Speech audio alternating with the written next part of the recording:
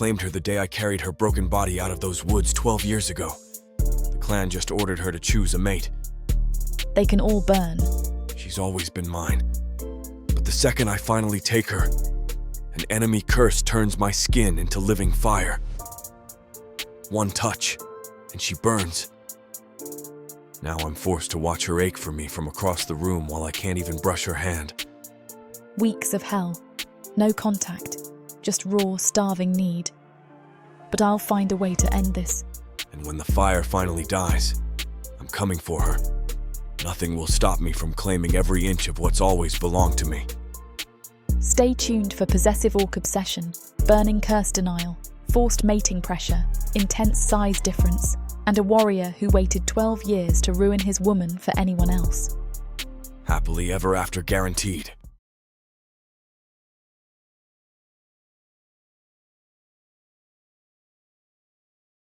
Prologue. Kaelin. The woods smell different this far from the base. Sharper. Wilder. I kick at a fallen branch, watching it skitter across the dirt path while Father's voice rumbles somewhere behind me with the other warriors. They're checking border markers, talking about patrol routes and dark elf movements.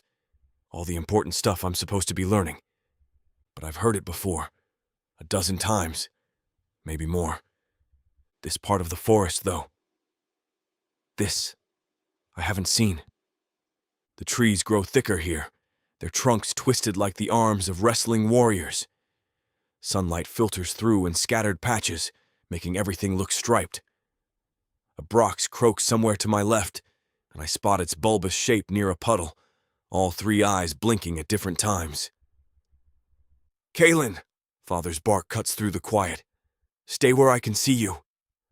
I'm right here, I call back, but my feet are already moving, carrying me around a bend in the path where the undergrowth gets dense. Just a little farther. The base is safe, familiar, but it's the same stone walls, the same training grounds, the same faces every single day. Out here, everything's new. The way the light hits that rock formation over there. The sound of running water I can't quite place. The flutter of what might be a papillion darting between branches. I stop.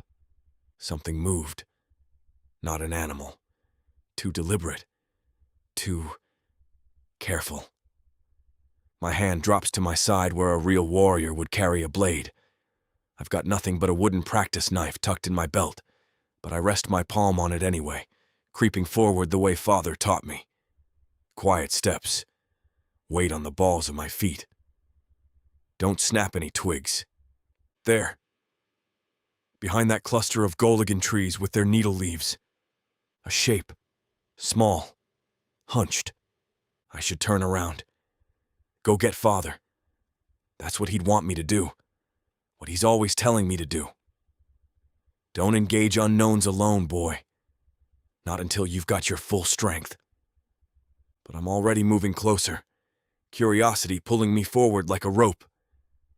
The shape shifts again, and this time I catch a glimpse of pale skin. A flash of silver blonde hair. Human. My breath catches. We've got a few humans at the base, mostly women and kids doing kitchen work or helping in the gardens, but I don't really talk to them. Father says humans are complicated. Necessary, maybe, but not worth getting attached to. Still, this one isn't at the base. This one is alone. I edge around the Goligan trees, moving slow, and that's when I see her fully. A girl. Tiny. Maybe my age, though it's hard to tell with humans. They're so much smaller than orc children. Her dress is torn, hanging off one shoulder in shreds. Dirt streaks her arms and face, and her ankle. I wince. It's swollen. Twisted at an angle that makes my stomach twist too.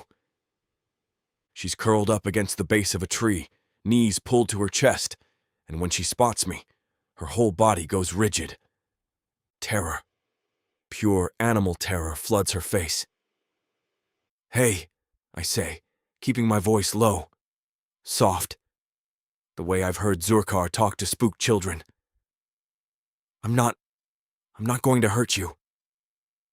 She doesn't move, doesn't breathe, just stares at me with eyes so blue they look like pieces of sky trapped in her face.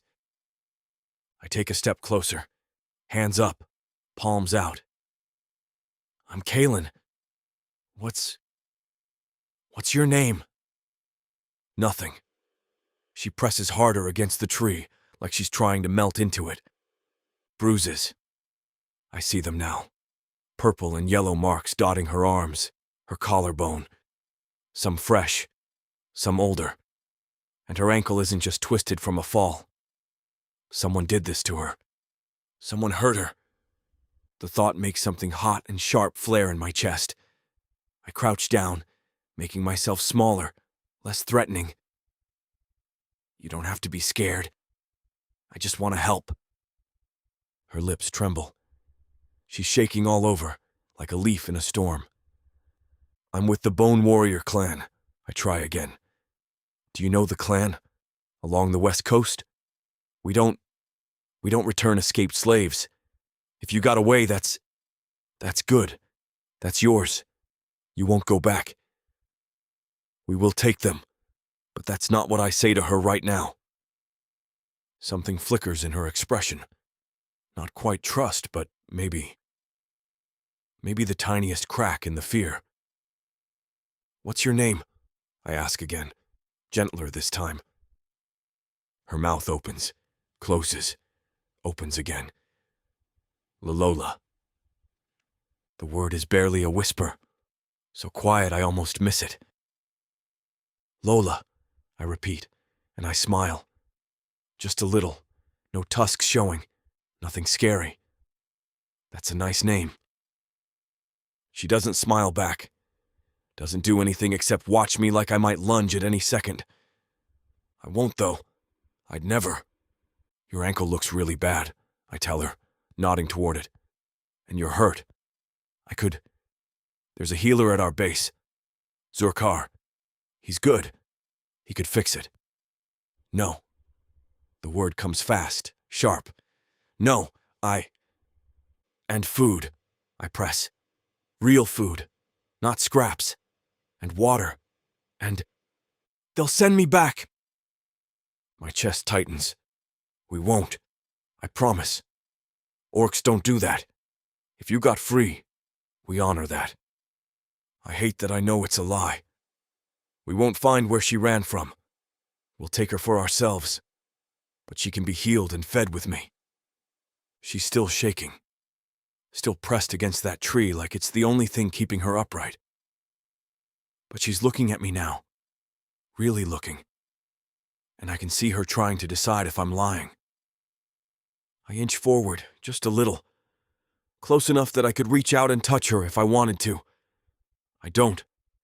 Just stay there, crouched, waiting. I won't hurt you, I say again. I swear on the war god himself. You need help, Lola. Let me help. Her gaze drops to my hand where it still rests on my practice knife. Fear spikes again in her expression. Oh! I yank my hand away, holding both up again. That's nothing. Just wood. For training. See? I pull it free, show her the blunt edge, then toss it to the side. Not even sharp. Silence stretches between us. Long enough that I hear the distant rumble of Father's voice again, farther away now. He's going to notice I'm gone soon. Please, I whisper. Let me take you back. Get you fixed up. I promise you'll be safe. Lola's eyes fill with tears. They don't fall, but they shimmer there, making the blue even brighter. She opens her mouth again, and I think, hope. She's going to say yes. Then Father's voice cuts through the trees like a blade. Kalen! Closer this time. Much closer. Lola flinches so hard she nearly tips over, and I whip around, heart hammering. Father crashes through the undergrowth, his massive frame making the trees look small. His red eyes lock on me first, then slide to Lola, and his expression goes from annoyed to furious in half a breath. "What in the gods are you doing?" he demands, stalking forward. I don't think. I just move, scrambling to my feet and planting myself between him and Lola, arms spread wide. "Stop!" Father stops. Shock flickers across his scarred face. "She's hurt," I say, and my voice doesn't shake even though my hands do. "I found her. She's alone and hurt, and I want to bring her back." "No." Father's tone is flat. Final. "We're not dragging some runaway human back to—" "I am." The words come out harder than I mean them to. Sharper. I square my shoulders, meeting his gaze even though I have to crane my neck to do it. "I'm bringing her back. To Zurkar. She needs help." Father stares at me. The silence stretches so long I can hear my own heartbeat pounding in my ears. Behind me, Lola's ragged breathing is the only other sound. "You don't give me orders, boy." "I'm not asking permission." I lift my chin. "I'm telling you. She's coming with us." Something shifts in Father's face. Not anger anymore. Something else. Something I can't quite name. He tilts his head, studying me like I'm a puzzle he's never seen before. Then, slowly, he nods. "Fine." I blink. "What?" I said fine. He jerks his head toward Lola. "Pick her up if you're so determined. But when Thorn asks why we brought a human foundling back, you're the one explaining it." Relief crashes through me so hard my knees almost buckle. "I will. Thank you." Father grunts, already turning away. "Let's move before we lose daylight. And Kaylin?" "Yeah." She makes one wrong move. "This is on you." I glance back at Lola. She's still trembling, still terrified. But her eyes meet mine and I see something there. Something fragile and desperate and hope. "She won't," I say. "I promise." I crouch down beside Lola, keeping my movements slow, deliberate. Father's boots crunch leaves behind me, impatient, but I ignore him. "Hey!" I pitch my voice low, barely above the whisper of wind through the Goligan needles. "I'm going to pick you up now. Your ankle. You can't walk on it. Is that okay?" Her eyes dart past me to Father's hulking form. The fear there makes my chest ache. "He won't hurt you either," I promise, though I'm not entirely sure that's true. Father doesn't hurt people for no reason, but his reasons aren't always kind. Nobody will. I swear it. She doesn't nod, doesn't give me permission. But she doesn't scramble away when I slide one arm under her knees and the other behind her shoulders. Her body goes rigid the moment I lift her, light as kindling, and a tiny whimper escapes her throat. I know it hurts. I adjust my grip, trying to jostle her as little as possible. Her injured ankle dangles, swollen and angry looking. "I'm going to be careful. I promise. Just hold on to me, okay? We're going back to the base. Zurkar's going to fix you right up." Her fingers clutch at my tunic, twisting the fabric tight enough that I feel it pull against my neck. She's shaking so hard I can feel it through my whole body. "It's okay," I whisper again, starting to walk. "You're safe. I've got you." Father grunts and starts moving, his long strides eating up the ground. I have to hurry to keep up, and every step makes Lola tense more, her breath coming in short, sharp gasps. "Easy, easy." I duck under a low-hanging branch, angling my body to keep her protected. "Just breathe. Like this. In through your nose, out through your mouth. See? In. Out." She doesn't match my breathing, but the trembling eases. Just a fraction. The walk back feels longer than it should. Every root I have to step over, Every uneven patch of ground makes her flinch. I keep talking, filling the silence with whatever comes to mind. Descriptions of the base. Stories about Rock doing something stupid during training last week. Anything to keep her focused on my voice instead of her fear. And then he tried to blame it on the equus, I'm saying, when the trees finally thin out and the canyon walls of our base come into view. Like we didn't all see him fall off because he wasn't paying attention. The equus was standing completely still. Father shoots me a look that says, "Shut up," but I ignore it. Lola's grip tightens as we pass through the outer perimeter. Warriors nod to Father as we pass, their eyes flicking to the bundle in my arms with varying degrees of curiosity and indifference. A couple of the women working near the gardens pause, whispering to each other.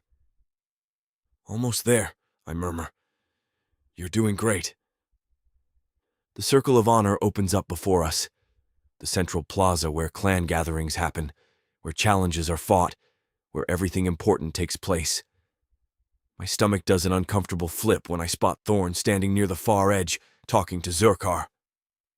Rock's there too, sitting on a stack of crates and looking bored until his gaze lands on me. His eyes go wide as moons. I can practically see the questions forming, but I shake my head slightly. Not now. Father marches straight toward Thorn without breaking stride. "Chieftain, we have a situation." Thorn turns, his obsidian eyes taking in the scene with that unnervingly calm expression he always wears. Zurkar's violet gaze sharpens immediately, his ritual paint catching the late afternoon light. "What kind of situation?" Thorn's voice rumbles like distant thunder. I step forward before Father can answer, adjusting Lola's weight in my arms. She's buried her face against my shoulder now, making herself as small as possible. "I found her in the woods." The words come out steadier than I feel. "She's hurt. Her ankle's broken, I think, and she's got bruises and cuts and I thought Zurkar could heal her." Silence drops over the circle like a stone. Rack slides off his crate, mouth slightly open. Zurkar moves closer, his lean frame gliding forward with that eerie grace shamans seem to have. Thorn just watches, calculating. "A human foundling," Thorn says slowly. Not a question, a statement. "Yes, sir." "Runaway, most likely." Father crosses his arms, his tone hard. "Could bring trouble if whoever owned her comes looking." "Nobody owns her now," I snap before I can stop myself. "She got free. She doesn't belong to whoever there was before." Father's jaw clenches, but he doesn't argue. Probably because he knows I'm right. Orc law is clear about escaped slaves. Freedom once gained can't be revoked. Not by the clan she got away from, at least. Me bringing her here does kind of make her clan property, but I don't say anything. Zurkar stops a few paces away, tilting his head as he studies Lola. "May I?" I look down at her. She's still trembling, still clinging to me like I'm the only solid thing in a world gone liquid and uncertain. "He's the healer," I whisper. "Zurkar. He just wants to see how bad it is." She doesn't respond, but she doesn't protest when Zurkar reaches out with careful, deliberate movements. His pale green fingers hover near her ankle without touching, and I see his eyes unfocus slightly. That look he gets when he's sensing things normal people can't. "Broken," he confirms after a moment. "Clean fracture, but it needs to be set properly. Multiple contusions, dehydration, malnutrition." His gaze lifts to Thorn. "She's young, resilient. With proper care, she'll recover fully." "And be able to work?" Thorn asks. My stomach twists. I knew this was coming, but hearing it said so bluntly makes something hot flare in my chest. Zurkar nods slowly. "Eventually, though she'll need time to heal first, and to adjust." "Adjustment is a luxury," Father mutters. "Everyone works. That's how a clan survives. She's a child, Gorik. The new voice cuts through the conversation like a blade, sharp, feminine, and leaving no room for argument. Everyone turns. Mother strides across the circle of honor, her emerald eyes blazing. Even at 6'8", she carries herself like she's twice that size. The warriors near the edge of the circle immediately straighten, some bowing their heads slightly in respect. Orc women are rare, precious. And Mother is formidable. She reaches us and immediately focuses on Lola, her expression softening in a way I've only seen a handful of times. War god's blood. Look at the poor thing. Mora, Father starts. Don't. She holds up one hand, silencing him without even looking his way. Her attention stays fixed on Lola, and she steps closer, careful not to crowd. Hello, little one. I'm Mora. Can you look at me?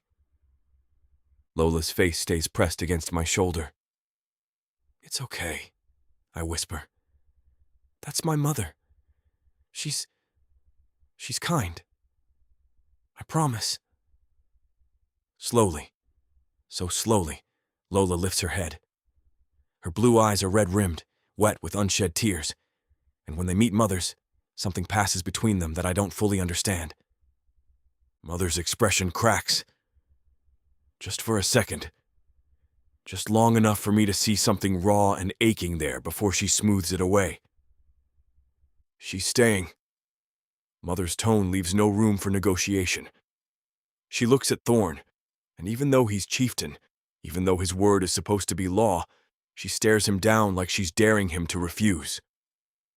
Look at her, Thorn. She's been through enough. She deserves sanctuary. Thorn's jaw works. I can see him weighing options, calculating consequences. Father's scowl deepens, his arms crossing tighter across his chest. Finally, Thorn nods. Fine. Zorkar will heal her. She can stay. Relief floods through me so fast I almost drop Lola. But, Thorn continues, and my relief stutters. She works, just like everyone else in this clan. No exceptions. Understood? I'll teach her everything. The words tumble out before I can think them through. Whatever she needs to know, foraging, cleaning, helping in the kitchens. I'll make sure she knows how to do it. She won't be a burden. Father's expression darkens further. You already have training. Patrol duties. You don't have time to... I'll make time. Kalen. I said I'll make time. I meet his gaze, and this time I don't look away. Can't look away. Something shifted inside me, something stubborn and immovable as the canyon walls. I found her. She's my responsibility. Father's red eyes narrow.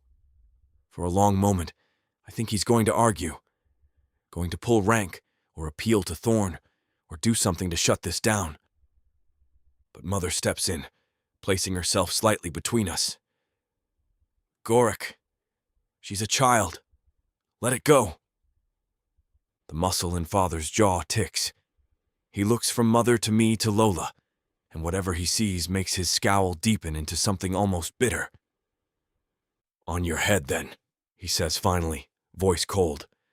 When this goes wrong, and it will, remember it was your choice. He turns on his heel and stalks off, his heavy footsteps echoing across the stones. I watch him go, my chest tight with a mix of triumph and something that feels uncomfortably like guilt. Don't mind him. Mother's hand settles on my shoulder, warm and steady. He'll come around. I'm not sure I believe that, but I nod anyway. Zorkar clears his throat gently. I should take her to the healing shop. Get that ankle set before it starts healing wrong.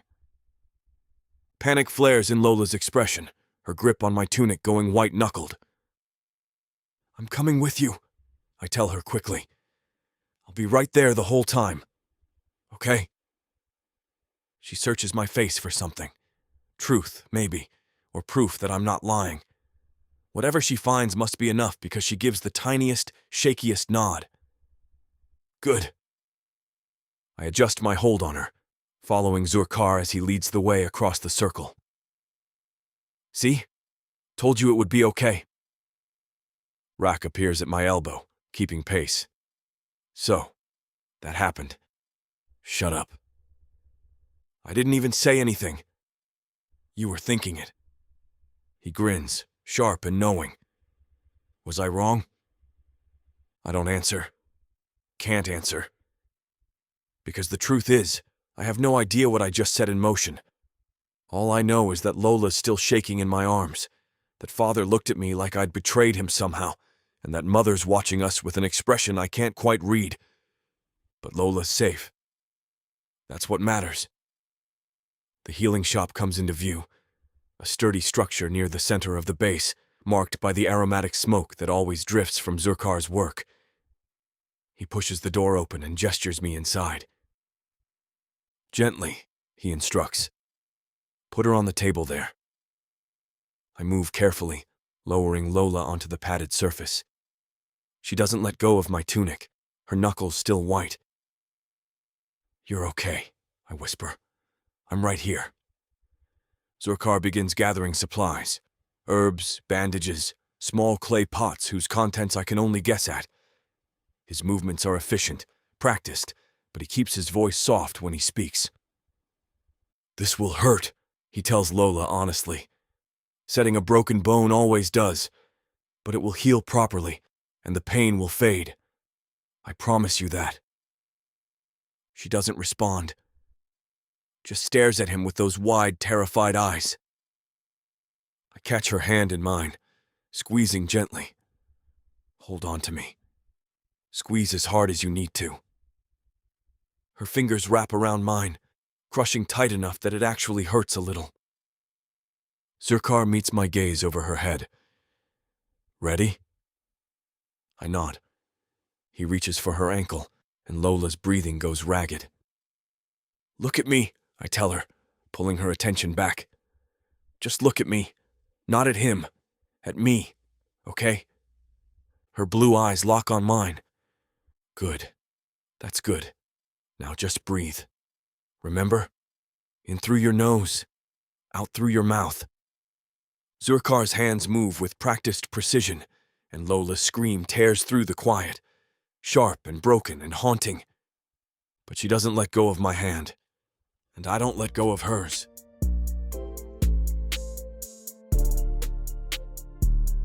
Chapter 1. Kalen. 12 years later. The sun hasn't yet reached its zenith when my father's fist connects with my jaw. I don't go down. Haven't gone down from one of his hits in 3 years, and I'm not about to start now. The impact rattles my teeth, sends stars dancing across my vision, but I pivot with the momentum and drive my shoulder into his midsection. It's like hitting a stone wall wrapped in leather and muscle. My father grunts, the closest thing to approval I'll get, and brings his knee up. I twist, catch it on my hip instead of my gut, and use the opening to hook my leg behind his and shove. For half a heartbeat, I think I might actually take him down. Then his hand clamps around my throat and I'm airborne. The training ground's packed earth rushes up to meet me. I tuck and roll, come up in a crouch as father advances. His iron gray hair is plastered to his skull with sweat, but he's barely breathing hard. Meanwhile, my lungs are screaming, and there's blood in my mouth from where I bit my cheek. Again, he barks. I surge forward. This time I'm faster, meaner. I feint left, go right, and catch him across the temple with my elbow. His head snaps to the side. The blow would have dropped most orcs. Father just grins, all tusks and fury, and backhands me hard enough that I taste copper and rage in equal measure. Predictable. He circles me like one of those razor birds eyeing a wounded day. You telegraph every move 3 seconds before you make it. Then stop me. I spit blood into the dust. His eyes flash. That dangerous red that means I've either pushed him too far or finally said something right. With Father, it's impossible to tell the difference until you're already bleeding. We crash together again, and this time there's no technique, no strategy, just violence and the desperate need to prove I'm not the weak, sentiment-addled boy he thinks I am. I take hits that'll leave bruises dark as storm clouds, give them back twice as hard. My knuckles split against his jaw. His boot catches my ribs and something cracks. Doesn't matter. None of it matters except that I stay on my feet. When he finally calls the halt, I'm swaying but standing. Father looks me over with those pitiless red eyes, and for once, there's something other than disappointment in them. Better, he says. Then, because he can't let me have anything without taking it back. Still sloppy. Your footwork's garbage, and you drop your guard when you're tired. Yes, sir. 10 laps around the perimeter. Full pack. I don't argue. Don't even let my shoulders slump as I head for the training packs. Warg leather bags filled with rocks, each one weighing 60 pounds at minimum. I strap mine on without comment, feeling the familiar burn as the weight settles across my shoulders. Beside me, Rock materializes with his own pack and a grin that's entirely too cheerful for someone who spent the last hour getting thrown around by my father's second-in-command. Your old man's in rare form today, he says as we start our laps. His olive-green skin is darker with sweat, and there's a spectacular bruise blooming across his jaw. Think he's trying to kill us before the raid season? Probably. I settle into the punishing rhythm, boots hitting packed earth in steady beats. How'd you fare?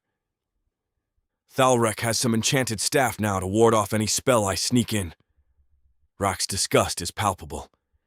It sent it back at me. Couldn't move for a solid 10 seconds while he lectured me about relying on magic too much. Did you learn anything? Yeah, that Thalrek's a smug bastard who enjoys watching people suffer. But there's no real heat in Rock's words. He respects Thalrek the same way I do, which is to say, with the kind of grudging admiration reserved for people who make you better by making you miserable. We run in silence for a while. The only sounds are breathing and the crunch of gravel under our boots. The training grounds sprawl out before us. Packed earth and weapon racks, sparring circles and archery ranges.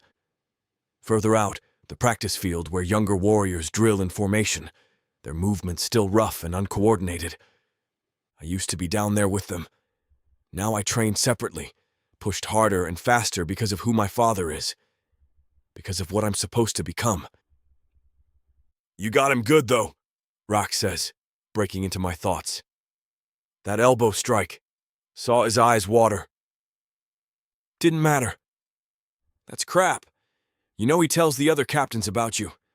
Brags even when he thinks no one's listening. I nearly stumble.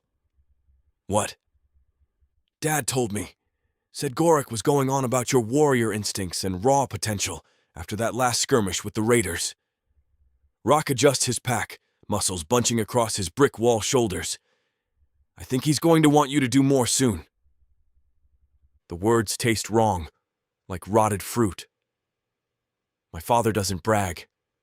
Doesn't see anything in me worth praising except maybe my ability to take a beating and keep coming back for more. Your father's full of crap, I say. Probably. But so's yours if he thinks that scowl makes him look tough instead of constipated. Rock grins at me, all tusks and mischief. How's Lola these days? I nearly trip over my own feet. What? Lola. You know, silver hair, blue eyes. That human you've been pining after since we were kids. He dodges my half-hearted swipe. Saw her yesterday at the supply tent. Can you believe she still won't give me the time of day? Something warm and dangerous unfurls in my chest. I shove it down, bury it under the weight and the pain and the exhaustion. She's got actual taste. Not if she's hanging out with you. Rock's laugh echoes across the training grounds. I hear that she's turning heads now. I'm going to break your jaw. See? Stupid already, and she's not even here. I would hit him, except that would require energy I don't have and would only prove his point. Instead, I focus on breathing, on keeping my pace steady, despite the fire spreading through my legs and back. The pack digs into my shoulders with every step, a familiar agony I've learned to love. This is what matters, not the warmth that spreads through me when Lola smiles, not the way my chest tightens when she braids flowers into her silver blonde hair, not the hours I spend lying awake, thinking about the curve of her neck and the sound of her laugh. This, the weight, the pain, the absolute certainty that I can take whatever Father throws at me and stay standing. Some of the guys have been talking about her, Rock continues, because apparently he's decided I haven't suffered enough today. Don't tell me you haven't heard. You aren't the only one that's noticed how good she looks. I'll throw you in the latrine. Worth it to see you blush. Orcs don't blush. Tell that to your face. But he mercifully drops the subject as we round the corner for our 8th lap. My legs are screaming now, muscles quivering with each step. The pack feels like it's gained another 20 pounds. How many more? 2. He groans. So do I, internally. But I'd sooner fight Father bare-handed than show weakness now. We finish the laps in grim silence, each step an act of defiance against our own bodies. When we finally drop the packs, I nearly collapse with them. Every muscle in my body is on fire, ribs aching where Father kicked me, jaw throbbing in time with my heartbeat. Dismissed, my father calls from across the training grounds. He doesn't even look at us, already focused on the next group of warriors filing in for their session. Go make yourselves useful. Thorn wants the armory inventory completed before sundown. I force myself upright, force my legs to move. Beside me, Rock does the same, though he's listing slightly to the left. Armory duty, he mutters, because what I really wanted after that was to count spearheads for 3 hours. Could be worse. How? Could be latrine duty. Fair point. We head toward the armory, moving like old warriors instead of orcs barely past our 20th year. My body will recover. It always does. Tomorrow I'll wake up sore but ready, and Father will push me even harder because that's what he does. That's what I need him to do. The best parts of myself, Lola calls them. The parts that laugh and joke and feel things besides rage and determination. The parts I've learned to tuck away because they're not useful. Not here. Not for this. It's worth it. Has to be. Because one day Father will look at me and see not just a warrior, but the warrior. The one who'll lead the clan's vanguard when he's gone. The one who's earned respect through blood and sweat and absolute refusal to break. Even if it means becoming someone Lola wouldn't recognize. The armory looms ahead, dark and cool and smelling of oil and steel. Behind us, the training grounds ring with the sounds of combat, grunts and curses, the thud of flesh on flesh. The sounds that define us. Race you there, Rock says. You're insane. You're scared. I hit him in the shoulder, lightly, because we're both half dead, and take off at a limping jog. His laughter follows me, and despite everything, despite the pain and exhaustion and the weight of everything I'm supposed to be, I find myself grinning. Maybe I haven't tucked away all the best parts yet. The armory inventory takes longer than expected. 3 hours turns into 4, then nearly 5 as we catalog every blade, spearhead, and shield in the clan's arsenal. By the time we emerge back into daylight, the sun's begun its descent toward the western horizon, and my stomach's staging a very vocal rebellion. Food, Rock announces, as if I haven't been thinking the exact same thing for the past hour. If I don't eat soon, I'm going to start gnawing on one of those shields. You'd break your teeth. Worth it. We make our way toward the center of the base, weaving through the maze of structures carved into the Red Rock Canyon. The smell of cooking meat drifts from the mess hall. Roasted drypeer, if I'm not mistaken, with that distinctive savory scent that makes my mouth water. Other warriors pass us, most offering nods of acknowledgement. A few of the younger ones step aside quickly, eyes darting to the fresh bruises marking my face. They know who gave them to me. Know what it means. You think they saved us anything decent? Rock asks as we round the corner into the central plaza, the circle of honor, where challenges and ceremonies take place. Right now it's mostly empty, just a few orcs lingering near the edges, talking in low voices. Probably not, knowing our... I stop mid-sentence. Lola. She's outside Zurkar's shop, maybe 30 feet away, standing in that shaft of late afternoon sunlight that turns her silver blonde hair into something almost ethereal. She's got bundles of dried herbs in her hands, hanging them from the wooden rack Zurkar uses for storage. Her movements are efficient, practiced, 12 years of training under the shaman's guidance, evident in every gesture. My feet change direction without consulting my brain first. Oh, here we go, Rock mutters behind me, but there's laughter in his voice. I thought you were starving. I ignore him. My attention's locked on Lola, on the way she stretches to reach the higher hooks, on the pale skin of her arms where her sleeves have rolled back. She's wearing one of her simple work tunics, nothing fancy, just undyed fabric that's seen better days. But somehow she makes it look... No, not going there. Kalen, you're pathetic, Rock calls after me, louder now. We talked about this. Food first, pining later. I flip him an obscene gesture without looking back. His laughter follows me across the plaza. Lola hasn't noticed me yet. She's frowning at a particularly stubborn knot in the twine holding one of the herb bundles, her brow furrowed in concentration. There's a smudge of something, dirt, maybe, or ash, across her left cheek, and bits of dried plant matter cling to her hair. I'm close enough now that she should sense my presence, but she's too focused on the knot, muttering something under her breath that sounds distinctly uncomplimentary about whoever tied it in the first place. Having trouble? She jumps, nearly dropping the entire bundle. When she spins around, those bright blue eyes go wide for a heartbeat before recognition sets in. Then her whole face transforms, that smile breaking across her features like sunrise over the canyon walls. My chest does something complicated and uncomfortable. I shove the feeling down where it belongs. Kalen! She clutches the herbs to her chest, still beaming. When did you... I didn't hear you at all. You're getting too good at sneaking up on people. Not my fault you're oblivious. I gesture at the bundle. Need help?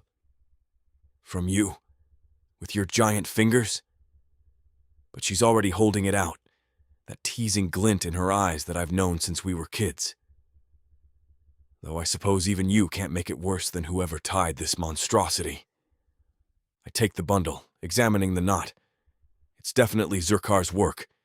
The shaman's got healing hands, but his knot-tying skills are absolute garbage. This is terrible. I know. I've been fighting with it for 10 minutes. She watches as I work the knot loose, her attention fixed on my hands. How is training? Brutal. Your face looks it. She reaches up without thinking, fingers almost brushing the bruise spreading across my jaw, before she catches herself and pulls back. The almost touch leaves my skin feeling strange. Did Gorik? Yeah. Her mouth tightens, just slightly. 12 years haven't made her any fonder of my father, no matter how much respect she shows him in public. She knows exactly what his training sessions entail. Has patched me up after enough of them. Well, you're still standing, she says finally. That's something. That's the goal. I get the knot undone, hand the bundle back. Our fingers brush during the exchange. Just for a second, and that warmth flares in my chest again.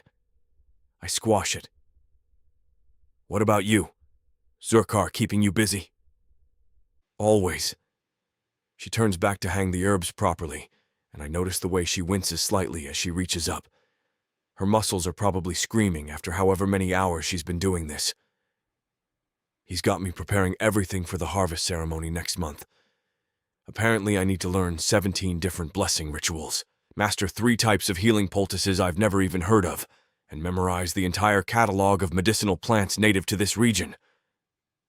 Sounds simple. Oh, incredibly.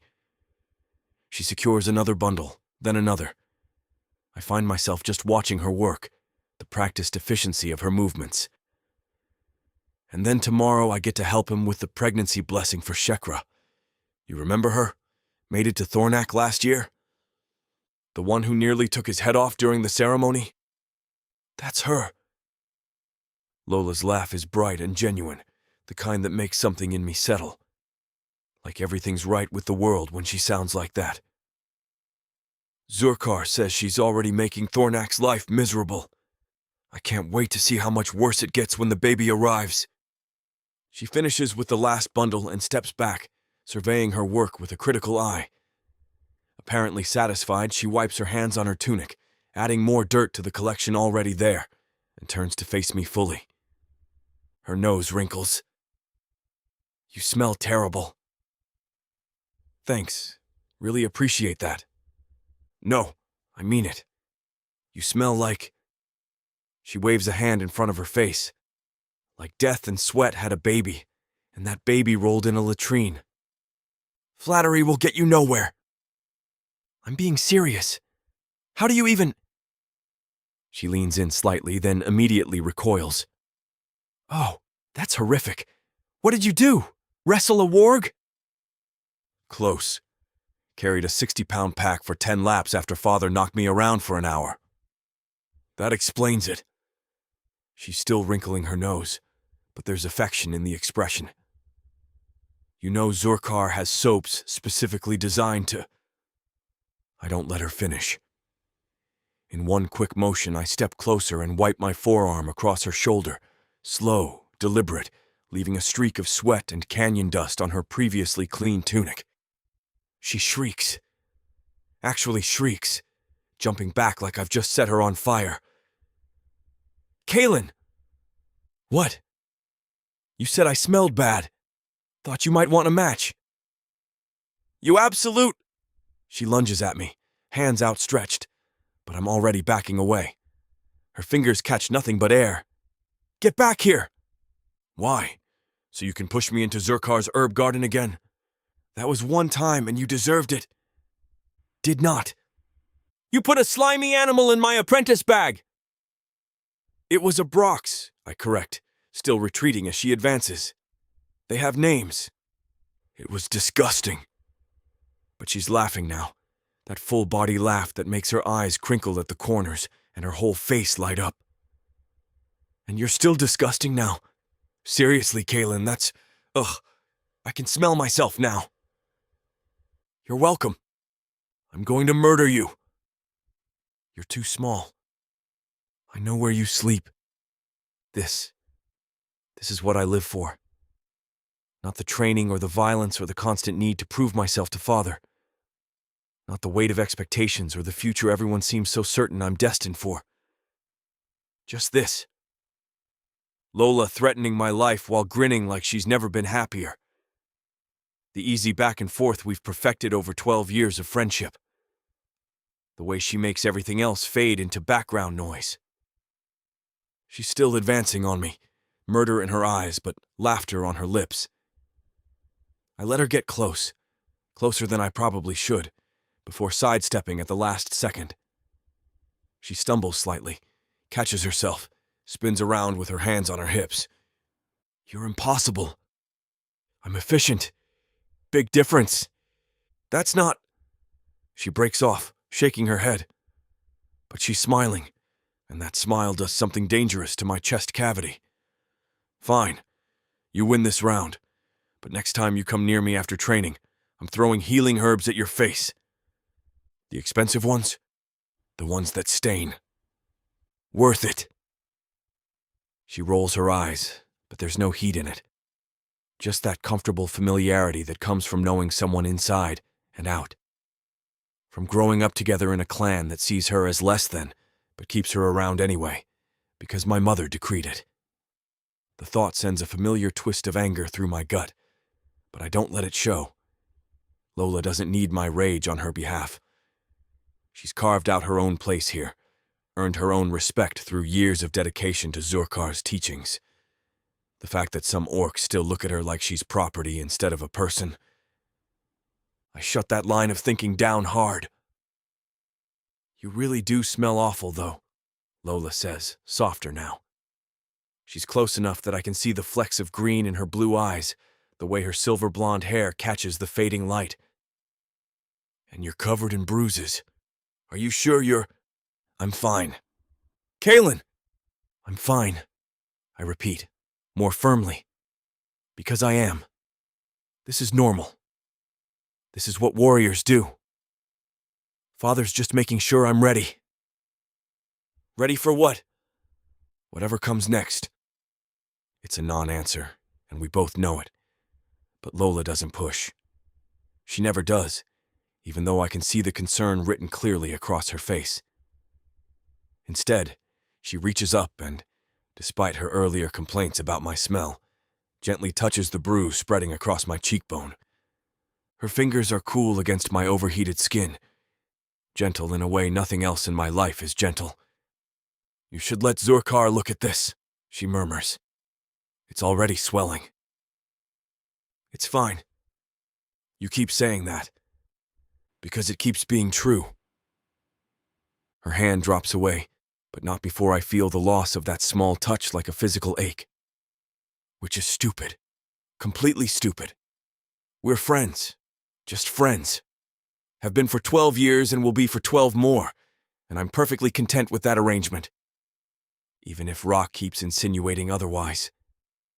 Even if my mother gets that knowing look whenever Lola's name comes up. Even if sometimes, like right now, with the sun turning her hair to spun silver and her eyes full of worry I don't deserve, I feel something that definitely isn't just friendship trying to claw its way to the surface. I bury it. Bury it deep where it can't cause problems. Because beautiful women in orc clans have one purpose, and the thought of anyone looking at Lola that way, using her that way, makes my stomach turn violent and sick. My father would never allow anything between us anyway, would probably disown me for even considering it. Not that I'm considering it. Not that there's anything to consider. We're friends. That's all. That's enough. I should get back, Lola says, though she doesn't move. Zurkar wanted me to finish cataloging the Blue Frost supply before dark, and I still need to. Kaelin! Rock's bellow echoes across the plaza. Stop flirting and get your butt over here. They're running out of food. Lola's cheeks flush pink. Actually pink, which would be amusing if my own face wasn't probably doing something similar. We weren't. Ignore him, I mutter. He's an idiot. He's your best friend. Doesn't make him less of an idiot. She laughs again, and that sound settles something restless in my chest. Go eat before Rock has a breakdown. And seriously, Kaelin, wash, please, for everyone's sake. Where's the fun in that? I'm going to tell Zurkar you've been bothering me. You'd never. Try me. I chuckle, staring at her and thinking that everything is far too perfect right now.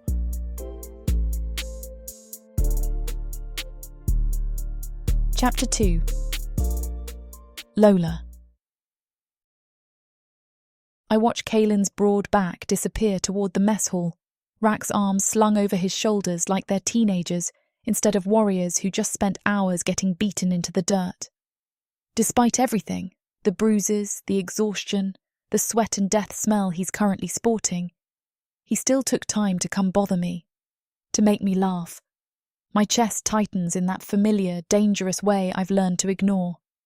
12 years of ignoring it, actually, and I'm quite good at it by now. Mostly. I turn back to the herb rack, adjusting one of the bundles that's listing slightly to the left. My fingers still feel strange from that almost touch earlier, when I'd reached for his face without thinking. The bruise spreading across his cheekbone looked painful. Looks painful. But Kaelin would rather chew glass than admit weakness.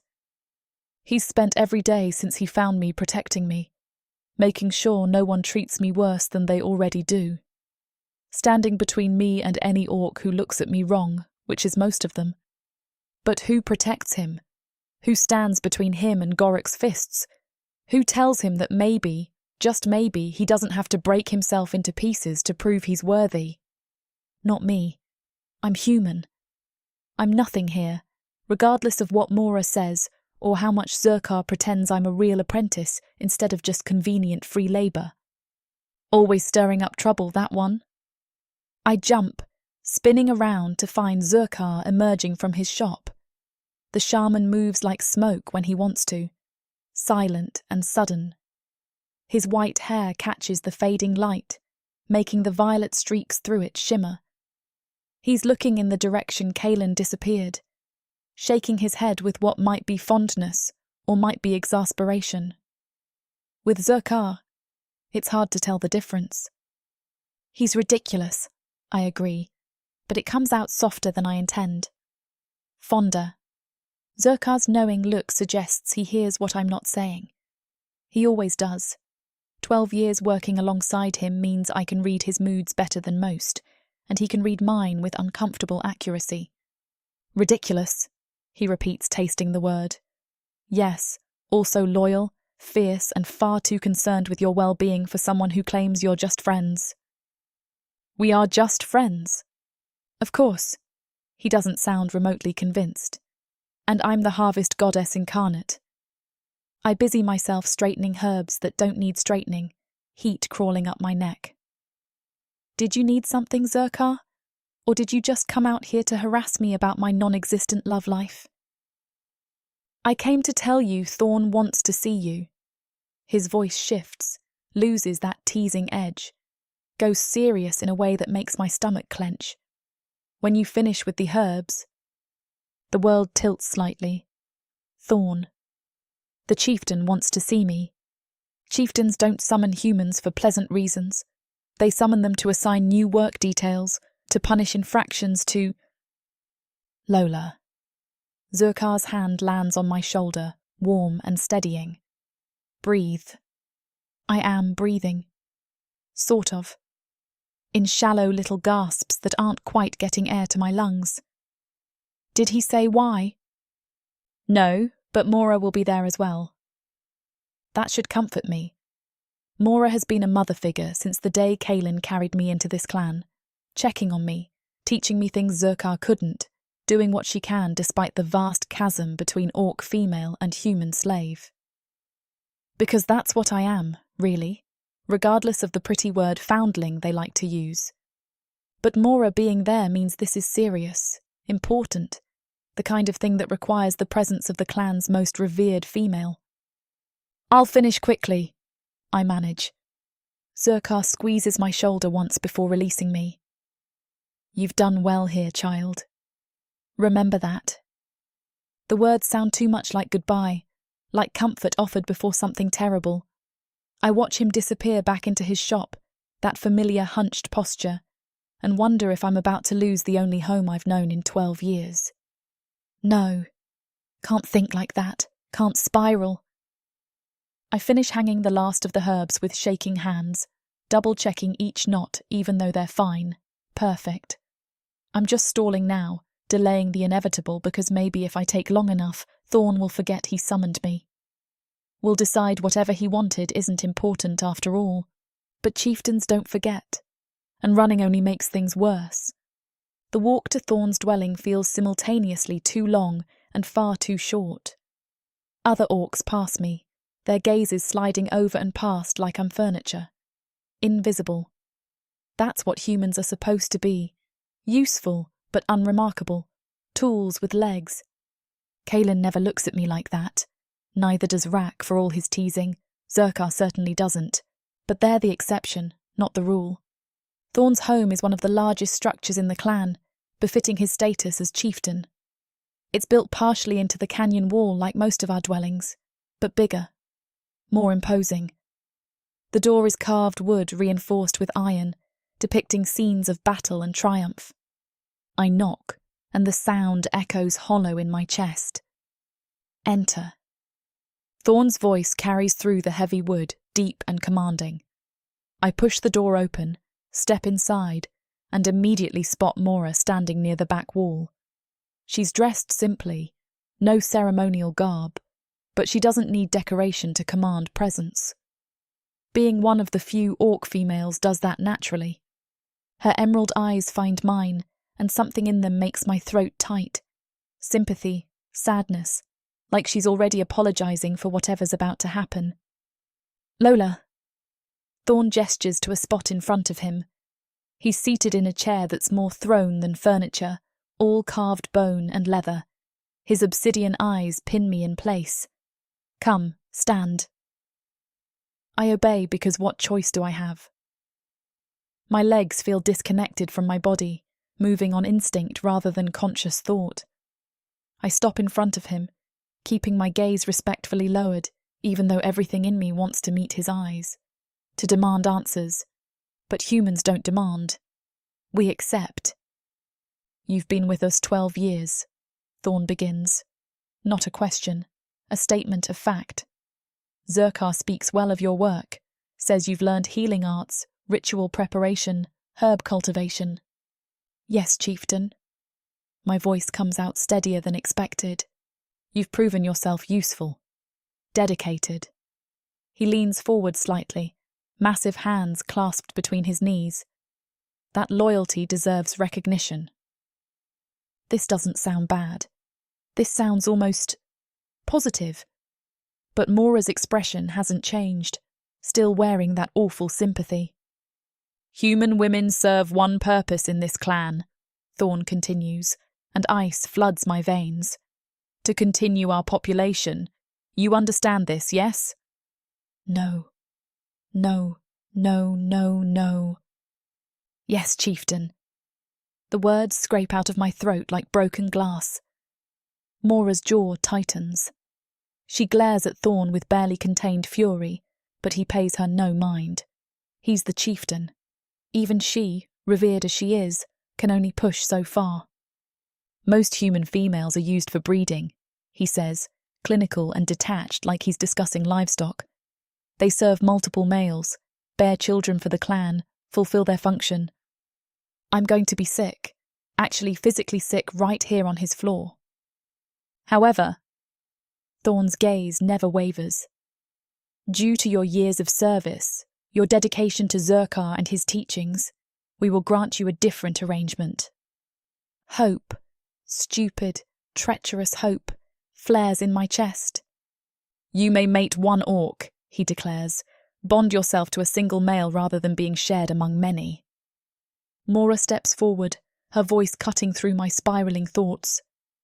You may choose which orc. She says it firmly, like she's daring Thorn to contradict her. We will allow you that much. Choice. They're giving me choice. That should feel like a gift, should feel generous and kind. But all I can think about are the other human women I've seen in this clan over the years. The bruises they hide, the dead look in their eyes, the way they flinch from touch and move like ghosts through the base. The breeding females who serve multiple males have it worse, passed around like property, their bodies not their own. At least mating one orc means consistent abuse from a familiar source rather than varied horror from strangers. At least, what a poisonous phrase. This is a kindness, Thorn adds, misreading my silence for gratitude. Not many humans are given such consideration. I understand, chieftain. My tongue feels thick. Wrong. Thank you for your generosity. Mora's eyes flash. Anger, frustration, helplessness all warring in her expression. She fought for this, got me this much, and it's still so monumentally insufficient that I want to laugh or scream or both. You have 2 weeks to choose, Thorn says. If you cannot decide, I will choose for you. Someone appropriate. Appropriate. Someone strong and brutal, and everything I've watched Kaelin train to become. Someone who'll see me as a vessel, a warm body to rut into until I bear his children and fulfill my function. 2 weeks, I echo. Yes, chieftain. You're dismissed. I turn mechanically, feet carrying me toward the door. Mora catches my arm as I pass, squeezes gently. Her mouth forms words. I'm sorry, I tried, but no sound comes out. She tried. I know she tried. She got me more than any other human woman in this clan could hope for. And it's still a death sentence wearing different clothes. The door closes behind me and I'm moving, walking, breathing somehow. The base blurs around me, structures and orcs, and the familiar red canyon walls all bleeding together into meaningless shapes. 2 weeks. I have 2 weeks to choose which male gets to use my body for the rest of my life. Which orc will climb on top of me, pin me down, take what he wants because that's his right, his privilege, his reward for allowing a stray human girl to survive. My feet carry me nowhere specific. Just away. Away from Thorn's dwelling, away from Mora's pitying eyes, away from the centre of the base where someone might see me and ask questions I can't answer. Does Kalen know? My stomach churns. Does he know what they're planning? That his best friend, his ridiculous human friend who he's protected for 12 years, is about to be handed off to some male who'll... I can't think about it. Can't picture Kalen's face when he finds out. Can't imagine trying to explain that his father and the chieftain have decided I'm finally old enough, useful enough, worthy enough to breed, that they're being generous about it. That I should be grateful. I find myself near the eastern edge of the base, where the training grounds give way to rough canyon paths. The sun's almost down now, painting everything in shades of red and gold. Beautiful. The world's still beautiful, even though mine just shattered. 2 weeks. 14 days to decide which nightmare I prefer. And then what? I mate some orc, move into his dwelling, spread my legs whenever he demands it. Bear his children and pretend that's purpose enough. Watch Kalen from across the base, knowing he sees me as damaged now. Used? Or maybe he won't see me at all anymore. Maybe I'll just become another ghost haunting these canyon walls. Another human who learned her place. I can't tell him. The realization hits me with awful certainty. I can't look at Kalen, at his bruised face and easy smile, and the way he makes everything seem less terrible, and explain that I have 2 weeks left before everything changes. He'd try to fix it. He'd storm to his father or Thorn or both, and he'd demand they revoke the order, and they'd laugh at him, or worse, they'd punish him for caring about a human above his station. No, I won't be responsible for that. Won't watch him throw away his future on behalf of someone who was never supposed to matter in the first place. The sun sinks lower, and I sink with it, right here on the packed earth, knees pulled to my chest, watching daylight die. 2 weeks. I close my eyes and try not to count the days.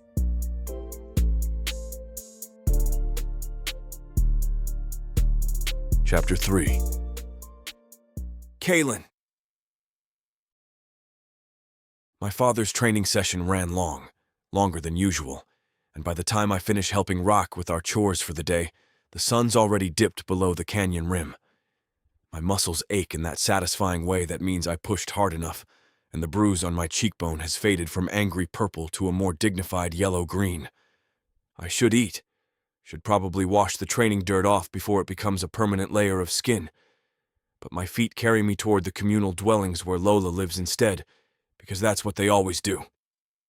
Every night, after training, after work, after whatever the clan demands of me, I find her. It's routine, normal, the same way breathing is normal. The communal dwelling sits near the center of the base, a long structure carved into the canyon wall with multiple rooms branching off a central corridor. Human women share space here, the ones who work in the kitchens, the laundry, various other tasks that keep the clan functioning, the ones who aren't bonded to specific males. I knock on the outer door, and one of the women, Nara, I think her name is, answers. Her gaze flickers over me, goes carefully blank the way human faces do around orcs they don't know. Lola here? No. She doesn't elaborate, just starts closing the door. I catch it with my palm. Not aggressive, just firm. Do you know where she went? Nara's jaw tightens, and something that might be pity crosses her features before she locks it down. No. The door shuts. I stand there staring at the worn wood, that strange unease from yesterday, from watching her force that smile, crawling back up my spine. Lola's always here this time of night, always waiting with some sarcastic comment about how I smell, or how Rock probably did all the work while I stood around looking pretty. Except she's not here. And Nara looked at me like I'd done something wrong just by asking. I turn away from the dwelling, scanning the base. Orcs move through the evening routines, heading to the mess hall, returning from patrols, gathering in small groups to share ale and stories. The usual rhythm of clan life. Nothing unusual. Except Lola's not where she should be. I'm halfway to Zurkar's shop. Maybe she's working late, sorting herbs or preparing poultices, when I catch sight of silver blonde hair near the western edge of the base. Relief floods through me, sharp and immediate, followed by something else when I register she's not alone. Torvik. One of the warriors from the Northern Patrol, maybe 5 years older than me. Broad-shouldered, competent with an axe, the kind of orc who doesn't talk much but gets the job done. He's standing close to Lola. Too close. And his hand is on her arm. My vision tunnels. Everything else, the base, the other orcs, the dying light, fades to background noise. There's only Lola and Torvik, and the way his fingers curl around her bicep like he has the right, like she's his to touch. The thing in my chest, that unease, that wrongness, explodes into something darker, hotter. It claws up my throat and demands I do something about this. Demands I walk over there and remove Torvik's hand from her arm, preferably along with the arm itself. But I don't move. Can't move, because Lola's not pulling away. She's just standing there, head tilted up toward Torvik, listening to whatever he's saying. Her posture's all wrong, though. Too rigid, too careful. Not relaxed the way she is with me or Rak. Not comfortable. Maybe that's why the rage keeps building. Because she doesn't look happy. Doesn't look like she wants Torvik's hand on her arm, or his attention, or whatever the hell he thinks he's doing. Maybe it's just because I'm protective. That's it. That's all this is. 12 years of protecting her, of making sure no one treats her worse than they already do. And my instincts are they're just reacting to a perceived threat. Nothing more. They're just friends. We're just friends. Torvik says something that makes Lola's expression tighten, and then he's releasing her arm, stepping back. He nods once, respectful, almost formal, and walks away toward the barracks. His gaze passes over me without recognition, like I'm part of the canyon wall. Good. Better he doesn't see the violence I'm contemplating. Lola watches him go, and even from this distance, I can see the exhaustion in the line of her shoulders. The defeat. Then she turns, starts walking in the opposite direction, and I move before thinking. My feet eat up the distance between us, closing the gap with the same efficiency Father drills into me during training. Lola! She jumps, actually jumps, spinning around with wide eyes. For a second, just a second, something raw and terrible flashes across her face. Fear, desperation. Then it's gone, buried under a smile that doesn't reach her eyes. Kaelin, hi. Too bright, too forced. The same way she smiled yesterday when I asked if she was all right. Didn't hear you coming. I stopped just outside her personal space, studying her face in the fading light. What was that? What was what? But her gaze slides away, focuses on something past my shoulder. Torvik. Why was he? I swallow the rest of that sentence because I don't know how to finish it. Why was he touching you? Why were you letting him? Why does the thought of his hands on you make me want to break things? I can spend time with other orcs that aren't you, Kaelin. She says it lightly, teasing almost, but there's an edge underneath. Something brittle. Shocking, I know. You never have before. The words come out harder than I intend. Accusatory. Her jaw tightens, and when she looks at me again, there's fire in those blue eyes. Anger, maybe, or frustration. You don't know everything I do. Don't know where I go or who I talk to when you're not around. That lands like a punch. Because she's right. I don't know. I assume she spent her time with Zurkar, working, learning, maybe talking with the other human women in her dwelling. I never considered she might be. What? Making friends with male orcs who touch her arm and stand too close? Lola! I need to go.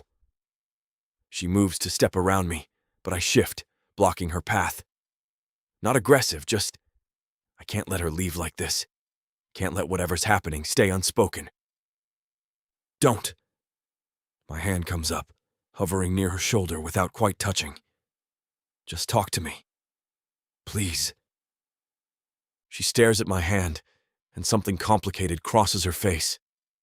Her teeth catch her lower lip, worrying the soft flesh, and the lamplight from nearby dwellings catches the silver in her hair. Makes her look ethereal, untouchable. Come on, Lo. I drop my voice, gentle it the way I do when she's skittish. When the weight of being human in an orc clan gets too heavy, and she needs someone to remind her she matters. What's going on? Her eyes close. She breathes out slow and deliberate, and when she opens them again, the anger's gone. Just sadness remains, deep and endless. Not here, her voice barely carries. Come with me. She walks, and I follow. We leave the base proper, taking one of the narrow paths that winds up the canyon wall. It's a route we've traveled countless times over the years, sneaking away from duties and expectations to talk beneath the stars, to just exist without the weight of clan politics and hierarchy. The clearing we end up in is small, barely more than a flat outcropping of rocks surrounded by scrubby vegetation. But it's private, hidden, ours, in a way nothing else in this clan can be. Lola sits on the familiar boulder near the edge, and I settle beside her. Close enough that our shoulders almost touch, but leaving that last breath of distance. Waiting. She's quiet for a long moment, staring out at the darkening plains below. The wind picks up, carrying the scent of sage and dust, and I watch her profile instead of the view. Watch the way her throat works, the way her hands twist together in her lap. I'm going to mate an orc. The world stops. Just stops. My heart stutters in my chest, forgets its rhythm entirely. Words exist, but I can't access them. Can't form thoughts beyond those 5 syllables echoing in my skull. Going to mate an orc. I get to pick who, though. She says it matter-of-factly, like she's discussing which herbs to harvest or what's for dinner. Thorn told me 2 days ago. I have 2 weeks to choose, so I'm getting to know everyone. Seeing who might be tolerable. 2 days. She's known for 2 days and didn't tell me. Didn't come find me immediately, and what? What would I have done? What could I do? I shake my head, trying to dislodge the ringing in my ears. You can't. It's part of my duty to the clan. Her voice goes flat, dead. I'm old enough now. Been here long enough. Time to fulfill my purpose. Purpose. Like she's a tool with one function. Like the last 12 years of learning healing, of becoming Zurkar's apprentice, of being more than just another human body. Like none of that matters. My stomach turns over. Actually revolts. Because I know what happens to bonded human females. I've seen the bruises, heard the sounds that come from certain dwellings at night. Watched human women move like ghosts, like they're not quite present in their own bodies. And Lola, my Lola, who laughs at my stupid jokes and rolls her eyes when Rock's being an idiot and knows 17 different ways to treat a fever. She's going to... I can't picture it. My brain physically rejects the image of Lola bonded to some male. Any male. Torvik or anyone else. The thought of someone touching her. Of her having to spread her legs and... No. Absolutely not. But what choice does she have? What choice do any of us have when the chieftain decides something? Say something. Her voice cracks, just slightly. Please say something.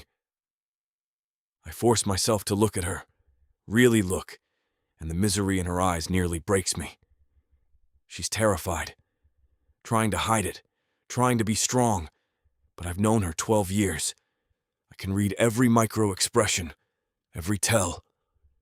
My mind churns through possibilities, through every male in the clan, measuring them against an impossible standard, searching for someone who won't hurt her, won't break her, won't turn her into one of those hollow-eyed women, and coming up empty. Because even the decent males, the ones who aren't actively cruel, still see humans as property, as vessels, as less. The possessive rage from earlier resurfaces, stronger now. I don't want to see her with anyone else. Don't want to imagine another male's hands on her, another male claiming her, another male having the right to... I swallow it down. Shove it somewhere deep where it can't interfere. This isn't about what I want. This is about Lola surviving, about her finding the least terrible option in a situation with no good outcomes. Let me weigh in. The words come out rougher than intended, but I manage to inject some of our usual banter into them. On your decision. I know all these bastards, know which ones are actually decent under all the Torah crap. It's not enough. Not even close to enough. But it's something. Some way to stay involved. To protect her even from the margins. Lola's lips curve into a sad smile. Not the forced one from earlier. This one's real. Just devastated. Deal. We sit there in the growing darkness, shoulders finally touching, and I try not to think about the clock counting down. 2 weeks. 14 days to figure out which orc gets to claim the person who matters most to me in this world. Just friends, I remind myself. We're just friends. That's all this feeling is. Protectiveness, loyalty, the bond of 12 years. But the lie tastes bitter on my tongue. There isn't much left of the world after the orcs came.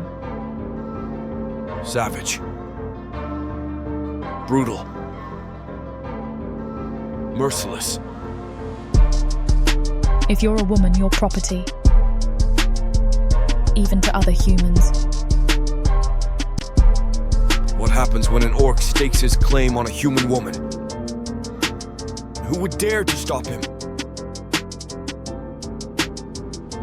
Me.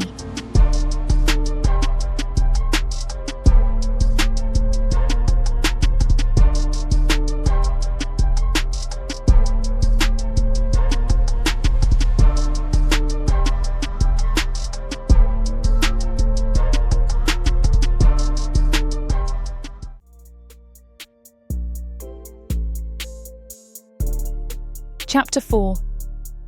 Lola. I'm trying to remember how to breathe. In through the nose, out through the mouth.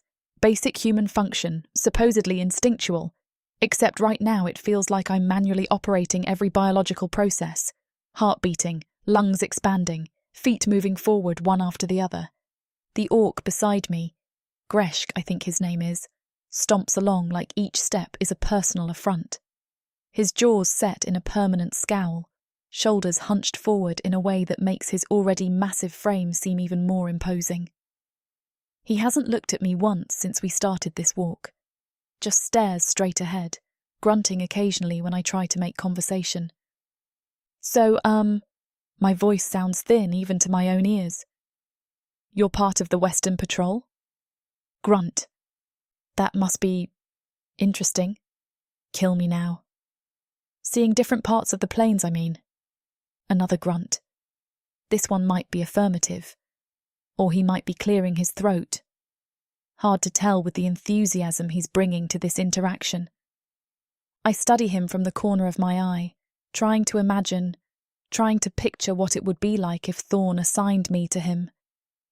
If this massive, gruff, completely disinterested male became my mate.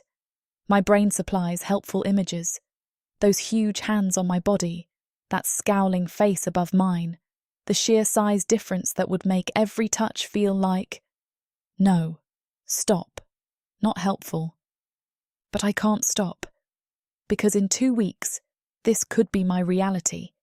This or something equally terrible with one of the dozens of other males I've been systematically forcing myself to spend time with. Each one worse than the last. Each one looking at me like I'm an inconvenience at best, property at worst. Greshk stops walking abruptly, and I nearly stumble into him. He turns, finally looking at me, and his dark eyes are flat, uninterested. This is waste of time. His voice rumbles like distant thunder. You are too small, too soft. I would break you first night.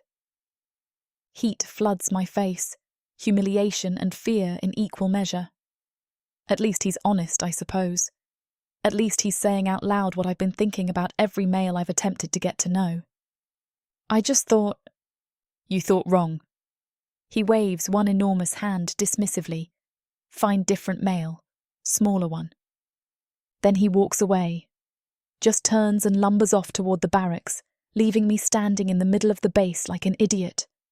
Like exactly what I am, a desperate human female trying to find someone who won't destroy her, and failing spectacularly. My throat tightens, eyes burn. I will not cry, will not give anyone here the satisfaction of seeing me break down. I've survived 12 years in this clan by keeping my head down and my emotions locked away, and I'm not going to... Lola! Rak's voice cuts through my spiralling thoughts. I turn to find him striding toward me, his broader frame moving with that easy confidence that seems to come naturally to orcs who know their place in the hierarchy. His dark eyes take in the scene, me standing alone, Greshk's retreating back, and something sharp crosses his features. Please tell me you weren't actually considering that bastard. He doesn't wait for an answer, just reaches out and hooks his hand around my elbow. Not rough, not painful, but firm enough to guide me away from the spot where I'm apparently rooted. Come on. Rak, I don't... Nope. He steers me toward the mess hall, his grip gentle but unyielding. You look like you need food and a break from making terrible decisions. We draw stairs as we cross the base together. Other orcs watching the chieftain's son escort a human female with clear purpose. My stomach twists because I know what they're thinking, what they're assuming, that Rak's claiming his right as future chieftain to first pick, that I'm about to become his. The thought makes bile rise in my throat. Not because Rak isn't. He's never been cruel to me, never treated me worse than necessary, but he's still an orc, still male, still part of a system that sees me as something to be used. Inside the mess hall, Rak releases my arm and moves to the serving area with practiced efficiency. He loads a plate with roasted tora, some kind of vegetable I don't recognise, and a thick slice of bread, then grabs a second plate for himself. The few orcs inside watch us with open curiosity, but none approach. Come on. Rak tilts his head toward the exit. Not eating in here. I follow because what else am I going to do? He leads me out the back of the mess hall, up one of the narrow paths that winds along the canyon wall. It's not the same route Kaelin and I take to our spot. This one's steeper, more exposed, but it serves the same purpose. Privacy. We end up at a flat outcropping near the canyon's edge, the plains spreading out below us in the gathering dusk. Rak sits and pats the stone beside him, shoving the plate of food into my hands. Eat. My stomach's too knotted to want food, but I take the bread anyway, tear off a small piece, force myself to chew and swallow while Rak attacks his own meal with the single-minded focus orcs bring to everything. The silence stretches, but it's not uncomfortable.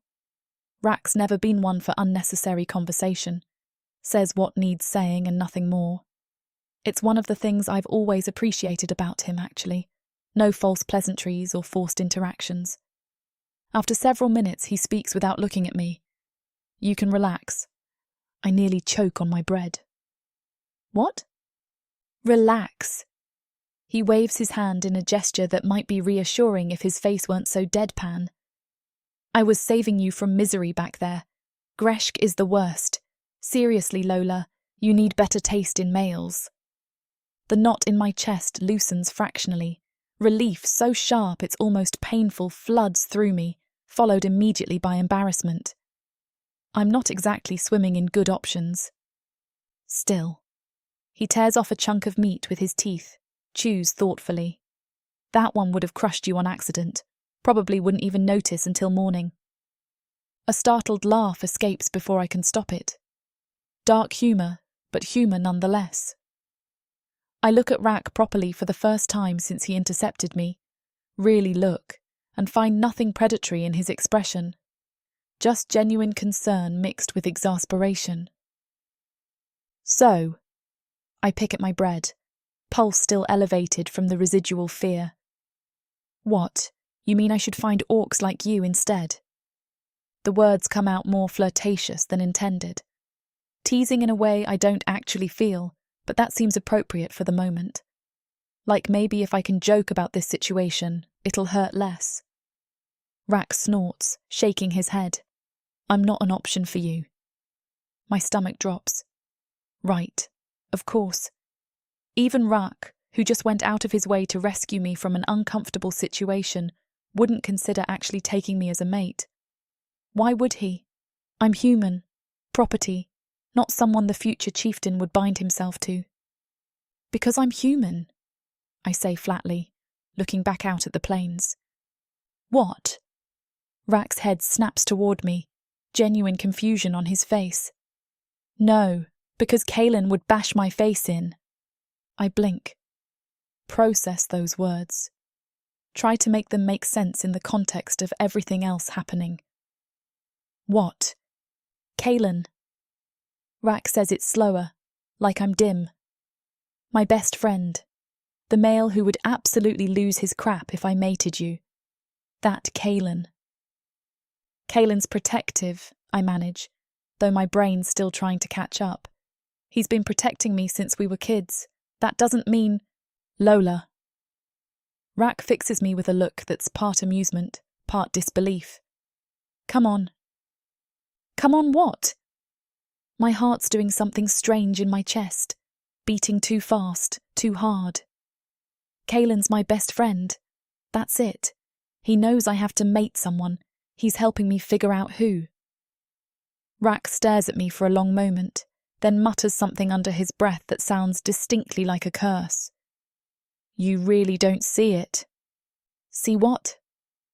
Frustration bleeds into my voice because I'm tired. So tired of trying to read between lines and interpret orc behaviour and figure out who's going to hurt me least. Just say whatever you're trying to say. He sets his plate down, turning his full attention on me. His expression's gone serious now, no trace of his usual easy humour. Kaelin's been half in love with you for years. Everyone can see it except apparently you two idiots. The world tilts. Actually tilts. I grip the stone beneath me to keep from sliding right off the canyon edge. That's not... My voice cracks. We're friends. Sure. Rak's tone is dry. Friends who spend every free moment together. Friends who look at each other like no one else exists. Friends who... He cuts himself off, shaking his head. Look, I'm not getting in the middle of whatever denial you two have going on. I'm just telling you why I can't be your mate. Because my best friend would literally kill me. Kaelin wouldn't... But I stop because I'm remembering the rage on Kaelin's face when he found me with Torvik, the possessiveness, the way his voice went hard when he asked what Torvik wanted. I thought he was just being protective, just looking out for me the way he always has. But what if Rack's right? What if there's more to it than that? My chest constricts, hope and terror tangling together until I can't distinguish between them.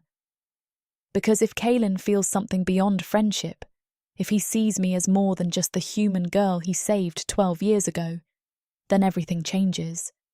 Everything becomes impossibly complicated.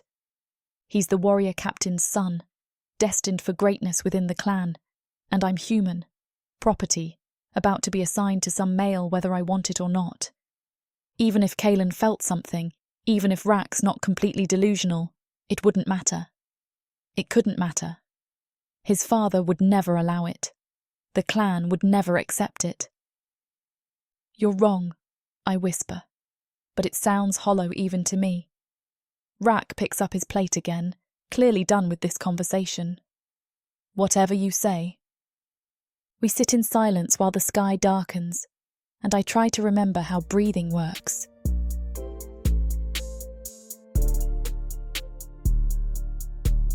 Chapter 5. Kaelin.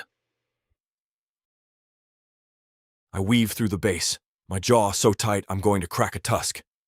A week. It's been nearly a full week since I've properly seen Lola, and every day that passes cranks the tension in my chest tighter. This isn't normal. We see each other every day. Have since the moment I carried her back here 12 years ago. Even when training runs long or father drags me into strategy sessions that stretch past sunset, I find time. Always find time. But this week, nothing. She's been avoiding me, and I know exactly why. The mating deadline.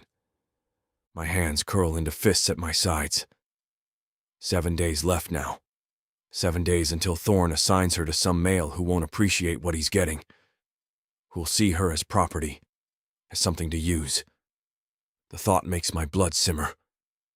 Rock's been giving me updates, unwanted, unnecessary updates about every bastard who's been sniffing around her. Torvik, which I knew about.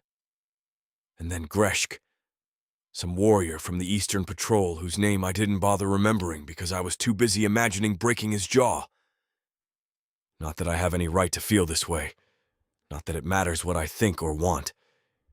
She has to mate someone. Thorn decreed it, and there's no arguing with the chieftain. Even Mother's intervention only bought Lola the mercy of choice, which is better than most human females get, but still feels like a death sentence. She should want this, shouldn't she?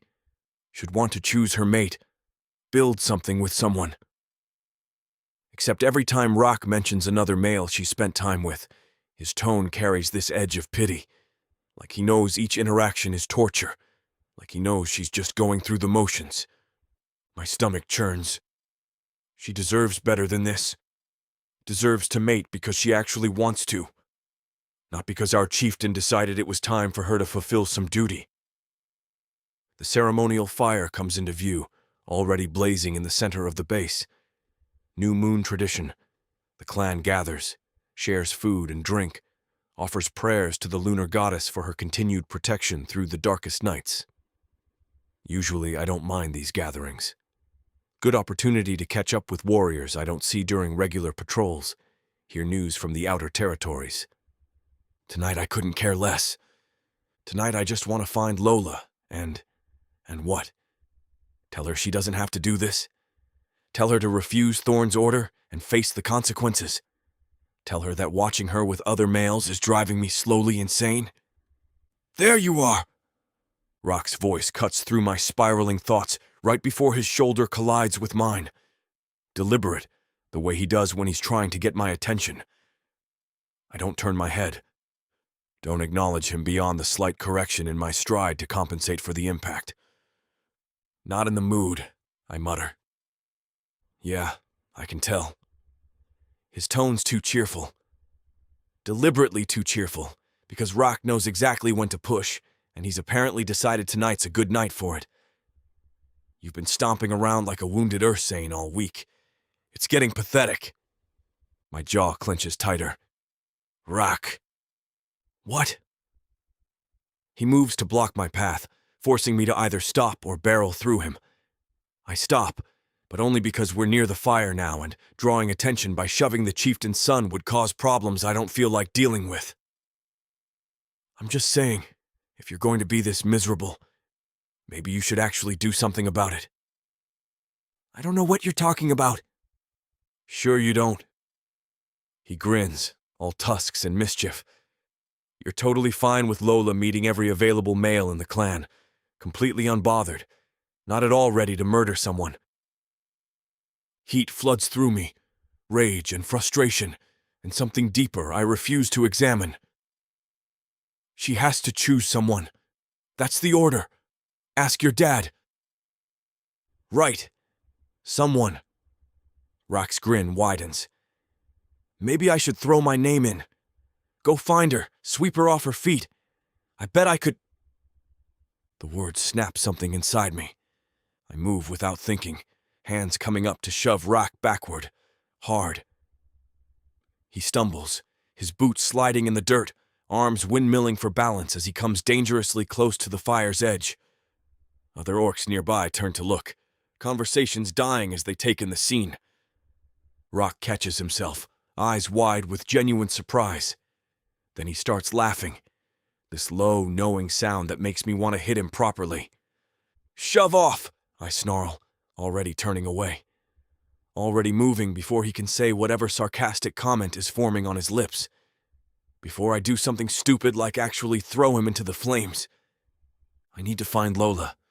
Need to see her, talk to her, make sure she's okay. The base isn't that large. She can't be far. Probably near the fire somewhere, fulfilling whatever social obligation Zurkar's imposed on her tonight.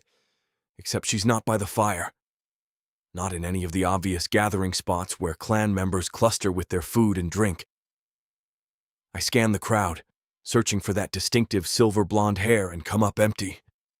My pulse kicks up. Where is she? I move along the perimeter, checking the shadowed spaces between buildings where people sometimes retreat when the gathering gets too loud. The base is full tonight. Practically everyone turned out for the new moon ceremony, which means lots of bodies, lots of noise, lots of places to hide if someone wanted privacy. Then I see her. Not hidden exactly, but tucked into the narrow space between the healing shop and one of the storage buildings, far enough from the fire that the light barely reaches. Far enough that most people wouldn't notice unless they were specifically looking. And she's not alone. An orc I don't immediately recognize has her pressed against the wall. His body cages hers, one hand on her hip, the other braced beside her head. He's saying something, words I can't hear from this distance, and leaning in close, too close. Everything inside me goes still. That horrible, cold stillness that comes right before violence. Then I see her face. Tears. She's crying. Not sobbing. Not making any sound. But tears track down her pale cheeks, and her eyes are squeezed shut like she's trying to disappear inside herself. Her hands are flat against his chest. Not pushing, not fighting. Just there. Like she's accepted this. Like she thinks she has to accept this. The stillness shatters into white-hot rage. I'm moving before conscious thought catches up. Long strides eating the distance between us, my vision narrowing to a single point. His hands on her. His body trapping hers. Her tears. The orc doesn't notice my approach until I'm right there. Until my hand closes around his shoulder and I physically rip him away from Lola with enough force that he stumbles backward, arms flailing. Get away from her. My voice comes out as a growl, deep and deadly serious, the kind of tone that makes smart males step back and reassess. This one isn't smart. He straightens, puffing up his chest, golden eyes flashing with indignation. The female is unmated. I have every right to. You have no right. I step between him and Lola, blocking his view of her entirely. Blocking her from having to look at him. Touch her again, and I'll break every bone in your hand. He opens his mouth, probably to argue, to remind me that unmated human females are fair game for any warrior who wants them. But something in my expression must convince him that's a bad idea. His jaw snaps shut, and after a tense moment where I genuinely consider hitting him anyway, he turns and stalks off toward the fire. I don't watch him go. Don't care where he goes as long as it's away from her. I turn to find Lola still pressed against the wall, her arms wrapped around herself now. The tears are flowing freely, though she's not making any sound. Just standing there, shaking, looking so small and fragile and wrong that my chest physically aches. Lola. Her name comes out rougher than intended. She doesn't look at me. Keeps her eyes fixed on some point past my shoulder, her breathing uneven. I reach for her hand, the same way I did 12 years ago when I found her in those woods. She doesn't pull away, doesn't resist, just lets me fold her smaller fingers into mine. Her skin is cold despite the warm night. Come on. I tug gently, guiding her away from the wall, away from this spot where some bastard thought he could take what he wanted. You're coming with me. She follows without argument, her steps mechanical as I lead her through the base. We draw stairs, probably because everyone can see she's been crying, probably because I look ready to kill someone. I don't care. Let them stare. Let them wonder. My home is on the western edge of the base, built into the canyon wall the same way my parents' place is. Smaller, but mine. A space I carved out for myself once I got old enough that living with father became suffocating. Lola's been here dozens of times. Hundreds, maybe. We've spent countless evenings in the main room, playing strategy games on the low table or just talking while I sharpened weapons, and she worked on whatever healing project Zerkar assigned her. Tonight feels different. Tonight I'm pulling her through my door and shutting out the rest of the clan. My hand still wrapped around hers, because letting go feels impossible. My mind races, thoughts crashing into each other too fast to sort. This is wrong. So wrong. She shouldn't have to do this. Shouldn't have to let males grope her and make her cry just because Thorn decided it was time. She deserves better. Deserves someone who will see her for what she is, brilliant and resilient, and so much stronger than anyone gives her credit for. No one in this clan is right for her. Not Greshk or Torvik or whatever that bastard's name was. Not Rock with his jokes, or the Eastern Patrol warriors, or any of them. They don't know her, don't understand what it took for her to survive here, what she sacrifices every day just to exist in a world that sees her as less than. I don't. My thoughts slam to a halt as I finally process what I'm thinking. What I've been thinking all week. What I've probably been thinking for years, but was too stupid or too scared to acknowledge. No one is right for her because I don't want anyone else to have her.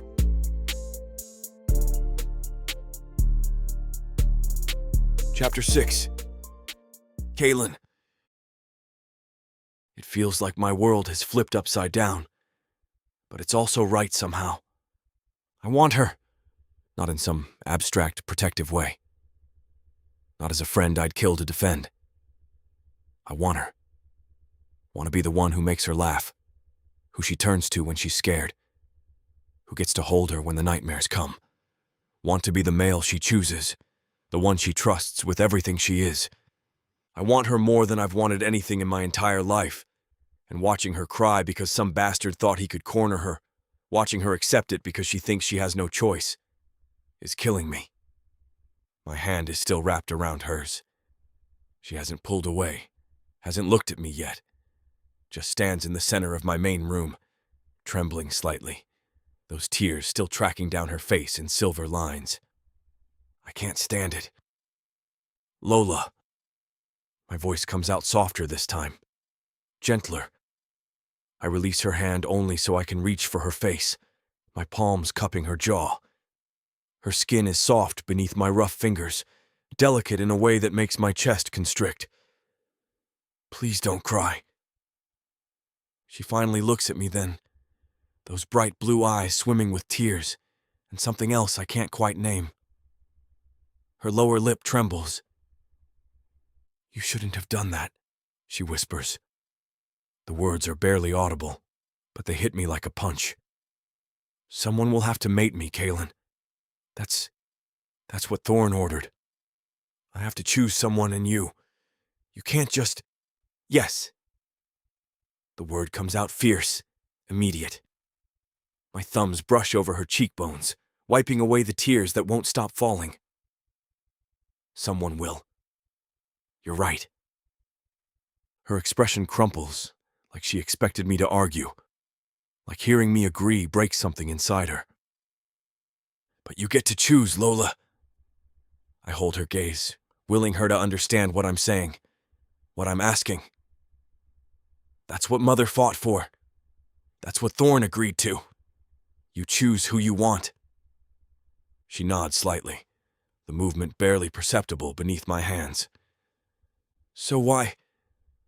I have to force the words out, have to push past the fear that's lodging in my throat.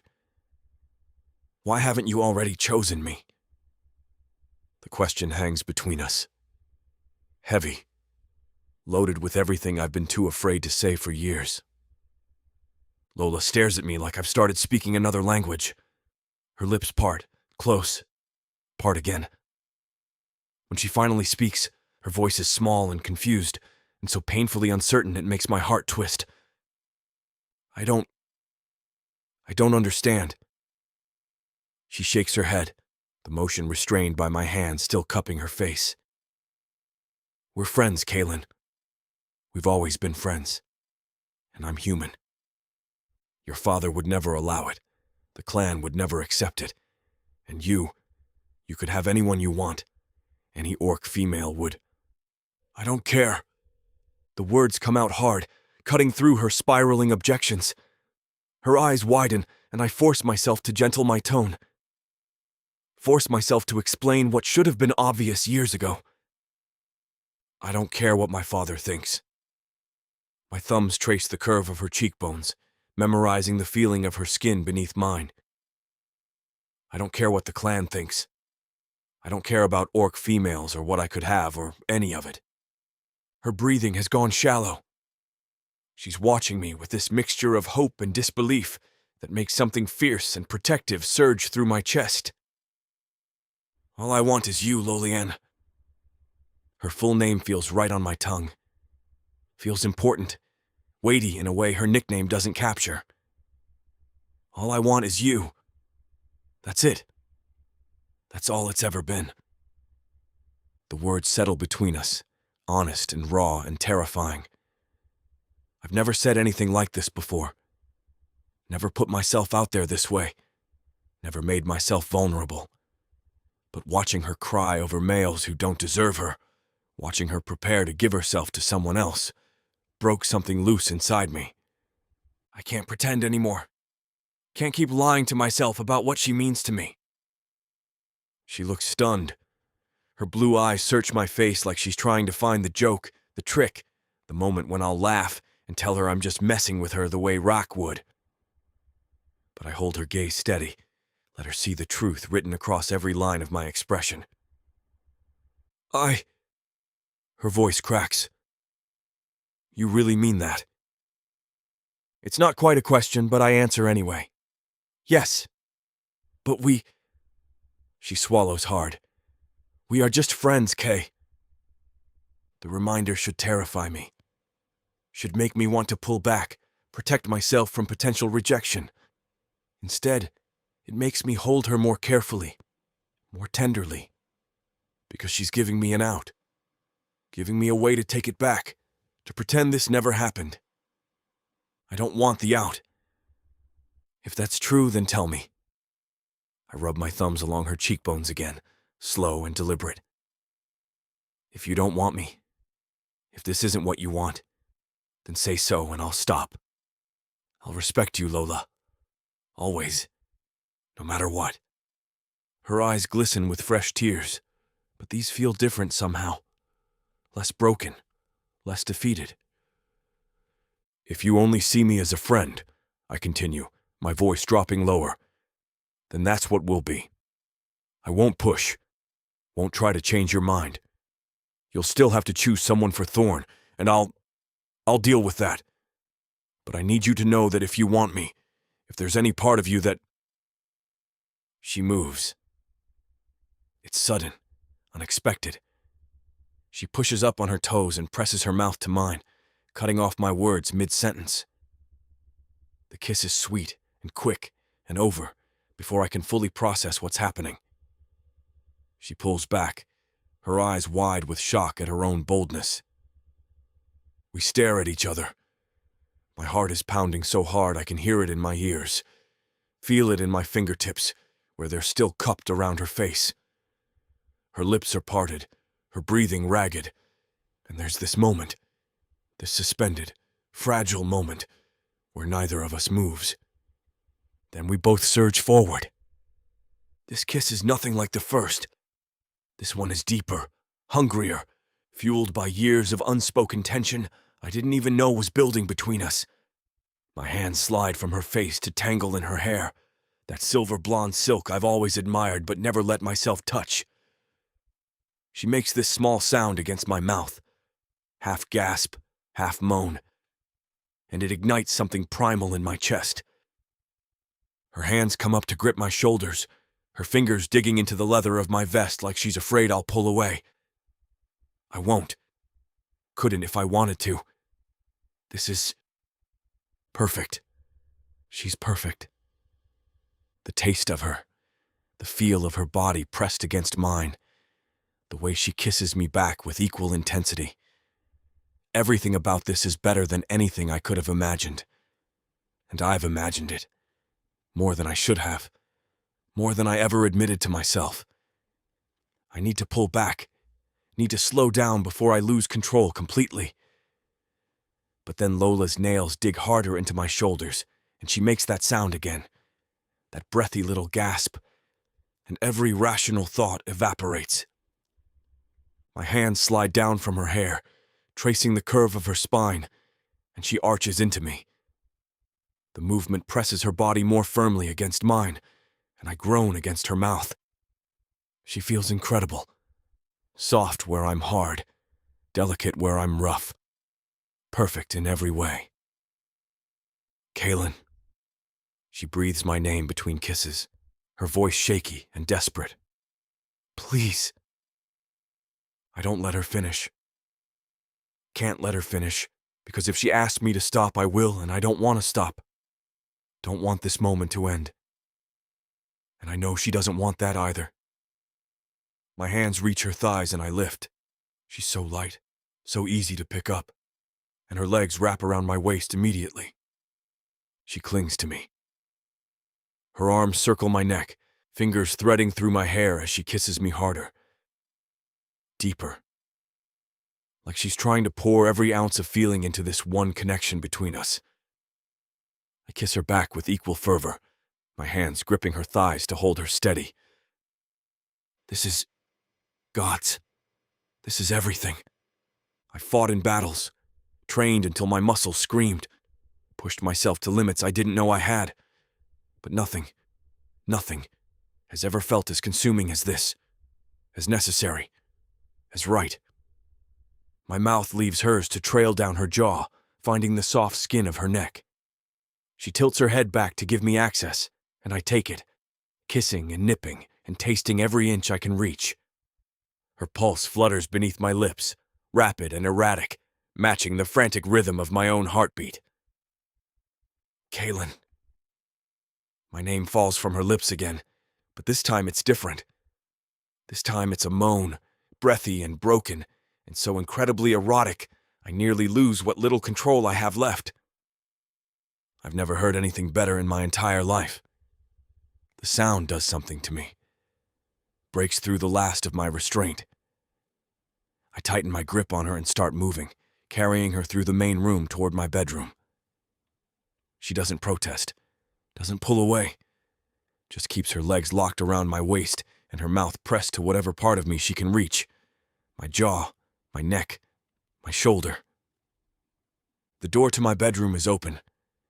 I navigate through it easily despite the distraction of her lips on my skin, her hands in my hair. My bed dominates the space, large enough for my frame, covered in thick furs and blankets. She's been in here before, countless times over the years, but this is different. This is everything. I lay her down as carefully as I can manage, given the urgency thrumming through my veins. She sinks into the furs, her silver blonde hair spreading across the dark pelts like moonlight, and the sight makes my chest constrict. She's beautiful, has always been beautiful. But seeing her here, in my bed, looking up at me with those bright blue eyes filled with want, I'm gone. Completely. Utterly gone. Lola reaches for me before I can fully process the image, her hands fisting in my vest as she pulls me down. I catch myself on my forearms, caging her beneath me, and she kisses me like she's trying to devour me whole. I kiss her back just as desperately, tasting her mouth, memorizing every sound she makes. Her hands move to the ties of my vest. She fumbles with them, her fingers shaking, and I pull back just enough to help her. The leather falls away easily once I get the knots undone, and her palms immediately find my bare chest. The touch sends electricity shooting through me. Her hands are small and soft against my skin, exploring with a tentative curiosity that makes my breath catch.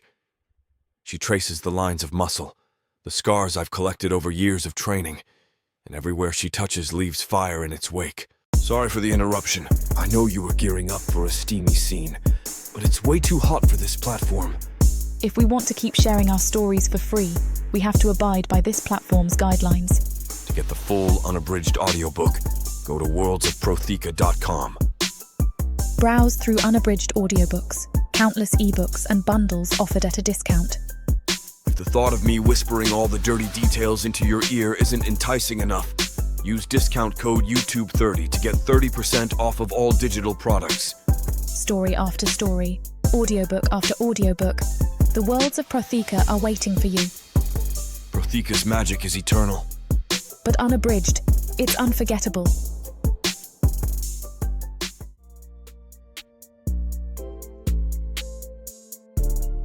Chapter 7. Lola. I'm floating. That's what it feels like, lying here in Kaelin's arms, with his fingers tracing idle patterns along my bare shoulder. My skin tingles everywhere he touches, hypersensitive in a way I've never experienced before. The furs beneath us are soft and warm, but nothing compared to the solid heat of his body pressed against mine. I've always known Kaelin was handsome. Of course I have. You'd have to be blind not to notice the way his muscles move under his skin, the sharp line of his jaw, those golden amber eyes that seem to see straight through me. But I never let myself think about it, never allowed those thoughts to take root, because what would be the point? He was my best friend, my protector, the one constant in a life full of uncertainty. Crossing that line was never a possibility, except it was. It always was, apparently. I just couldn't see it. My fingers traced the ridges of his abdomen absently, following the definition of muscle. His skin is warm under my touch, slightly rough in places where scars have healed. I know some of these marks. Watched him get a few of them over the years. There's the one on his ribs from when he took a bad fall during training 3 years ago. The jagged line across his left pectoral from a hunting accident when we were teenagers. You've gotten real quiet on me. His voice rumbles through his chest, vibrating against my cheek where it rests over his heart. The sound makes me smile despite the sudden flutter of nerves in my stomach. Just thinking, I murmur. About? His hand slides from my shoulder down my spine, the touch achingly gentle, like he's afraid I might break or disappear. I shift to look up at him, propping my chin on his chest. His eyes meet mine immediately, warm and open in a way that makes my breath catch. There's no mask here, no walls, just Kaelin looking at me like I'm the most precious thing he's ever held. Regrets? The word comes out carefully, like he's bracing for impact. I shake my head quickly, emphatically. No. Gods, no. His expression softens, some tension I didn't realize he was carrying bleeding out of his features. His hand comes up to cup my face, thumb brushing my cheekbone in that tender way that makes my chest ache. I'm glad we finally gave in, I admit, the words spilling out before I can second-guess them. My fingers spread across his chest, feeling his heartbeat under my palm, strong and steady. It was so hard, having to consider anyone else, having to pretend like I could just choose some random male and it wouldn't matter. Understanding flashes across his face. His other hand finds my hip, holding me against him like he needs the contact as much as I do. I couldn't do it, I continue, my voice dropping lower, more honest. Every time one of them looked at me or touched me, or I just kept thinking it should be you, that it was supposed to be you.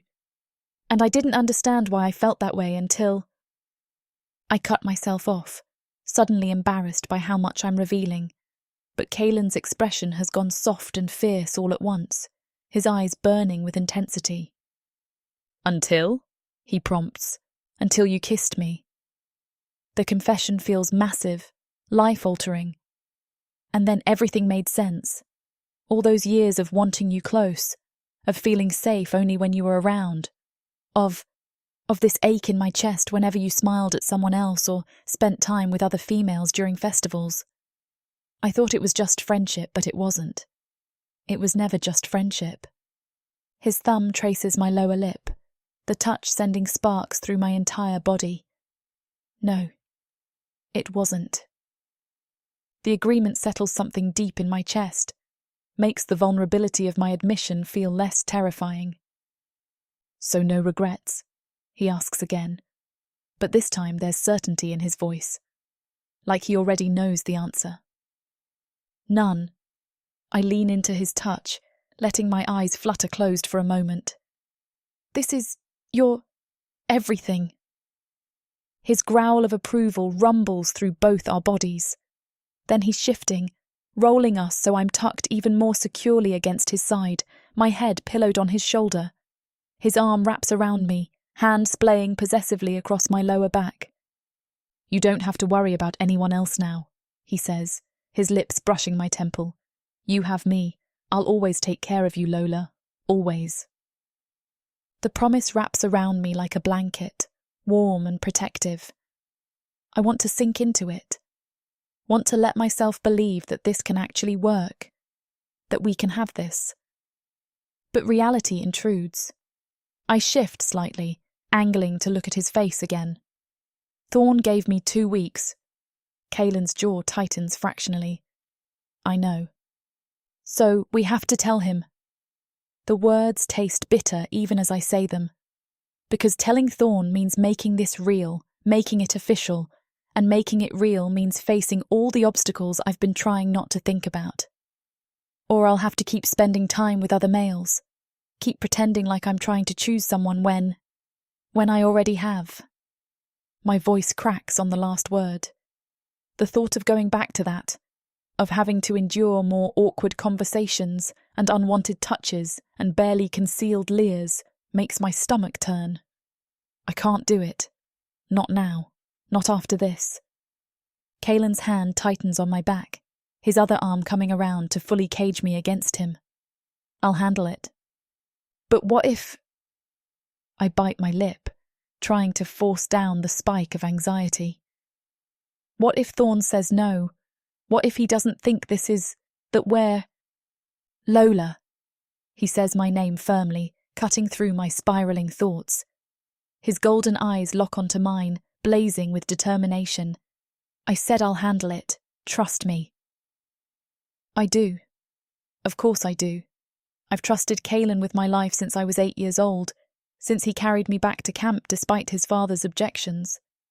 But this feels different. Bigger. Not just about safety or survival, but about us. About having something I never thought I could have. About keeping it. Okay. The word comes out small but certain. I trust you. His expression gentles immediately. He leans down to press a kiss to my forehead, then my nose, then finally my mouth. It's softer than the kisses we shared earlier, less desperate but somehow more intimate. A promise sealed with touch. When he pulls back, he shifts us both under the furs more completely, tucking me against his side in a way that makes me feel utterly protected. Safe. Cherished. Sleep, he murmurs against my hair. We'll figure everything out tomorrow. I want to argue. Want to make plans and discuss strategies and prepare for every possible outcome. But exhaustion is pulling at me. The events of the night, the terror of being cornered, the shock of Kaylin's confession, the overwhelming intensity of what we just shared, all catching up at once. My eyes drift closed despite my best efforts. Kaylin's heartbeat is steady beneath my ear, his breathing deep and even. One of his hands strokes my hair in long, soothing movements, while the other remains splayed across my back. This is what I've wanted for so long without realising it. Not just the physical part, though that was incredible, but this. The intimacy of being held by someone who actually cares, who sees me as more than just a possession or a duty, who chose me, who wants me. The thought carries me under, into dreams filled with amber eyes and gentle hands, and the sound of my name spoken like a prayer. When I wake, the space beside me is empty. Panic flares immediately, sharp and visceral. I sit up, clutching the furs to my chest, my heart racing. But then I hear movement in the main room, the sound of wood scraping against wood, the crackle of a fire being stoked, and the fear subsides. He didn't leave. He's just... Awake? Kaylin's voice carries from the other room, warm with amusement. I push my hair out of my face, suddenly hyper-aware of how I must look. Rumpled and naked and marked by his touch. My skin heats with the memory of last night, of everything we did and said. Yes, I call back, my voice coming out rougher than expected. He appears in the doorway moments later, already dressed in his training leathers. His hair is damp, pushed back from his face, and there's a slight smile playing at the corners of his mouth. The sight makes my stomach flip. I have to go talk to Thorn, he says, moving to sit on the edge of the bed. His hand finds my face automatically, thumb tracing my cheekbone. Stay here, rest, I'll be back soon. The nervousness returns full force. Are you sure you... I'm sure. He leans in to kiss me, slow and thorough enough to make my toes curl. When he pulls back, his eyes are blazing with determination. You're mine, Lola. I'm not letting anyone take you away from me. Not Thorn, not my father, not anyone. The fierceness in his voice makes something warm bloom in my chest. I nod, covering his hand with mine. Be careful. He smirks. Always am. Then he's gone, and I'm left alone in his bed, wrapped in furs that smell like him, trying not to think about all the ways this conversation with Thorn could go wrong. Kaylin doesn't come back for hours. By the time the door finally opens, I've worked myself into a state of quiet panic despite my best efforts. I'm dressed again. My simple dress feels strange against skin that's still sensitive from his touch, and pacing the length of his main room. He takes one look at my face and crosses to me immediately, pulling me into his arms. It's done, he says against my hair. You're mine, officially. I pull back to stare at him, searching his expression for any sign that he's just trying to make me feel better. Thorn agreed. He did. Kaylin's hands frame my face, his thumbs brushing away tears I didn't realise had started falling. Told him you'd chosen me. I did manage to convince him that we didn't have to mate yet, just that we'd make strong warriors together. He didn't argue. He sees it as you fulfilling what he asked, and we get to be together, blessed by the chieftain himself. Relief crashes through me so intensely my knees nearly buckle. Kaylin catches me easily, supporting my weight like I weigh nothing at all. What about... I swallow hard, forcing myself to ask. What about your father? Something flickers across Kaylin's expression. Not quite guilt, but close to it. Thorn agreed not to tell him yet. Bought us some time to figure out how to handle that particular conversation.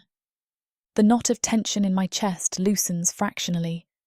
Gorok has never hidden his disdain for humans, his belief that we're nothing more than necessary nuisances. The thought of facing his anger, his disapproval, makes me want to hide. But I won't, not if it means keeping Kaelin. Thank you, I whisper, pressing my face against his chest. His arms tighten around me immediately, holding me like he'll never let go. Don't thank me. His voice is rough, thick with emotion. You're mine, lowly Anne. Nothing to thank me for when I'm just claiming what's always been mine. The possessiveness in his words should probably bother me. Should feel too much, too fast. But it doesn't. It feels right. Safe. Like coming home.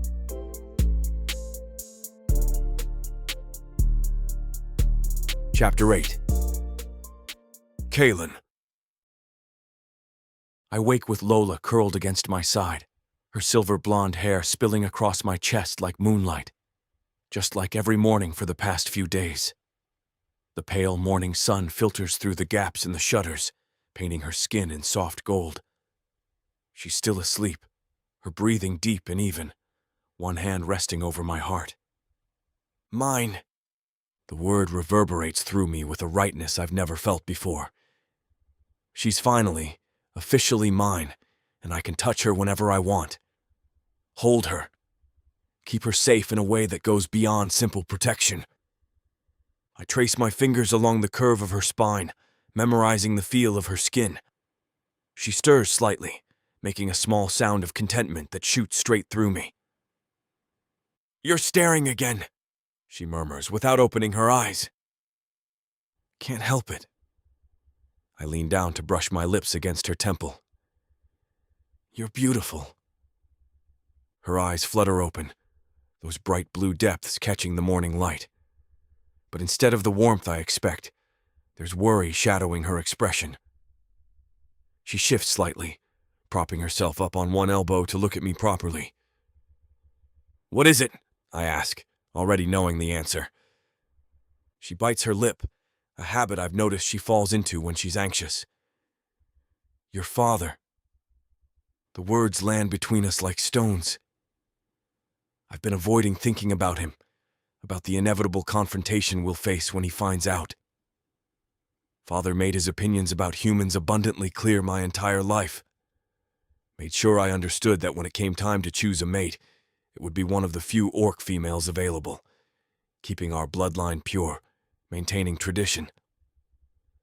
Don't worry about him, I say firmly, my hand sliding up to cup her face.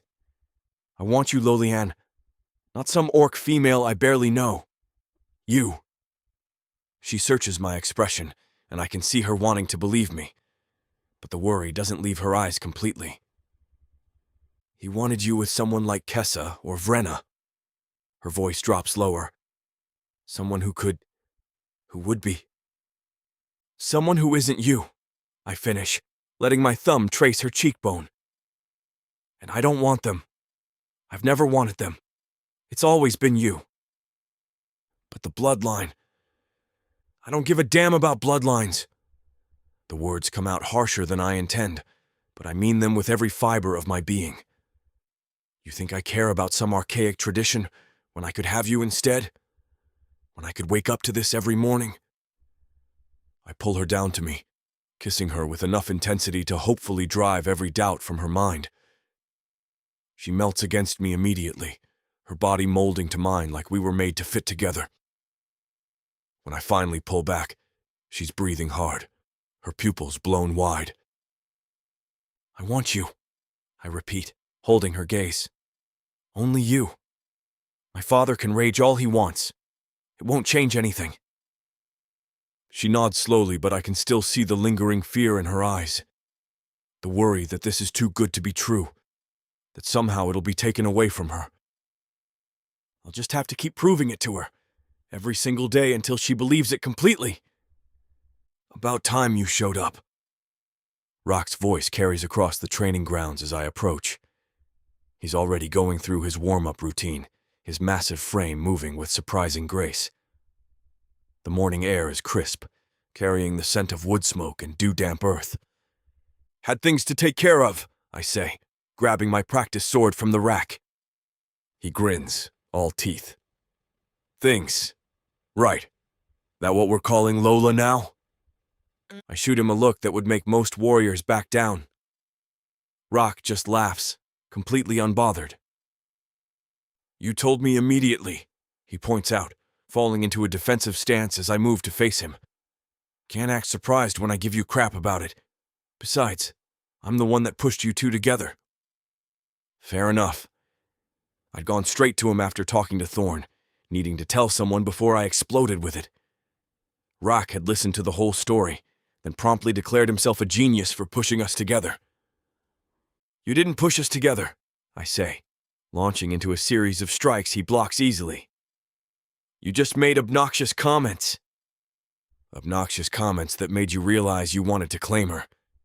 He counters with a sweeping strike I dodge. "Therefore, I pushed you together. You're welcome." I roll my eyes, adjusting my grip. "You're impossible." "I'm right."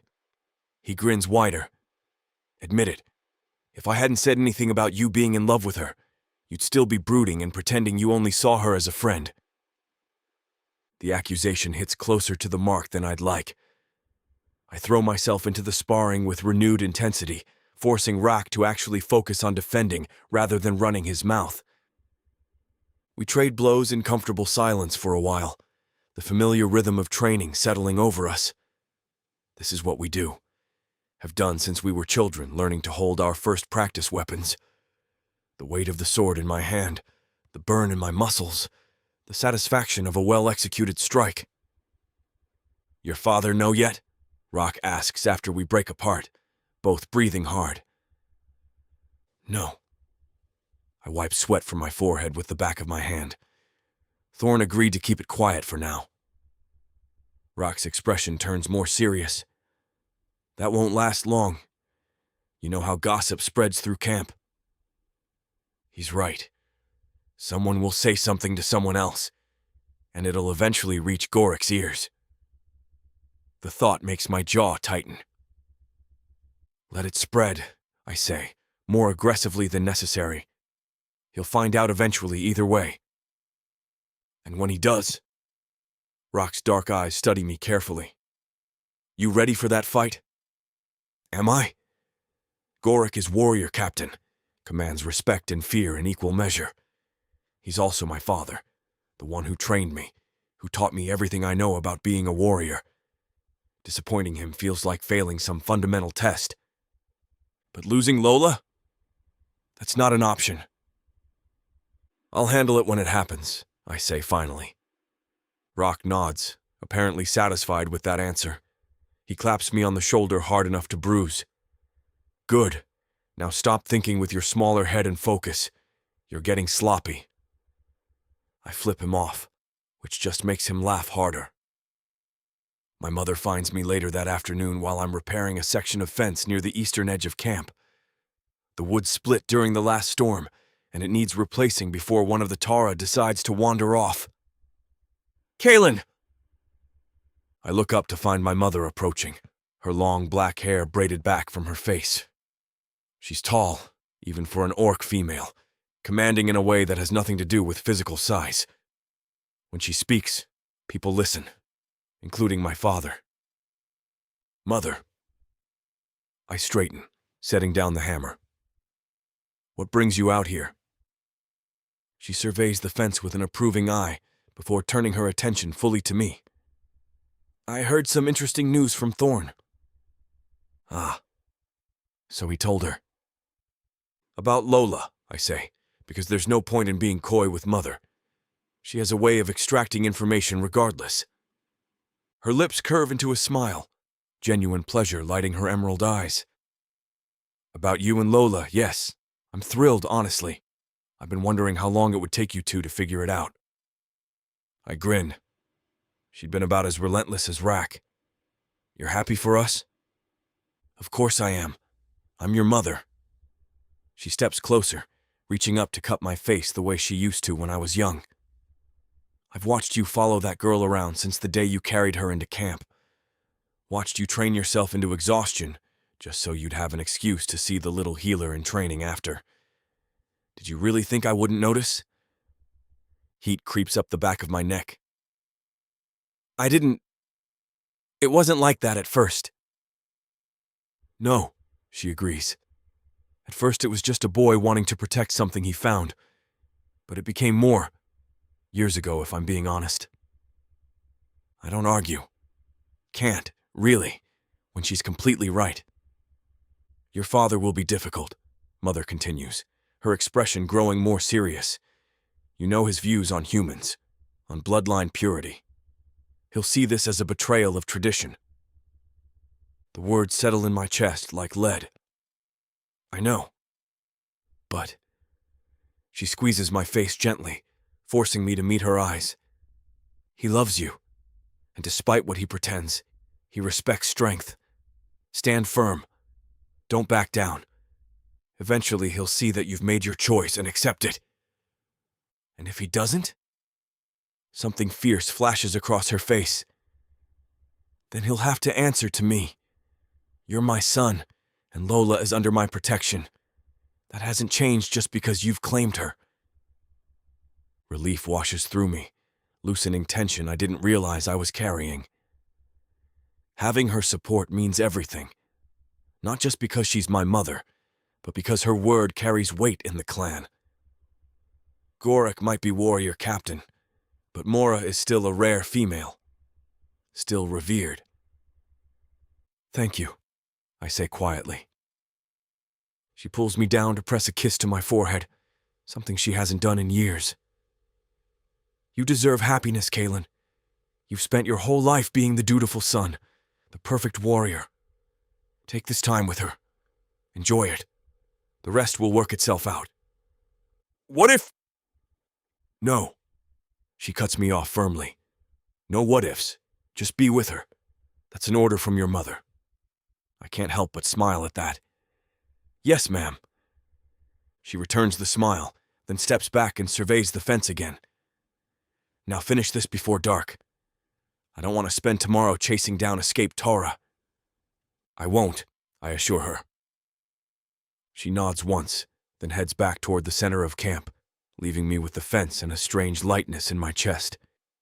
Having Mother's blessing makes this feel more real somehow. More permanent. Like, maybe this can actually work.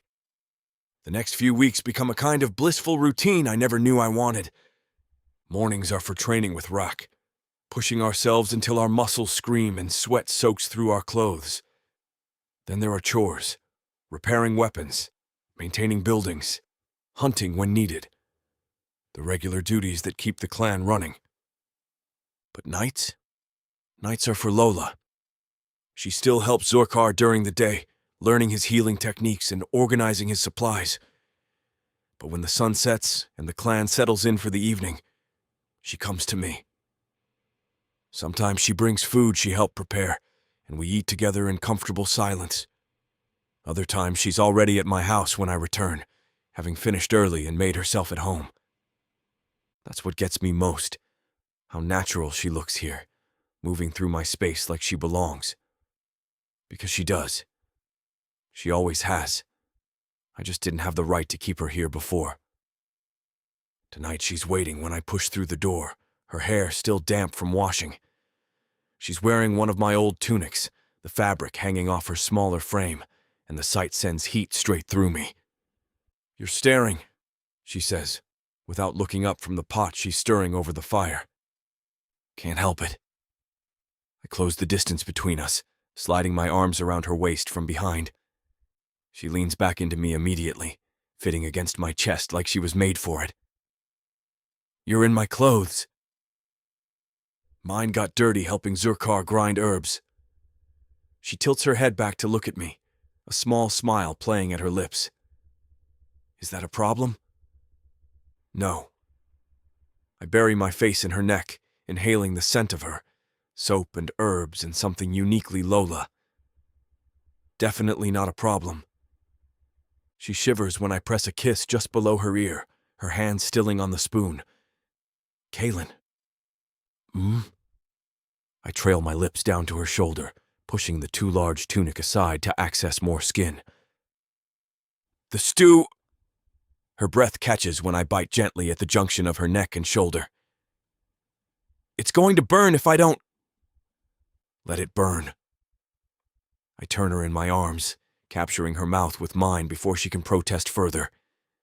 And I can't deny that I love this part too. I love that every night I get to taste her, feel her, make her scream. I've been relentless, and she's been insatiable. And I don't want that to change. We have so many years to make up for, and I take every opportunity I can get to be with her. I don't want any of this to change, but I know eventually it has to. Chapter 9. Lola. I sweep dried herbs from Zurkar's workbench into a woven basket, the familiar scent of goligan and rerzid filling my nose. The late afternoon sun slants through the gaps in the wooden walls, painting everything in amber light. My hands move automatically through the task. I've done this hundreds of times over the years. When I glance up, Zurkar is watching me again. His violet eyes are soft, almost melancholic, and it's not the first time I've caught him looking at me like that lately. You're getting sentimental in your old age, I tease, dumping the herbs into the compost bin near the door. Should I be worried? He huffs out a laugh, the white ritual paint on his pale green skin crinkling at the corners of his eyes. Old age. I'm barely past my prime, you impudent girl. Then what's with all the staring? I return to the bench, organising the clay jars he uses for storing salves. You've been doing it constantly since you heard the latest gossip. Don't downplay your new relationship as if it is idle gossip. His tone carries amusement rather than judgment. Maybe I'm just trying to make sure you aren't injured. You did show up here with marks all over your neck that first morning. I have to make sure you aren't being mauled to death by the boy. Heat creeps up my neck at the memory. I'd tried to hide them, really, but Kaylin had been particularly enthusiastic that night and left evidence everywhere. The high collar of my tunic hadn't covered nearly enough. It hadn't taken long for Zurkar to piece together what had happened. He said it was obvious I had been in some male's bed, that I was clearly happy about since I couldn't stop smiling. And since there was no one beaten senseless around the base, it must be Kaylin. I tried to deny it, but it was no use. Apparently Zurkar could see right through me, and everyone had known about Kaylin's jealousy but me. I just made him promise not to breathe a word of it until Kaylin was ready to face his father. He shrugs, that soft expression returning. I'm just happy you're happy, Lola. You've worked hard for this, for an easier life. You deserve it. Something warm and tight lodges itself in my chest. Zurkar has always been kind to me, kinder than he needed to be for a human slave working in his shop. He taught me when he could have just ordered me around, treated me like a student rather than property, almost like family. Thank you, I say quietly, meaning it with everything in me. For everything. All these years. He waves a dismissive hand, but I catch the pleased gleam in his eyes. You made it easy.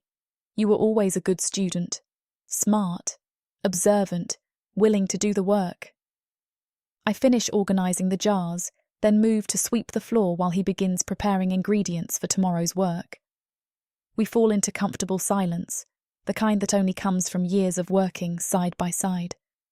The rhythmic sound of his mortar and pestle grinding herbs mixes with the soft swish of my broom. He's good to you? Zurkar asks after a while, not looking up from his work. He is. The words come easily, accompanied by the flutter of happiness that seems to live permanently in my chest now. Very good. Good. The grinding continues, steady and methodical. He should be. You're precious. The casual declaration makes my throat tight. I'm not used to being called precious, not by anyone except Kaylin. For most of my life, I've been nothing. Property. A burden the clan tolerated because Mora insisted on it. But Zerkar says it like it's simple fact, like I've always been worth something. I finish sweeping in silence, storing the broom in its place by the door. When I turn back, Zerkar is watching me again with that same soft expression. Go on, he says, making a shooing motion with one massive hand. I can finish up here. Go spend time with that lovesick warrior of yours. He's not. He is. A grin splits Zerkar's face. And you're just as bad. Now get out of here before you start making moon eyes and I lose my dinner. I roll my eyes but can't suppress my smile. I'll see you tomorrow. Tomorrow, he agrees, already turning back to his work. I slip out into the cooling evening air, my heart lighter than it has any right to be. The camp is settling in for the night, warriors returning from patrol, families gathering for meals, the low hum of conversation drifting from various dwellings. I weave through it all with practiced ease, heading for Kaelin's house. Our house, really. I've been spending every night there for weeks now. The thought sends another flutter of warmth through me. I have Kaelin. I have safety. I have a place that feels like home for the first time since ever. Even before the Dark Elves took me, I don't remember feeling this settled. This content. Kaelin's door is unlocked when I reach it, firelight already flickering inside. He must have beaten me back. I push inside, closing the door behind me and breathing in the familiar scent of leather and weapon oil and him. He's at the wash basin, stripped to the waist and scrubbing dirt from his hands and arms.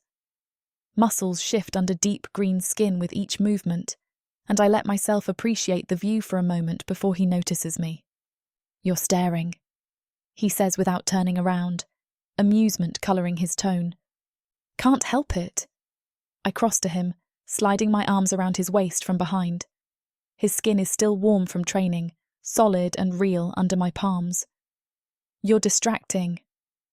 He makes a pleased sound, setting down the cloth and turning in my arms. Water droplets cling to his chest, and I resist the urge to trace them with my fingers. Barely. How was Zerkar? He cups my face with damp hands, studying me with those golden amber eyes that see too much.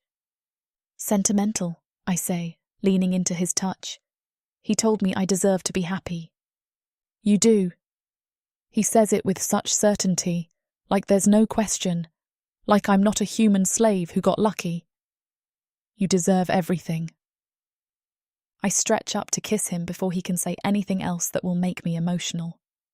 He responds immediately, pulling me closer and deepening it until I'm breathless and clinging to his shoulders. This never gets old. The feeling of his hands on me, the taste of him, the way he makes everything else disappear until there's only us. Only this. We barely make it to the bed. Later, much later, I'm curled against his side, with my head on his chest and his arm wrapped around me. The fire has burned down to embers, casting everything in a soft orange glow. His fingers trace lazy patterns on my bare shoulder, and I could fall asleep like this, content and safe and completely satisfied. Lola. I don't like that tone. There's something I need to tell you. I swallow hard. Okay. I have to leave in 2 days. The words cut through the comfortable haze, making me tense. I lift my head to look at him, searching his face. He's not looking at me. His gaze is fixed on the ceiling, jaw tight in a way I've come to recognize as worry. How long will you be gone? I keep my voice steady, though anxiety is already coiling in my stomach. I don't know. His arm tightens around me. There's a rival clan raiding nearby. They've hit 3 settlements in the past month, taking supplies and leaving bodies. Father wants to stop them before they make it to our base. My heart drops. Raids mean fighting, real fighting, not the practice sessions he does with Rak. Is it dangerous? His silence is answer enough. It'll be the biggest fight I've been part of, he admits finally, still not meeting my eyes. But I'll be fine. I've trained for this my whole life. Training and actual combat are different things. I've seen enough injured warriors brought to Zerkar over the years to know that skill doesn't always mean safety, that sometimes even the best fighters don't come back. Lolian, he finally looks at me, reading the fear on my face. I'll come back, I promise. You can't promise that. The words come out sharp, edged with panic I'm trying to suppress. You can't know. I know I'm not leaving you. He shifts, rolling so he's braced above me, his weight settling between my thighs in a way that's both comforting and possessive. I just got you. Do you really think I'm going to let some raiders take me away from you now? I want to believe him, want to take comfort in the fierce certainty in his eyes, the stubborn set of his jaw. But something cold has lodged itself in my chest, spreading tendrils of dread through my veins. 2 days, I whisper, memorizing his face. The sharp angles of his cheekbones, the slight crook in his nose from a break that never healed quite right, the way his tusks frame his mouth. 2 days, he confirms. Then I'll be back before you know it. He kisses me, slow and deep and thorough, like he's trying to brand himself into my memory. I kiss him back with equal intensity, pushing down the fear that's threatening to choke me. But it doesn't leave. Even as he makes love to me again, even as I fall asleep in his arms, the bad feeling remains, sitting heavy in my gut like a stone. Something is wrong. I don't know what, can't name it or explain it. But the dread follows me into sleep, turning my dreams dark and uneasy.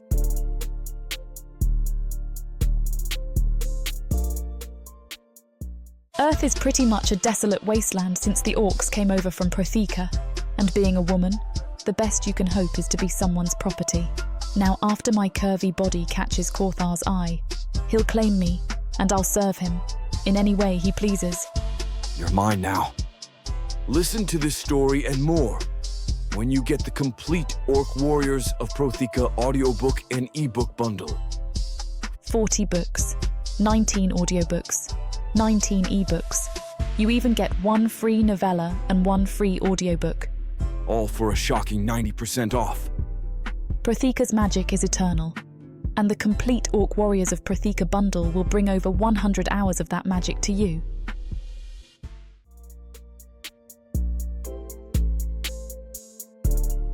Chapter 10. Kalen.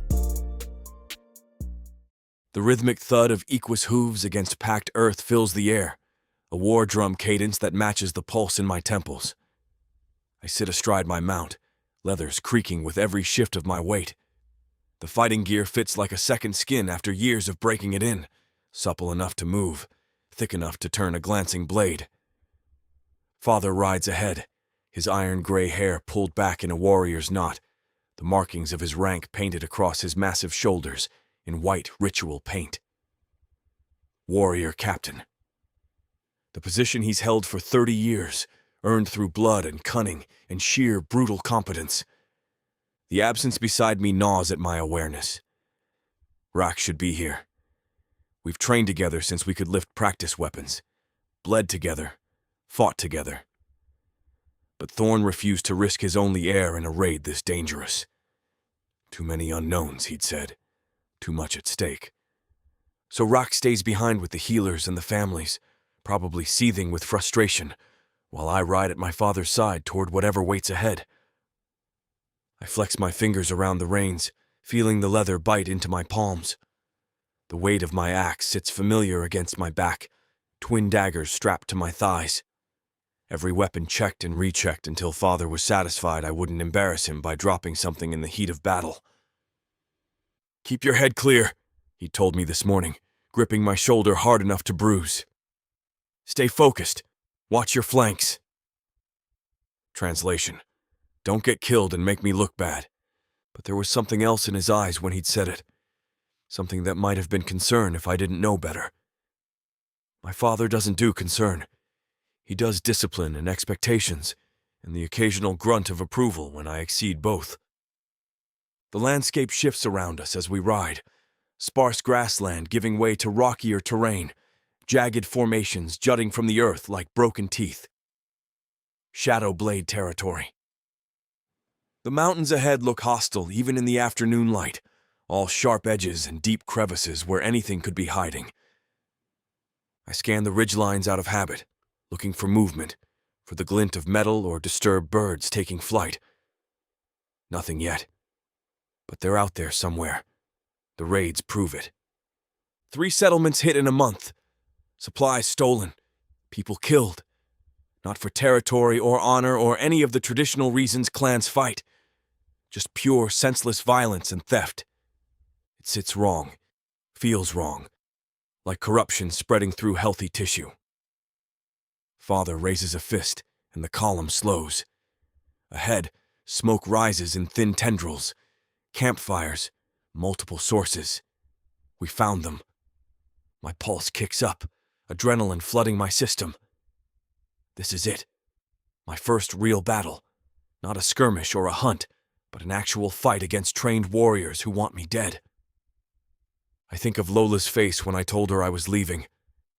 The fear she tried to hide. The way she'd clung to me like she could keep me safe through sheer force of will. I'd promised to come back. Swore it on everything I had. After this, I tell myself. After we handle the Shadow Blades. After I prove I can stand beside Father in real combat. After I show him I'm not just some lovesick boy who can't think past his sexual appetite. Then I'll tell him about Lola. About us. About what she means to me. Maybe if I fight well enough, if I demonstrate the same strength he values, he'll respect my choice. Maybe he'll see that I can protect her, provide for her, be the warrior he needs me to be while also keeping what's mine. It's a thin hope, fragile as spun glass, but it's all I have. Father signals again and warriors peel off in practiced formation, moving to surround the camp from multiple angles. Standard tactics. Contain first, negotiate second, attack only if necessary. Give them a chance to see reason before blood spills. Though looking at the camp ahead, I'm not optimistic about their capacity for reason. The structures are rough, temporary, more outpost than settlement. Tents cluster around central fires, weapons stacked carelessly, no sentries that I can see. Either they're supremely confident or supremely stupid. Father dismounts and I follow suit, ground hard under my boots. 4 other warriors stay with us. Older, experienced fighters who've been through this before. Their faces are carved stone, expressions unreadable behind war paint and scars. We approach on foot, weapons visible but not drawn. The universal sign that we're here to talk first. A figure emerges from the largest tent as we near the camp's edge. Tall even for an orc, with mottled gray-green skin and eyes that catch the light wrong. Too bright, too intense, like fever burning through them. Ritual scars cover his exposed arms in patterns I don't recognize. Not traditional. Not right. Gorek! The warrior's voice carries an edge like grinding stone. Heard you were sniffing around. Mizarok! Father's tone stays level, controlled. Your raids end today. Pull back to your territory and there won't be bloodshed. Mizarok laughs, the sound harsh and wrong. Pull back when there's so much to take. He spreads his arms wide, gesturing at the mountains behind him. Your fat settlement's sitting undefended, full of supplies and breeding stock. Why would I stop? Because if you don't, we'll stop you. Father doesn't move, doesn't reach for his weapon. Pure, cold authority in every word. This is your warning. A warning! Mizarok circles closer and more Shadowblade warriors emerge from tents and shadows. Too many. This isn't a negotiation. It's a trap. You come to my camp and threaten me? I shift my weight, hand drifting toward my axe. The warriors flanking Father do the same, subtle movements that speak volumes. "I'm giving you a choice," Father says. "Make the smart one." Smart? Mimzarok stops maybe 10 feet away, that wrong light in his eyes intensifying. Smart would be taking what I want, your supplies, your territory. His gaze slides to me, assessing. Your son's head as a warning to others. The air changes, charges like before lightning strikes. "Last chance," Father growls. Mimzarok moves, fast, faster than he should be able to move, closing the distance in a blur of motion that has no business coming from something his size. His blade is already out, already swinging for Father's throat. Father blocks, metal shrieking against metal, and everything dissolves into chaos. Shadowblade warriors pour from the camp, weapons raised, war cries splitting the air. Our surrounding forces answer, charging from their positions to meet them. The careful plan evaporates in seconds, replaced by the brutal simplicity of survival. I yank my axe free, spinning to face the warrior rushing me from the side. He's young, maybe my age, with that same fever-bright look in his eyes. His sword comes down in a wild overhead strike that I catch on my axe haft, redirecting the force past my body. Training takes over. Father's voice in my head. "Watch your footing. Control the distance. Never commit until you see the opening." I shove forward, putting my weight behind it, forcing the warrior back. He stumbles slightly and I press the advantage, swinging low. My axe blade catches him across the thigh, biting deep through leather and flesh. He screams, going down hard. No time to finish him. Another warrior is already coming, this one older and moving with calculated precision. He feints left and I don't take the bait, keeping my guard up, waiting for the real attack. It comes from the right, a thrust aimed at my ribs that I deflect with the flat of my axe. Metal rings in my ears. I counter with a horizontal slash that he barely avoids, the blade passing inches from his chest. We trade blows, testing each other. He's good, experienced, knows how to read an opponent and exploit weaknesses. But Father trained me. Every day for years, drilling techniques and counters and combinations until they lived in my muscles. Until I didn't have to think, just react. The warrior overextends on a thrust, and I'm inside his guard before he can recover, driving my elbow into his face. Bone crunches. He staggers back, blood pouring from his shattered nose, and I finish it with an axe strike to the neck. Hot blood sprays across my hands. The body drops. I'm already turning, searching for the next threat, when something hits me from behind. Not a blade, but a body, tackling me to the ground. We roll through dirt and rocks, grappling for position. He gets on top, fist raised to pound my face into pulp. I get a dagger up first, jamming it between his ribs. He makes a choked sound, weight going heavy. I shove him off and scramble to my feet, breath coming hard, heart hammering against my ribs. The battle rages around me, orcs locked in combat, weapons flashing, blood and screams filling the air. Father fights Mimzarok yards away, the two of them trading blows that would kill lesser warriors.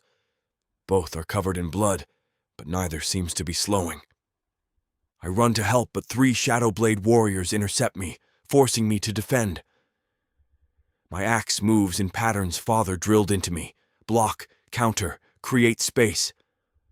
One goes down with a split skull. Another takes a blade to the gut. The third catches my axe on his sword, and we lock up, muscles straining. "You're dead, Bone Warrior," he snarls, spittle flying from his tusks. "Not today." I hook his leg with my foot, and we go down together, but I'm ready for it. Land on top, drive my dagger into his throat before he can react. More blood, more death.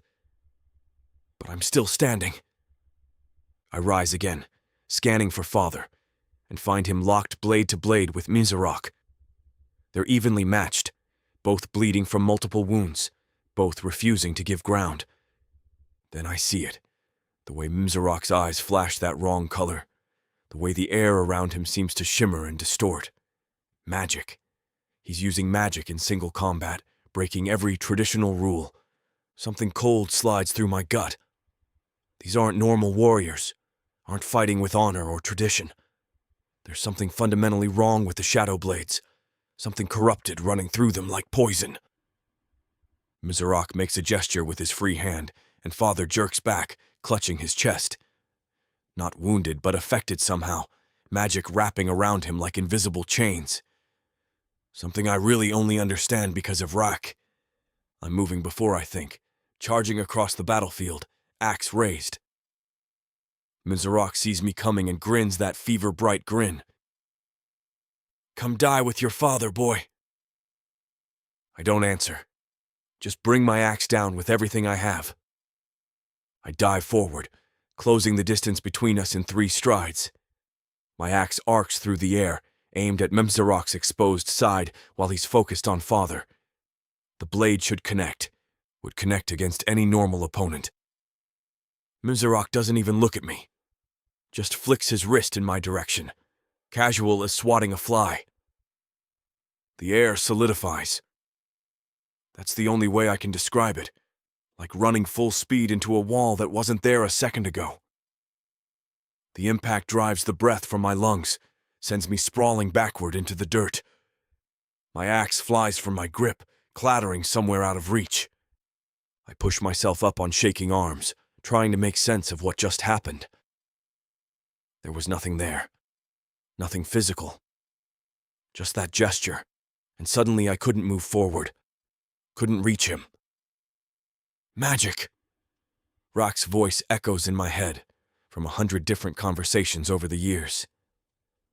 You've got the gift, Kay. I can feel it. You just need to practice. But I never did. Never saw the point when I had steel and strength and Father's training. Magic was for shamans and sorcerers, not warriors. Not me.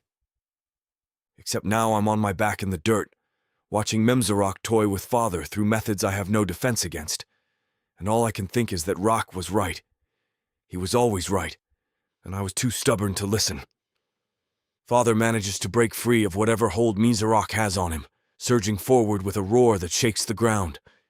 His blade finds flesh, opening a deep gash across Mzarok's chest. Dark blood pours out, but Mzarok just laughs, that wrong sound that makes my teeth ache. Is that all? He raises both hands, and the air around Father distorts, shimmering like heat haze. Father's movement's slow, like he's pushing through water instead of air. Every strike takes visible effort, every block coming a fraction too late. I grab for my axe, fingers closing around the haft. Get to my feet on legs that feel steadier than they should. I'm not giving up. Not letting Father fight this alone, even if I have no idea how to combat what I'm seeing. 3 Shadowblade warriors converge on me before I can reach Mzarok again. They move with that same unnatural speed, eyes burning with that fever light. Whatever magic is corrupting their leader has spread to his forces. The first one swings a massive warhammer at my head. I duck under it, feeling the wind of its passage ruffle my hair. Too close. Way too close. I counter with an upward strike that he barely blocks, the impact jarring my bones. The second warrior comes from my left, blade aimed at my ribs. I pivot, deflecting with my axe, but the third is already behind me. His sword catches me across the shoulder, shallow but painful. Blood wells hot and sticky under my leathers. I spin, keeping all 3 in my line of sight. Father taught me how to fight multiple opponents. Constant movement. Never let them surround you. Pick them off, one at a time. But these aren't normal opponents. The one with the warhammer rushes me and I sidestep, bringing my axe down on his extended arm. The blade bites deep, cleaving through muscle and bone. He drops the hammer with a howl but doesn't go down, doesn't even seem to slow. Just reaches for me with his remaining hand, fingers hooked like claws. I slam my boot into his knee, and something crunches. He finally goes down. The other two press their advantage, coordinating their attacks in ways that speak of long practice. One high, one low. I block the high strike, but the low one catches my thigh, opening a gash that immediately starts bleeding. Pain flares white hot, but I push through it. Have to. No other option. I kill the one on my left with a desperate strike that nearly overextends me, my axe finding the soft spot where neck meets shoulder. He drops like a stone. The remaining warrior sees his opening and takes it, blade driving toward my chest. I twist, but not fast enough. The sword punches through leather and skin, grinding against my ribs. Not deep enough to kill, but deep enough to matter. My vision blurs at the edges, breath coming in shallow gasps. The warrior grins, showing blood-stained tusks, and pulls his blade free. Raises it for another strike. Movement from the corner of my eye, father, breaking away from Mimzarok long enough to throw a dagger that takes the warrior in the throat. He gurgles, clutching at the blade, and falls. "Kalen," father's voice, harsh with something that might be fear if he was capable of it. "Fall back." But there's nowhere to fall back to. The battle has scattered our forces, Shadowblade warriors everywhere, and Mimzarok is advancing on father again, with that fever light burning in his eyes. I stumble forward, trying to help, trying to do anything useful. My body feels heavy, uncooperative. The wound in my side burns like fire, each breath a struggle. Mimzarok notices me and smiles. Actually smiles, like I'm a pleasant surprise. "Still standing?" "Tough blood in this one, Gorak."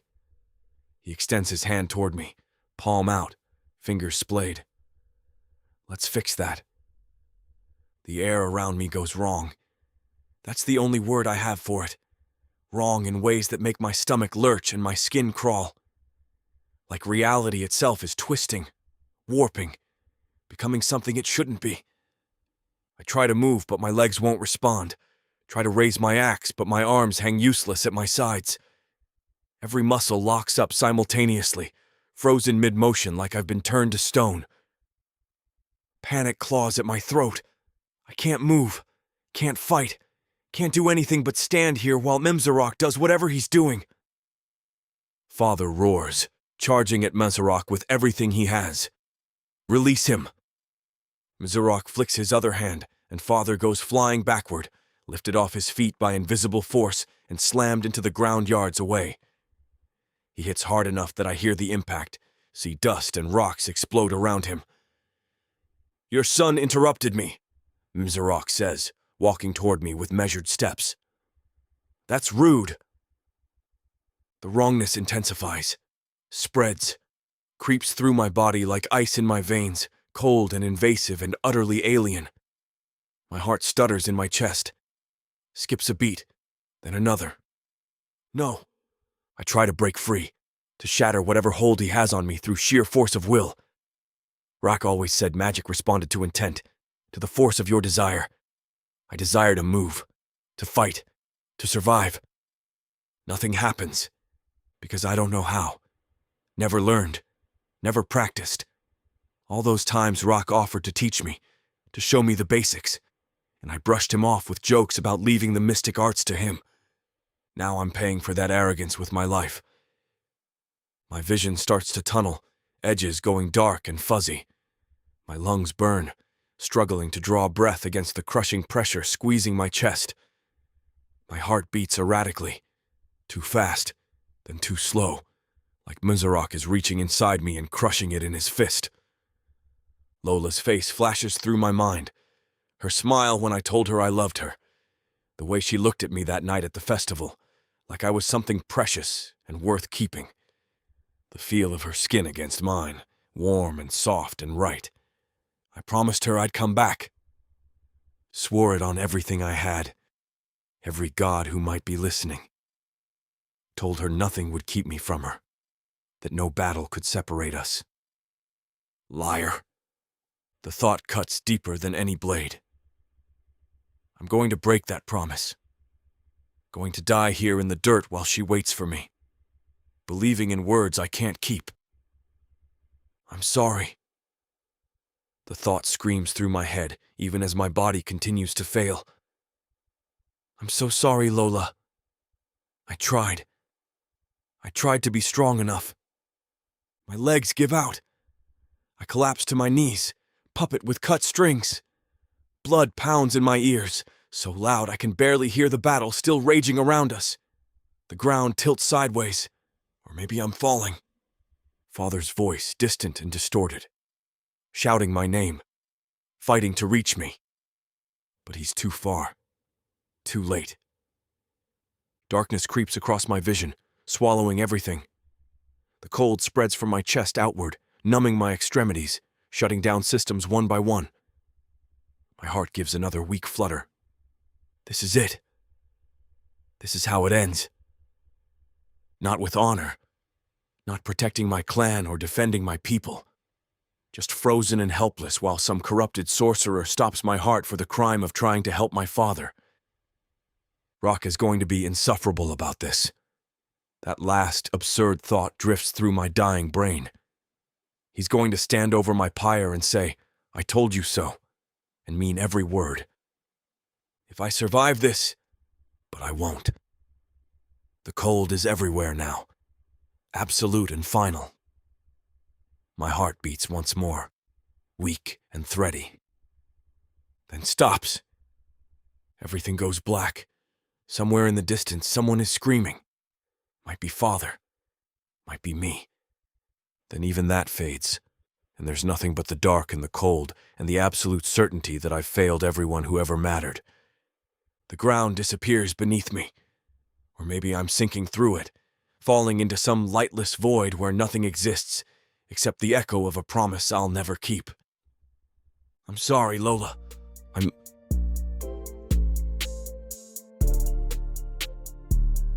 Chapter 11. Lola. The mortar scrapes against stone in rhythmic circles, crushing dried rosed petals into powder. I've ground this herb 1,000 times, maybe more. The sweet, calming scent should be familiar comfort by now. Should be. But my hands won't stop shaking.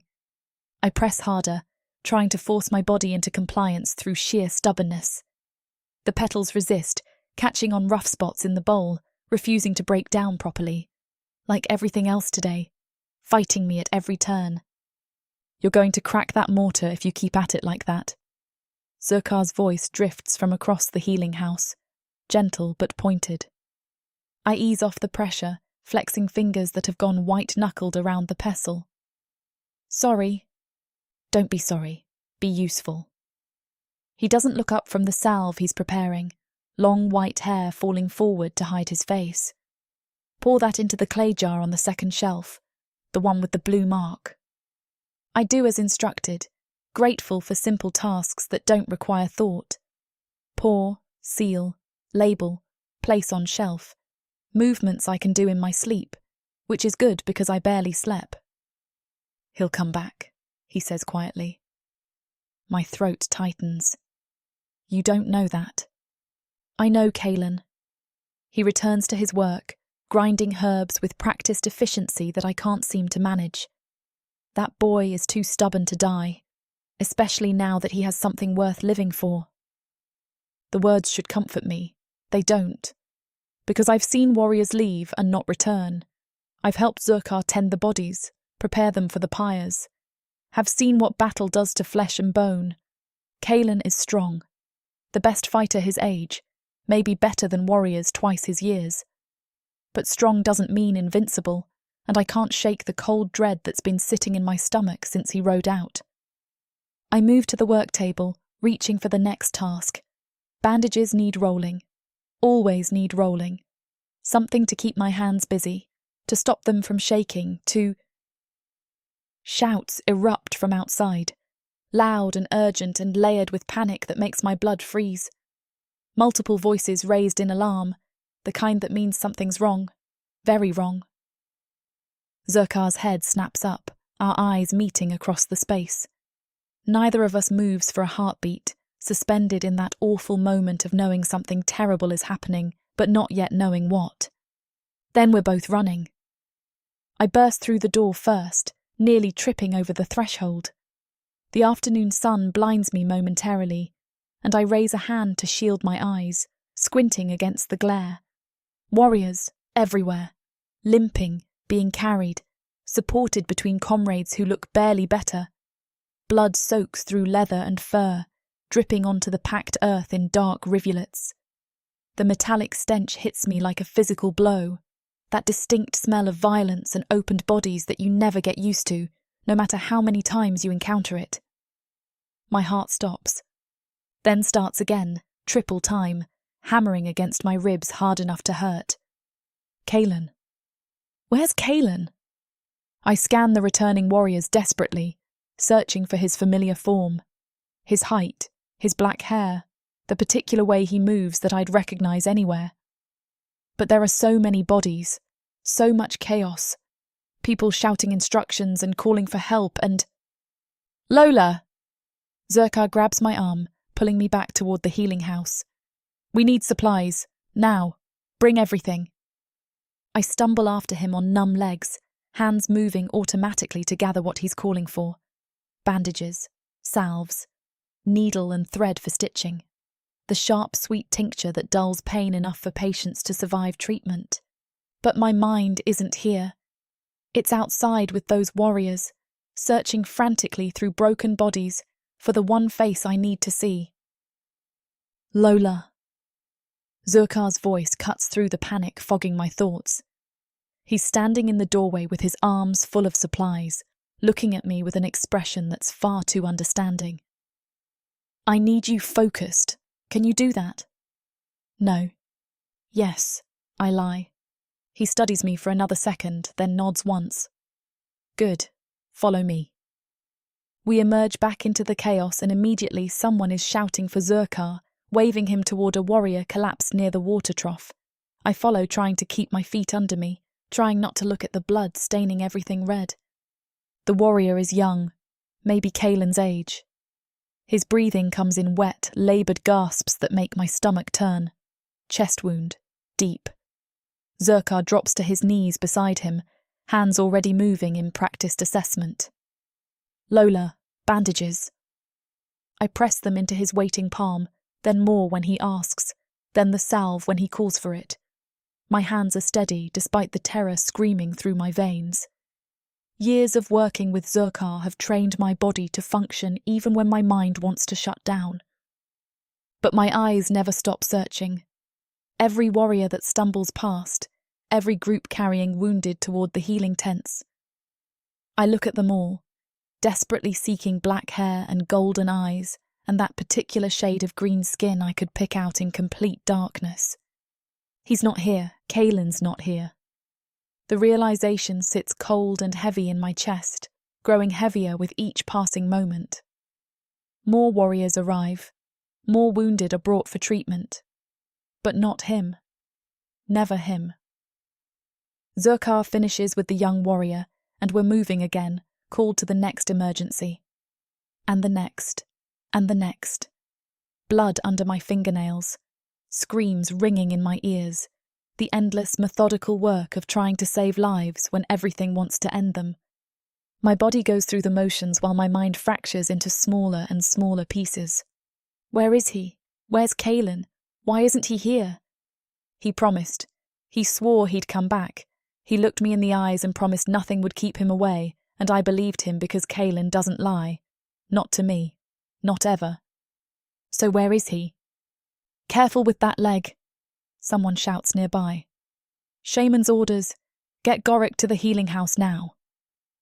Gorik. The name cuts through my panic like a blade.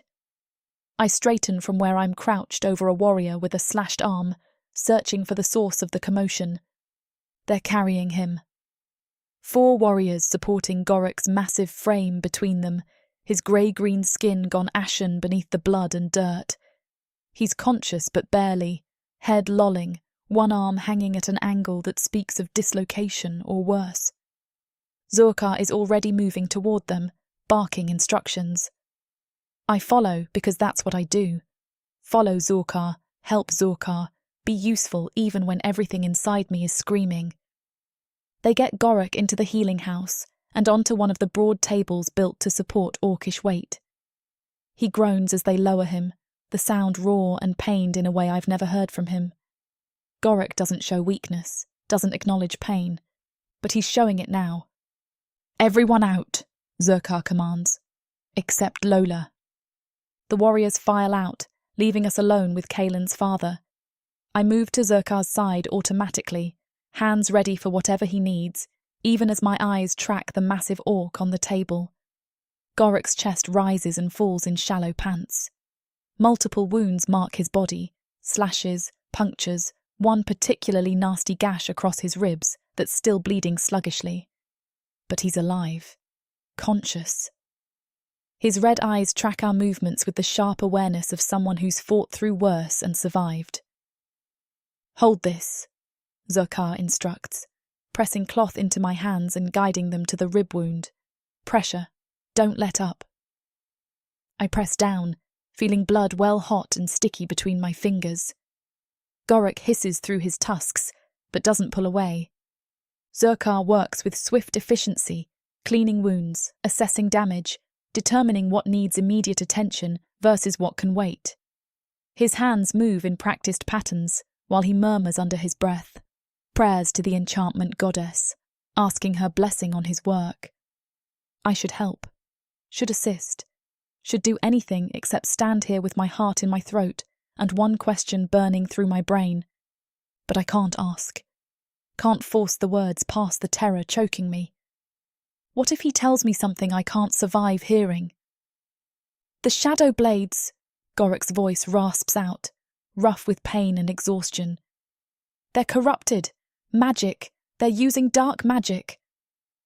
Zerkar's hands still for just a moment before resuming their work. That would explain the wounds. Some of these look like magical burns. Mizarok. Gorik spits the name like a curse. Their chieftain. He's powerful. Too powerful. His red eyes slide to Zerkar, holding something that makes my stomach drop. He captured my son. The world tilts. Captured, not killed. Captured. The distinction should matter, should mean hope. But all I can hear is that Kaelin isn't here, isn't safe, is somewhere with enemies who use dark magic and who knows what they're doing to him right now. Lola. Zerkar's voice cuts through the spiral. The bandages. My hands move without conscious thought, passing him what he needs.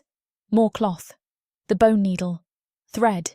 Everything he requires to piece Gorik back together, while my own pieces scatter across the floor. Captured. Kaelin is captured. The work continues. More wounded arrive. Zerkar directs me between patients, using my hands as extensions of his own. Clean this wound. Apply pressure there. Hold this warrior still while I stitch. Hours blur together into an endless stream of blood and pain, and desperate attempts to save lives that hover on the edge of ending. My back aches. My feet go numb. But I don't stop. Can't stop. Because if I stop moving, then I'll have to feel this thing clawing at my chest, and I don't think I'll survive that. Kaelin is captured. Somewhere out there, in enemy hands, possibly hurt or worse. And I'm here, helpless, unable to reach him or help him, or do anything except clean wounds and roll bandages, and pretend I'm not dying inside. The sun sinks toward the horizon, painting everything in shades of amber and red that look too much like blood. Zerkar finally straightens from his latest patient, rolling his shoulders back with audible pops. That's the last critical one, he says, exhaustion threading through his voice. The others can wait until morning. His violet eyes find me in the dimming light. You should rest. Rest. Like I could possibly rest knowing Kaelin is. Go, Zerkar says more firmly. You're no use to anyone if you collapse. He's right. I know he's right. But I can't make my feet move toward the door, can't face the thought of returning to that empty bed where Kaelin should be. Lola. Zurkar's expression softens into something approaching pity. He's strong. He'll survive this. Will he? How can anyone know that? But I nod anyway, because what else can I do? I turn and walk out into the cooling evening air, my body moving on autopilot, while my mind remains trapped in that terrible moment when Gorok said, "Captured." The camp is quieter now. The immediate chaos has settled into grim aftermath. Warriors tending their wounded companions, low conversations about the battle, the heavy silence of those counting who didn't return. I walk without direction, feet carrying me nowhere and everywhere.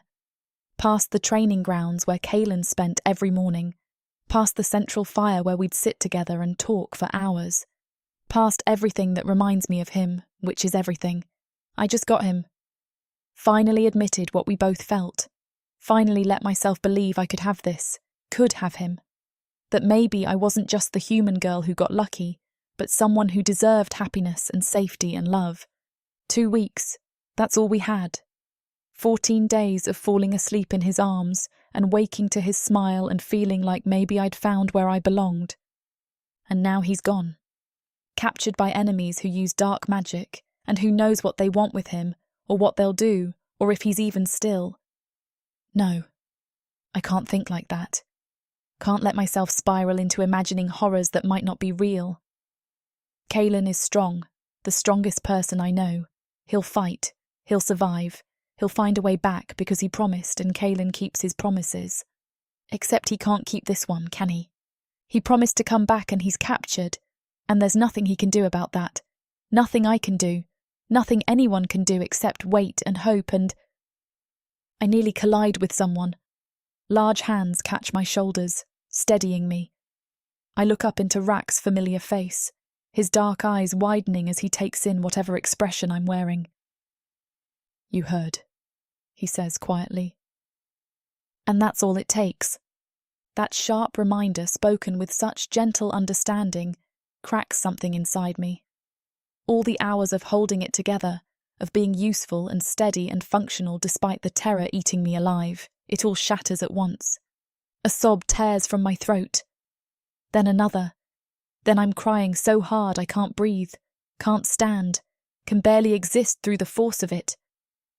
Rak catches me as my legs give out, pulling me against his broad chest and wrapping massive arms around me, like he can hold my pieces together through pressure alone. Not the way Kaelin holds me. Not romantic or possessive or heated. Brotherly. Safe. The way you'd hold someone who's breaking and needs an anchor. "I know," he murmurs into my hair. His voice cracks slightly on the words. "I'm scared too." That makes it worse somehow, knowing I'm not alone in this terror, that Rak, strong, unshakable Rak who laughs during battles, is also afraid. It makes it real in a way it wasn't before. Kaelin might not come back. The thought rips through me and I sob harder, clutching at Rak's tunic like it's the only thing keeping me tethered to the ground. Everything hurts. My chest, my throat, my heart that's beating wrong without Kaelin here to steady it. "He swore," I gasp between sobs. "He promised he'd come back." "I know. I can't lose him. I just got him. "I know," Rak repeats, and his arms tighten around me, not offering empty comfort or false promises that everything will be fine, just holding me while I fall apart, letting me break against him because there's nowhere else to do it. The tears don't stop. Maybe they never will. Maybe this is just what I am now. Someone whose entire world has been ripped away and who can't do anything except cry about it. Nothing feels right without Kaelin here. The camp is wrong. The air is wrong. My own skin feels wrong, too tight and too empty at the same time. Like part of me is missing, torn away and taken somewhere I can't follow. I bury my face against Rak's chest and let myself drown in grief and terror and the awful, crushing uncertainty of not knowing if the person I love most in this world is even still alive.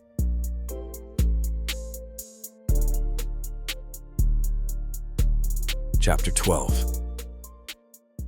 Kaelin.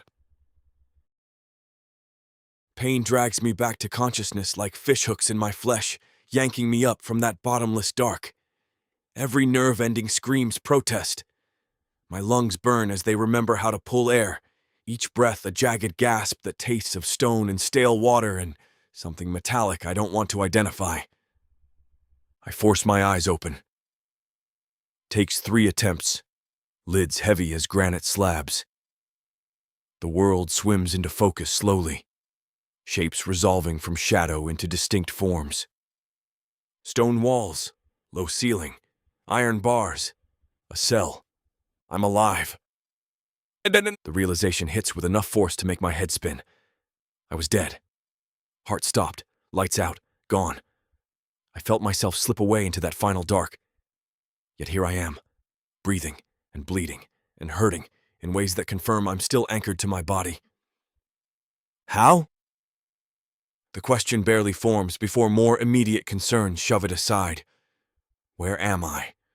How long have I been here? Is father alive? Are we? Lola. Her name crashes through my thoughts with the subtlety of an avalanche. I have to get back to her. Have to get out of here. I try to sit up and my body stages an immediate revolt. Every muscle locks, cramping with an intensity that steals what little breath I've managed to gather. The wounds from the battle pulse with fresh agony, especially the deep one in my side. When I finally manage to lever myself upright against the stone wall, my vision grays at the edges, and nausea rolls through my gut in waves. Something's wrong. Beyond the obvious injuries. Beyond the pain. My body feels wrong in ways I lack vocabulary to describe. Like my skin doesn't quite fit anymore. Stretched too tight over bones that shifted while I was out. My heart beats with an irregular rhythm that makes my chest ache, stuttering pattern that never quite settles into normalcy. Magic. Mizarok's magic did something to me when he stopped my heart. Left some residue or corruption that's still eating away at my insides. The thought makes bile rise in my throat. I swallow it down, focusing on immediate problems rather than spiraling into panic about things I can't fix. The cell is maybe 8 feet square, carved directly into mountain stone. No windows. Single door of thick iron bars set into the rock face, bound with what looks like more than just physical locks. Symbols are etched into the metal, glowing faintly with that wrong light I saw in Mimsarok's eyes. Magic wards. Rock would know what they mean, how they function. I don't. My weapons are gone. Armor stripped away, leaving me in blood-crusted underclothes and boots. They even took my belt, probably worried I'd hang myself with it. Smart, I suppose. Though right now I'm too stubborn to die until I figure out how to escape. The corridor beyond the bars is empty, lit by torches that burn with the same off-color flame as the wards. Other cells line the opposite wall, but I can't see if they're occupied from this angle. Can't hear anyone else breathing or moving. Either I'm alone down here or everyone else is unconscious. Or dead. No, can't think like that. Father is alive. Has to be. He survived worse than this. Countless battles and raids and challenges. One corrupted sorcerer isn't enough to kill Gorik. I shift position, trying to find an angle that doesn't make my ribs feel like they're grinding together. The movement sends fresh pain lancing through my side, and I bite back a groan. Can't show weakness. Not here. Wherever here is. Shadowblade territory. Their base, most likely. Which means I'm deep in hostile ground with no backup and no way out. I have to get back to Lola. The thought becomes a lifeline, something solid to cling to, while everything else spins out of control. She's waiting for me, believing I'll return like I promised. She doesn't know I'm captured, doesn't know I died and somehow came back, doesn't know that even if I wanted to send word, I have no way to reach her. How long has it been? Hours? Days? The timeless quality of the cell makes it impossible to gauge. My wounds are scabbed over, which suggests at least a day. My throat is parched, tongue thick and swollen with thirst. Maybe longer. She'll be worried sick, waiting at the edge of camp, watching the horizon for our return. Mora will try to comfort her, but nothing helps when the person you love is missing. When you don't know if they're alive or dead or suffering. I promised her. My hands curl into fists despite the way the motion makes my knuckles crack and bleed. I promised I'd come back, swore it on everything I had. She trusted me, believed in those words, and I have to make them true. Have to find a way out of this cell, out of this base, back to her side where I belong. But how? The wards on the door pulse with steady light, their magic holding firm. I have no tools, no weapons, no knowledge of how to break magical seals. Even if I could somehow force the door, I'm deep in enemy territory, wounded and weakened, surrounded by warriors who would cut me down before I made it 10 feet. Logic says I'm trapped, helpless, at their mercy. Rock would have a plan, would study the wards, figure out their structure, find the weak point to exploit. His mind works that way, seeing patterns, understanding the flow of magical energy, knowing how to redirect or disrupt it. Mine doesn't. I'm a warrior. I fight with steel and strength, and the tactics Father drilled into me. Magic might as well be a foreign language for all I comprehend it. That ignorance is going to kill me if I don't figure something out fast. Footsteps echo in the corridor. Heavy, measured, approaching with deliberate slowness. I force myself straighter despite the protest from every wound, refusing to look weak when whoever it is arrives. A figure materializes from the shadows beyond my cell, moving into the torchlight with the confidence of someone who knows they hold all the power here. Not Mazarok. Someone else. Shorter, with sickly yellowish-green skin that looks diseased compared to healthy orcish coloring. His eyes burn that same fever-bright red I saw in the battle, magical corruption written plain across his features. Ritual scars cover his exposed arms and chest, patterns that make my eyes ache when I try to focus on them too long. A shaman. Has to be, given the magical signatures radiating off him like heat from a forge. He stops just outside my cell, studying me with the detached interest of someone examining an insect they might crush or might keep for further observation. Awake. His voice rasps like stone grinding stone, accent thick and unfamiliar. Good. Thought Zul might have been too rough. You're hardier than you look, boy. I don't answer. Just meet his gaze and hold it, refusing to be the first to look away. He laughs, the sound wet and wrong. Silent treatment? That's fine. Zul can work with that. He gestures at the cell, at me. You know where you are? Still don't answer. Shadowblade stronghold, deep in the mountains, miles from your precious bone warriors. He leans against the bars, casual as anything. Your father led quite the charge trying to reach you. Cut through 20 warriors before Mimzarok put him down. He's not dead. Yet. But he won't be fighting anyone for a long time. The words hit like physical blows, but I don't react. Don't give him the satisfaction of seeing me flinch. Father is alive. That's what matters. Everything else is just noise meant to break me. Your clan held their own better than expected, Zul continues. Managed to retreat with minimal losses. Even took some of our warriors with them. His smile stretches wide, showing teeth filed to points. Which means this isn't over. They'll regroup. Plan another assault. Try to rescue their precious warriors. He pushes off the bars, circling the cell like a predator sizing up prey. That gives us time. Time to extract information. Learn your clan's weaknesses, their strategies, their numbers. Everything we need to crush them when they come back. You'll get nothing from me. The words scrape out of my throat, rough from disuse. Zul's smile widens. There it is. The defiance. Zul was hoping you'd have some fight left. He stops directly in front of the door, their wrong light intensifying in his eyes. Information about your base, defensive positions, how many warriors you can field, where your supplies are kept. Nothing. Troop movements, patrol routes, when your father plans to attack again. Nothing.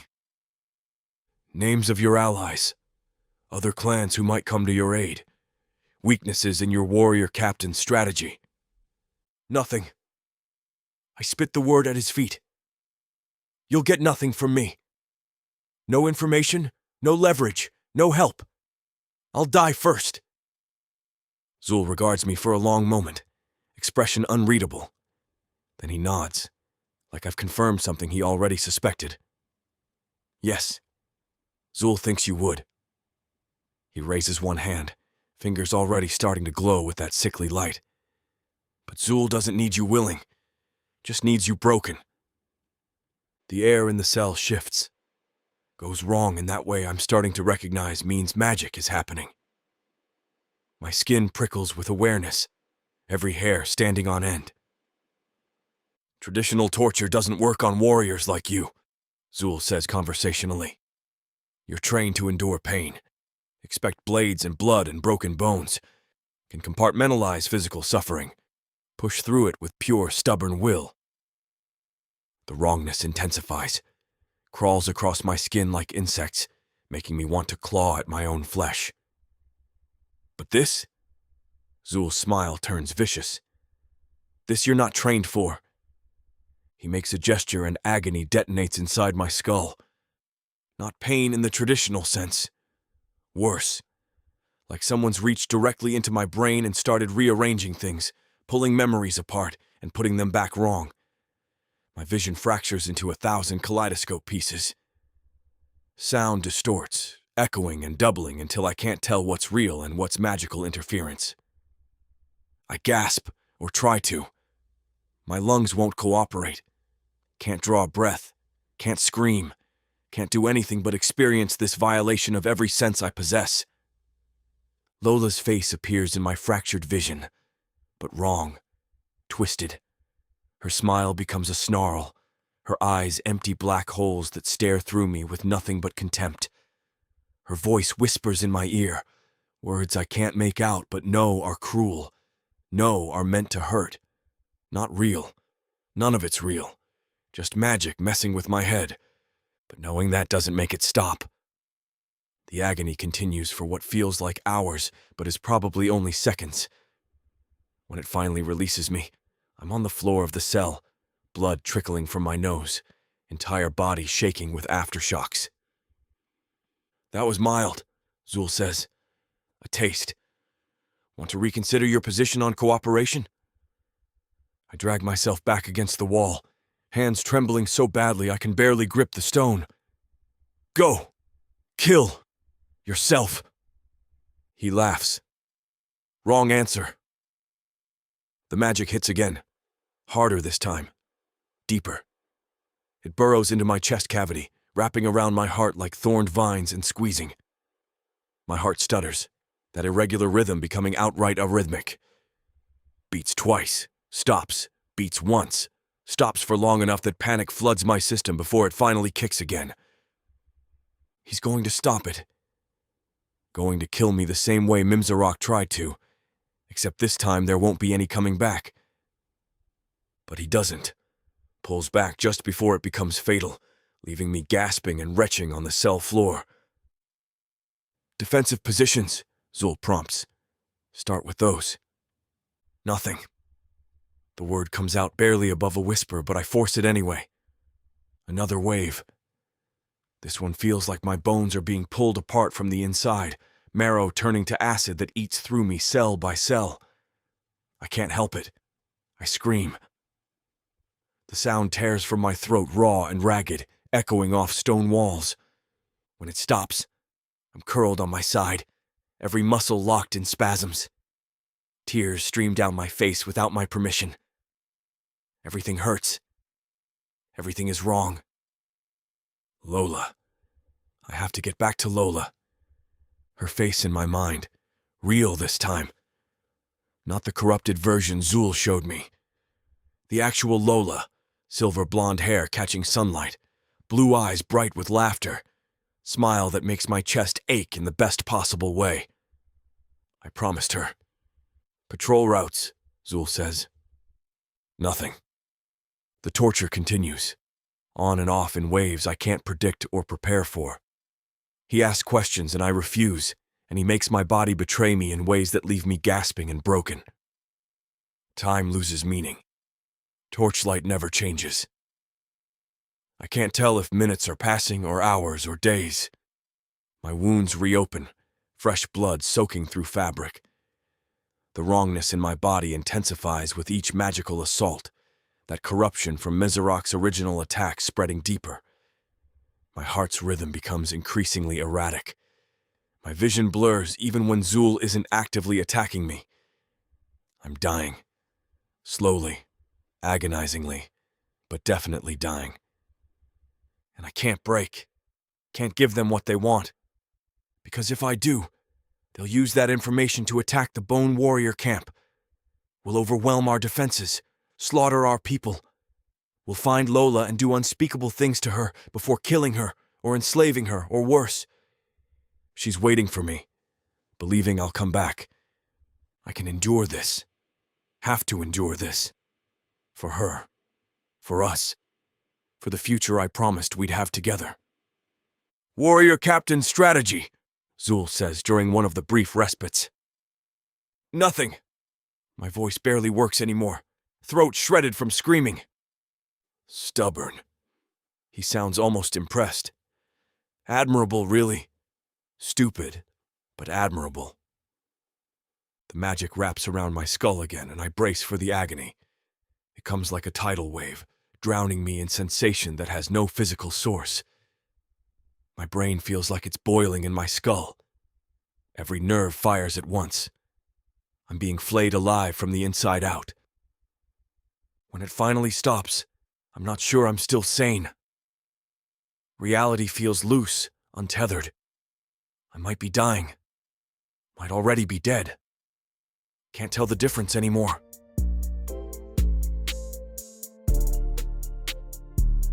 Chapter 13. Kalen. Time stops meaning anything. The world reduces to pain and the absence of pain, torchlight and darkness, questions I won't answer and agony that follows my silence. Zul comes and goes. Sometimes he brings others, warriors who watch with hungry eyes while he works his magic on me. Sometimes he's alone, just him and me, and the wrongness that crawls deeper into my bones with every assault. I lose track of the days, or hours. Whatever passes while I'm trapped in this cell with a sorcerer who's slowly killing me from the inside out. My heart beats wrong, stutters and skips, lurches in my chest like something broken trying desperately to keep functioning. The corruption from Mimzarok's attack has spread, fed by Zul's constant magical torture. I feel it eating through me, turning healthy tissue into something diseased and rotten. The wounds from the battle won't close properly, keep reopening, bleeding sluggishly even when I'm not moving. My side especially. That deep gash pulses with heat that has nothing to do with infection and everything to do with magic I don't understand. I can't think straight anymore. Thoughts slide away before I can grasp them fully, memory fragmenting into pieces I can't quite fit together. Sometimes I'm not sure where I am. The cell walls shift and warp, stone bleeding into shadow and back again. Torchlight dances with colors that shouldn't exist. Am I dying? Already dead? Trapped in some nightmare I can't wake from. Lola's face appears in my fractured vision, and I can't tell if it's real or another trick Zul's playing. Her silver blonde hair, her blue eyes, the way she smiled at me that last night before I left. The weight of her in my arms. I promised her. The thought surfaces through the chaos, solid enough to anchor to. I promised I'd come back. She's waiting, believing. I have to hold on, have to endure. Can't break, Can't give them what they want. But I'm so tired. Footsteps echo in the corridor. I don't bother lifting my head. Don't have the strength left for even that small defiance. Just another round of torture. Another session of questions I won't answer, and pain that makes me wish I could answer just to make it stop. Zul's voice, smug and satisfied. Ready for more, boy? I don't respond. Can't. My throat is raw from screaming, voice gone. The footsteps grow louder. Multiple sets, I realize dimly. More witnesses to my suffering. A new torturer to try different methods. Doesn't matter. Nothing they do can be worse than what's already been done. The sounds change. Shouts instead of footsteps. Metal ringing against metal. A wet, gurgling noise I recognize as someone dying with a blade in their throat. What? I force my head up despite the way the motion makes my vision swim. The corridor beyond the bars erupts into chaos.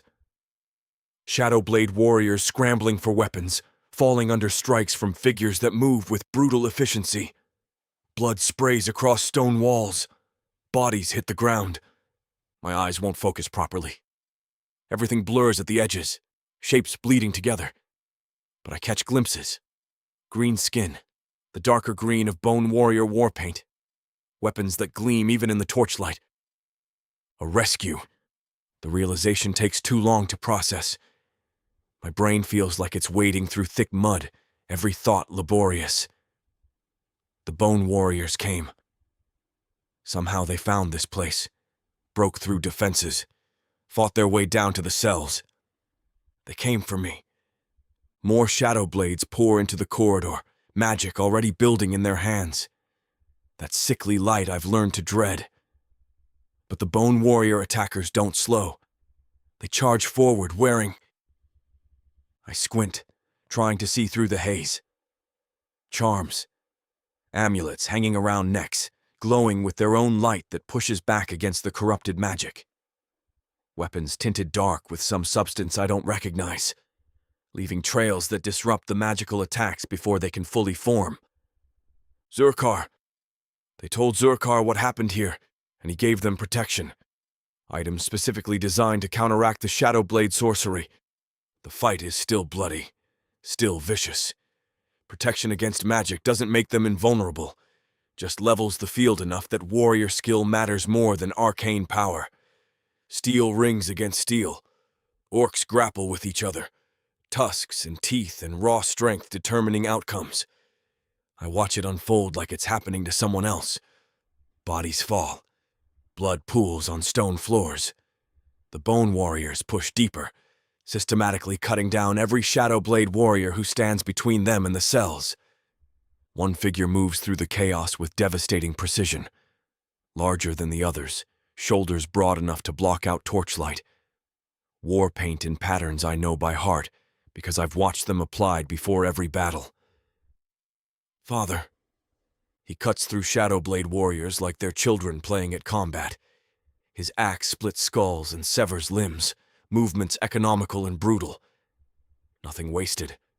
Every strike purposeful. The warrior captain doing what he does best. He's alive. Not just alive, strong enough to lead a raid into enemy territory. Zul lied about that then. Or exaggerated. Father wasn't put down by Memzerak. He survived, recovered, and came back with enough warriors to mount a rescue. For me. The thought stutters through my scattered consciousness. Father came back for me. Led warriors into the Shadowblade stronghold, knowing they'd face corrupted magic and superior numbers and every possible disadvantage. Because I'm his son. The last Shadowblade warrior falls, throat opened by a precise strike. The corridor goes quiet except for heavy breathing and the wet sounds of the dying. Father surveys the carnage with that cold efficiency I know so well, checking to make sure nothing living remains that might attack from behind. Then he turns toward my cell. Our eyes meet through the bars and something in his expression shifts. The cold tactical mask cracks, revealing something underneath. I'm not sure I've ever seen directed at me before. Relief, raw and unguarded. Love. My throat tightens. I want to say something, but don't know what words would fit this moment. Don't have the voice left to speak them anyway. He crosses to the cell door in 3 strides, examining the wards that keep me trapped. His jaw tightens at whatever he sees there, but he doesn't hesitate. Just pulls a charm from his belt, one of Zurkar's protections, and presses it against the symbols etched into the iron. The wards flare bright, resisting. Father growls something in Orcish, old words that taste of ritual and power. The wards shudder, flicker, then die with a sound like breaking glass. He wrenches the door open and steps inside, dropping to one knee beside where I'm slumped against the wall. Kalen. His voice is rough, thick with emotion I've rarely heard from him. Look at me, son. I try. My head feels so heavy. Eyes won't quite focus on his face. He doesn't reprimand me, though. You held, he says. Quiet. Fierce. I knew you were strong. Knew you wouldn't break no matter what they did. His voice is so soft, so tender, so foreign from him that I wonder if I'm hallucinating. I'm so proud of you, my boy. The words hit harder than any of Zul's torture. Father proud of me. Actually saying it out loud, not just implied through nods of approval or assignments of greater responsibility. I open my mouth to respond, but nothing comes out. My throat won't cooperate, voice completely gone. Don't speak. Father puts away his weapon. Save your strength. We're getting you out of here. He starts to shift, arm moving to slide under my knees so he can lift me. His hand closes around my calf and heat explodes across my skin. Not metaphorical, not imagined. Actual burning heat that erupts from where his fingers touch, spreading like wildfire across my leg and up my side. Father jerks back with a shout, cradling his hand against his chest.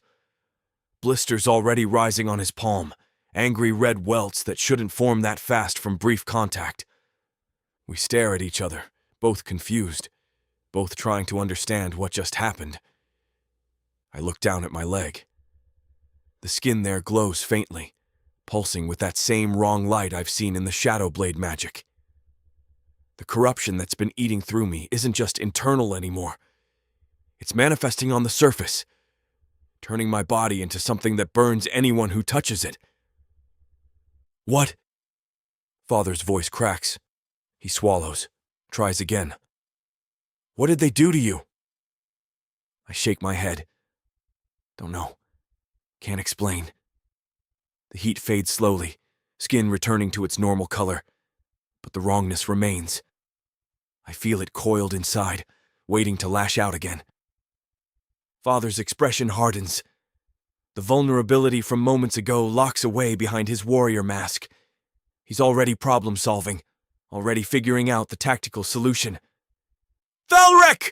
He bellows toward the corridor. Bring me furs!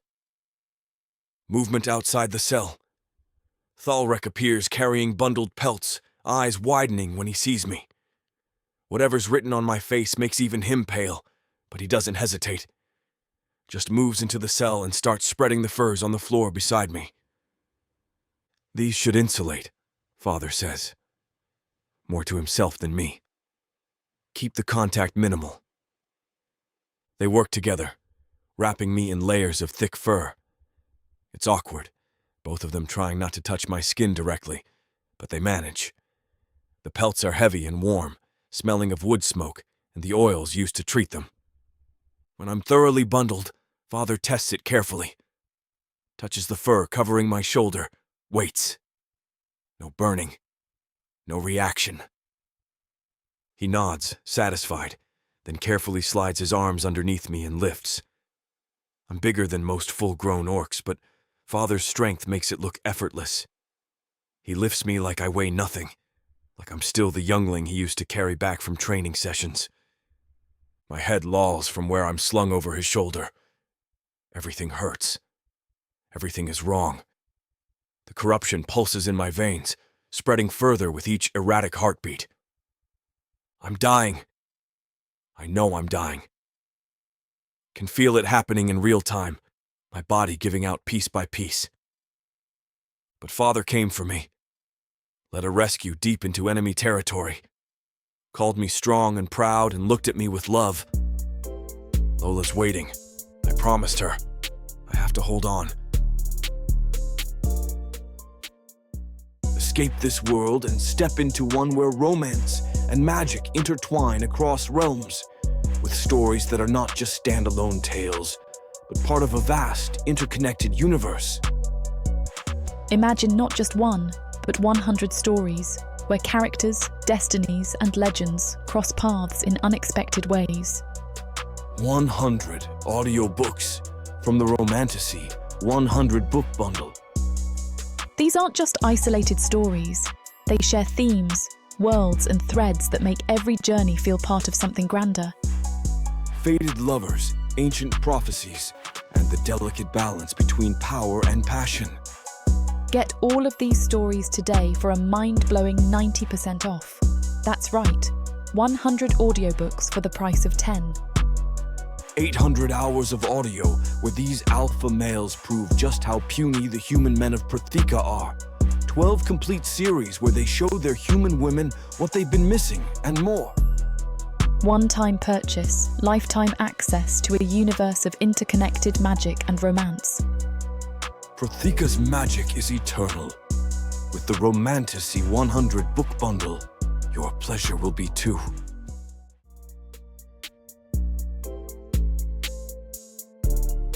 Chapter 14. Lola. I haven't slept in a week, not since word came back about Kaelin. My body moves through the motions, mixing tonics, grinding herbs, carrying water, but I'm not really present. Just a hollow shell going through familiar routines while my mind stays trapped in that moment when I learned he'd been taken. When my entire world collapsed into a single terrible truth. He might not come back. The house feels wrong without him. Too quiet, too empty. I sleep in his bed because the scent of him still clings to the furs, but sleep is a generous term for what I do. I lie there staring at shadows on the ceiling, counting heartbeats, wondering if his heart still beats somewhere far away, if he's in pain, if he's thinking of me, if he's even still alive. Rack checks on me, comes by every evening with food I can't eat and conversation I can't focus on.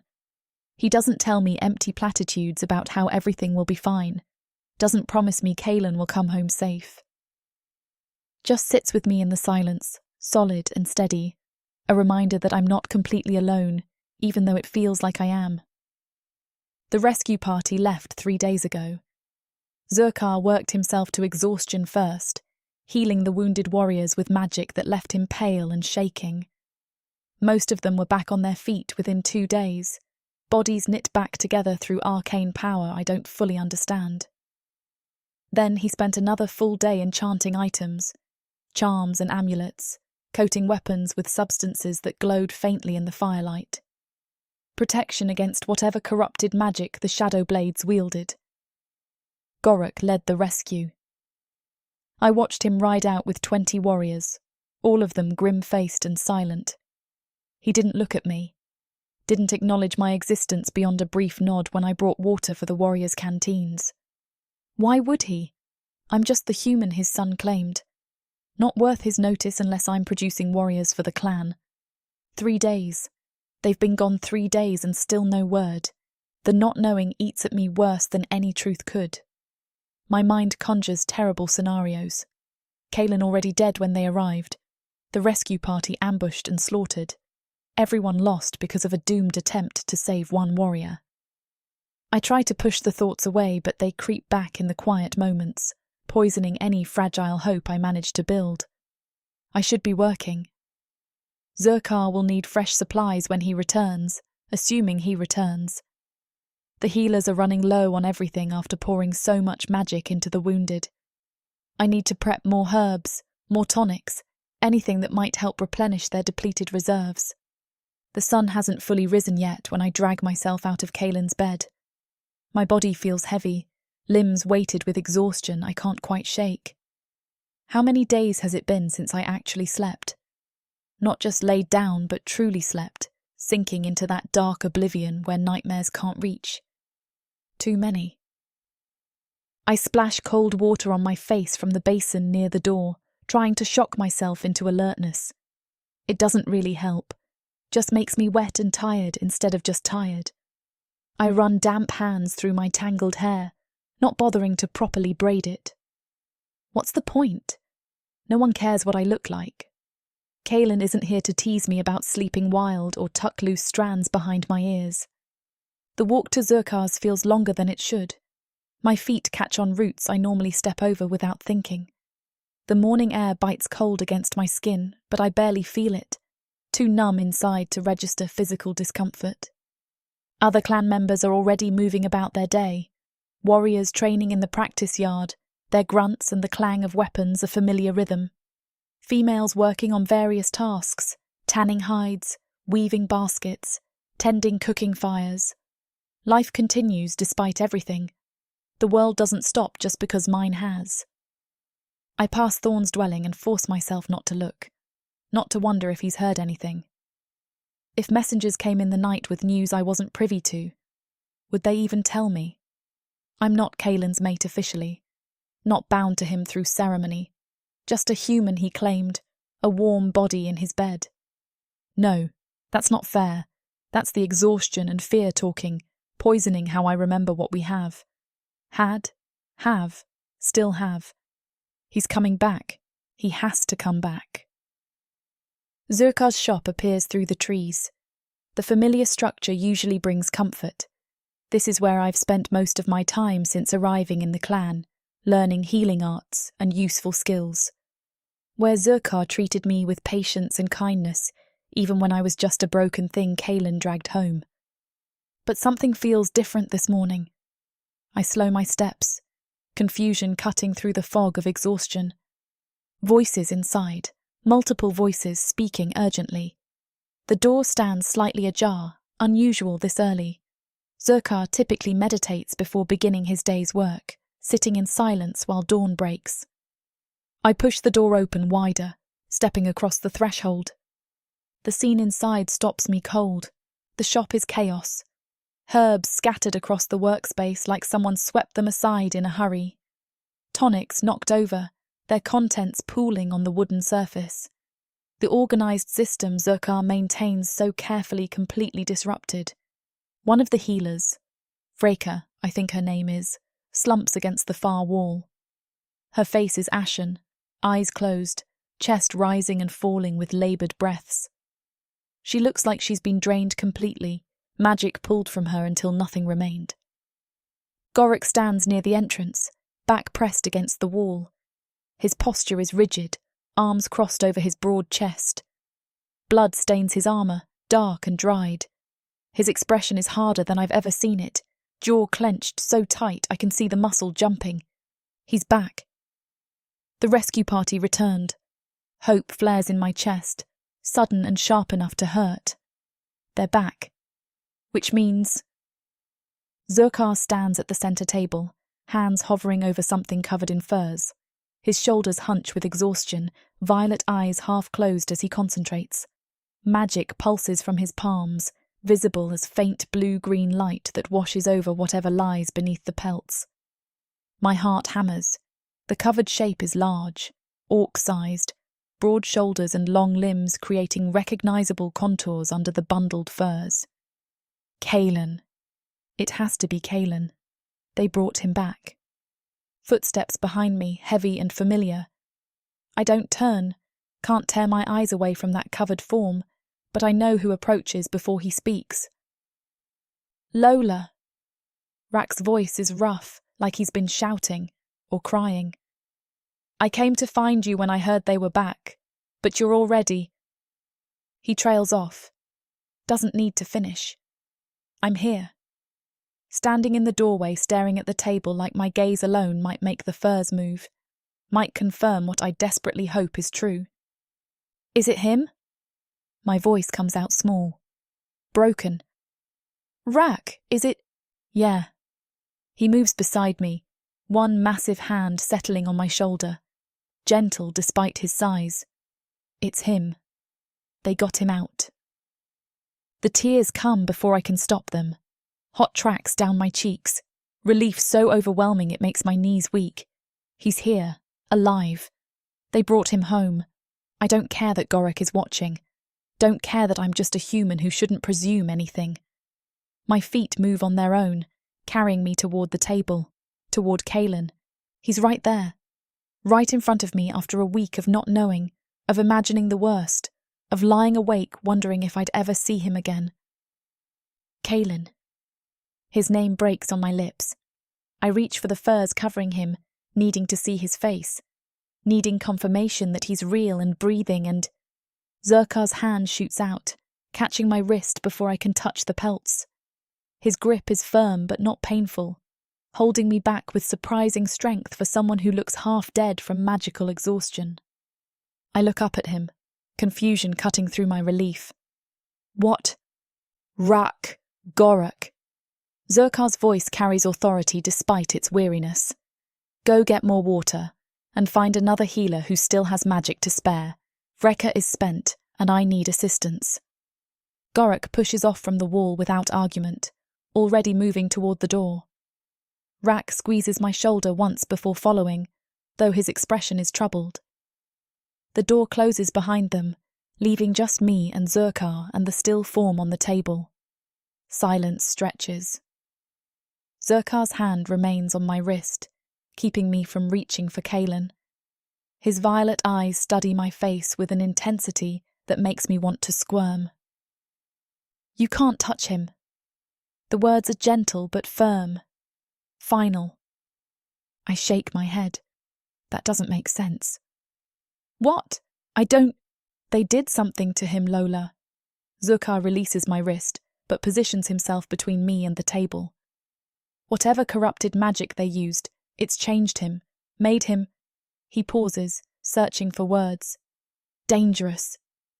That's ridiculous. The protest comes automatically. He would never hurt me. Even if he's confused or in pain, Kalen wouldn't...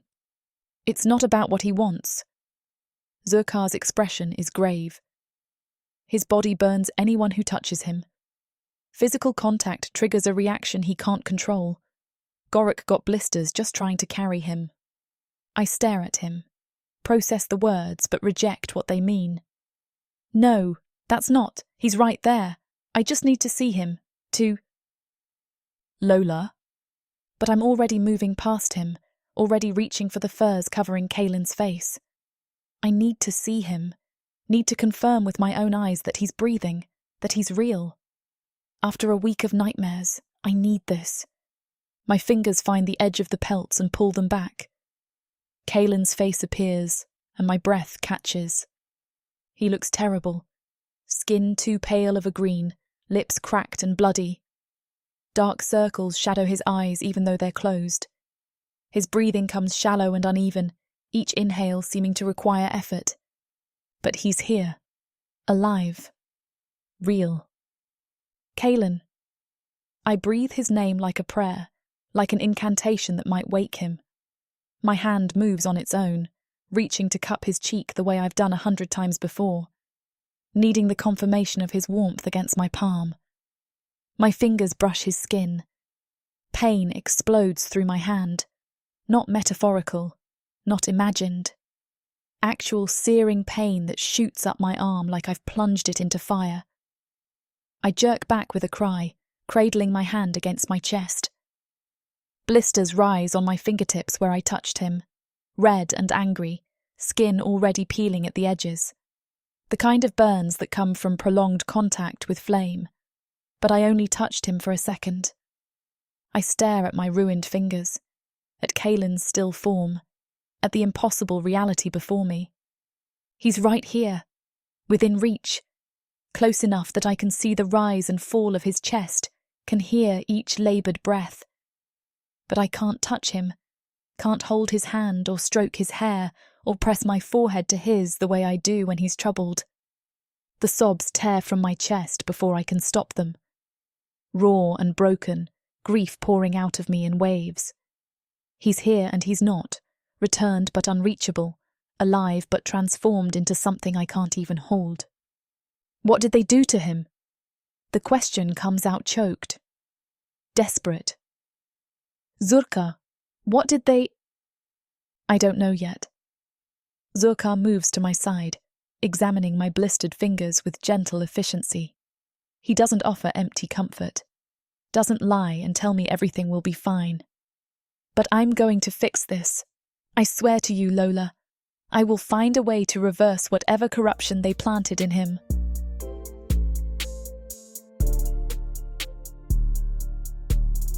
Chapter 15. Lola.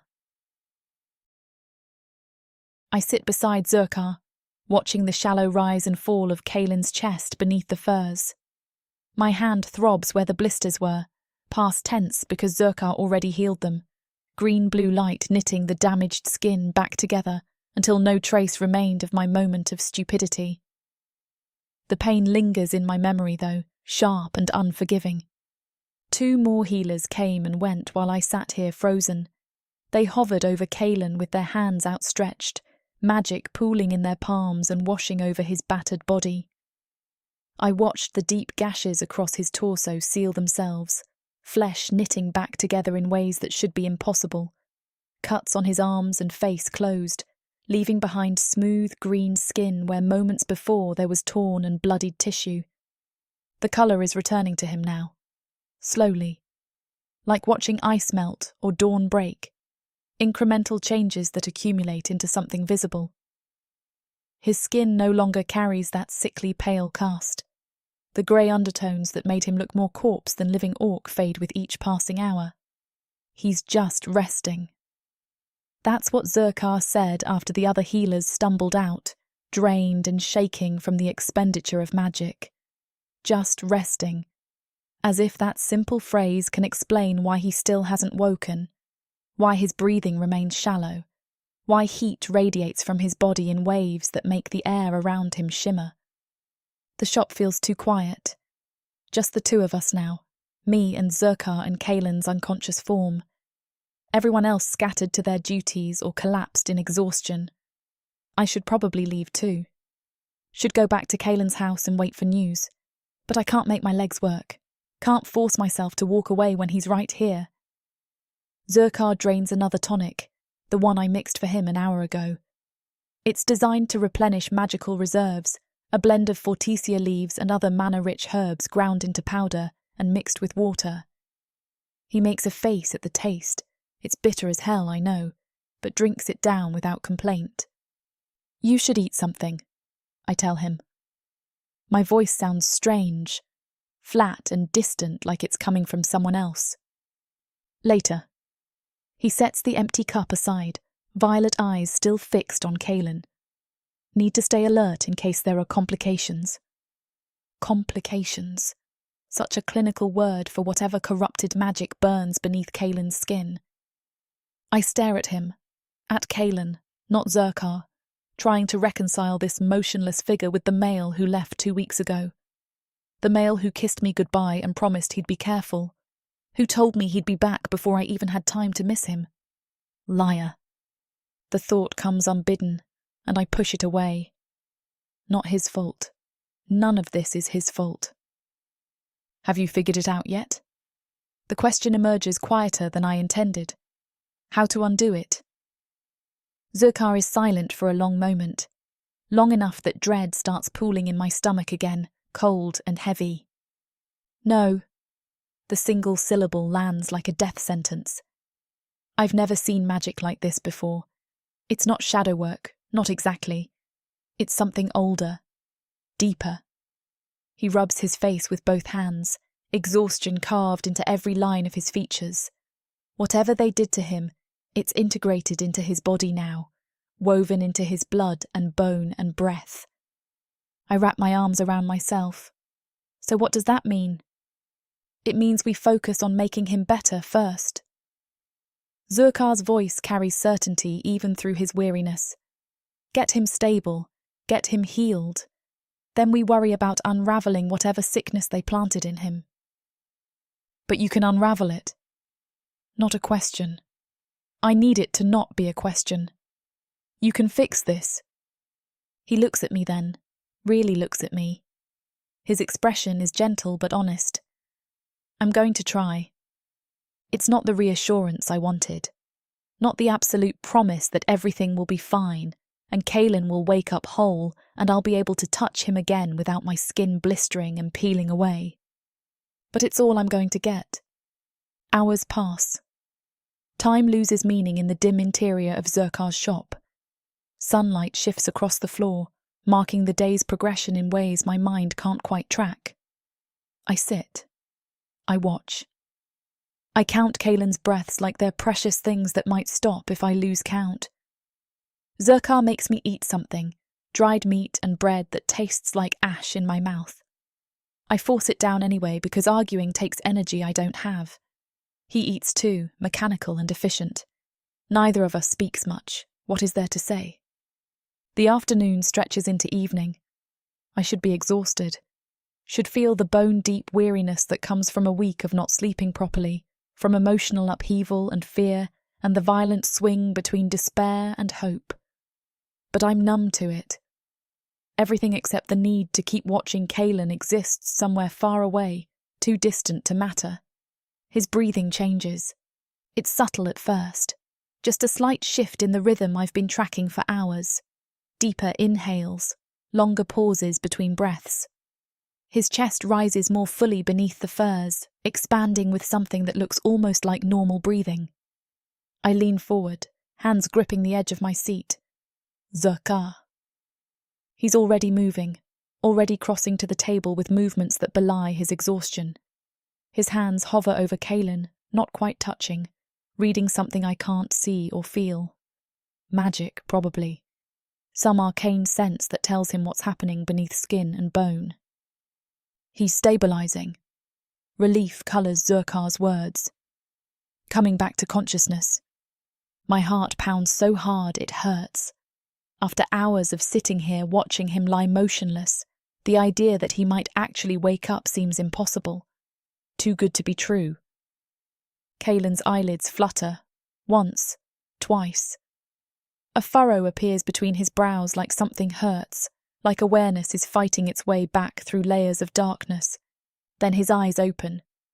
Golden amber irises stare up at the ceiling, unfocused and confused. He blinks slowly, like his eyelids weigh too much. His lips part and a sound emerges, rough and raw, barely recognisable as a word. Where? You're home. Zurkar's voice is calm, steady. The voice of someone who has talked people through waking from magical healing 100 times before. You're in my shop. You're safe. Kaelin's gaze shifts, tracking toward the sound. His eyes find Zurkar, and something like recognition flickers across his face. Then his gaze keeps moving, sweeping the room until it lands on me. Everything in his expression changes. The confusion clears, replaced by something so raw and relieved it makes my chest ache. He sees me, knows me, is present enough to understand what my face means. Lola. My name on his lips sounds like a prayer and a curse combined. I stand, legs shaking. Move closer to the table even though I can already feel the heat radiating from him, warning me back. I'm here. I'm right here. His hand shifts beneath the furs, moves toward me with obvious intent, reaching for me the way he's done 1,000 times before. The automatic gesture of someone who wants to touch the person they care about. Then he stops. His hand freezes mid-motion. I watch comprehension dawn across his features, see the exact moment he remembers what happened, what they did to him, what he's become. I can't! His voice cracks, words scraping out rough and broken. Lola, I can't touch you. The tears come before I can stop them. Hot tracks down my cheeks, vision blurring as I stare at his hand hovering in the air between us. So close. close enough that I could reach out and take it if I wanted to burn myself again. If I wanted to feel that searing pain for just a moment of contact. We know. The words emerged choked. But we're going to fix this, okay? Zukar is going to figure out how to undo whatever they did, and then… Lola. Kaylin's eyes shine with something that might be tears, might be fever. What if we can't? We will. I wipe at my face with the back of my hand, trying to pull myself together. You're home. You're alive. That's what matters right now. The rest we'll figure out. I need him to believe that. Need to believe it myself. I was so worried about you. The confession tumbles out, raw and honest. Every day you were gone, I kept imagining the worst and I couldn't. My voice breaks. I'm so glad you're home. Something in his face crumples. You're all I thought about. Each word sounds like it costs him. Every moment when they were… He stops, swallows hard. Thinking about you kept me alive, kept me from breaking. The sob catches in my throat. I want to touch him so badly it's a physical ache. Want to cup his face and kiss him and feel his arms around me and confirm that he's real and here and mine. But I can't. My hand moves on its own, reaching for him. For the furs covering his chest, safe to touch, won't burn me.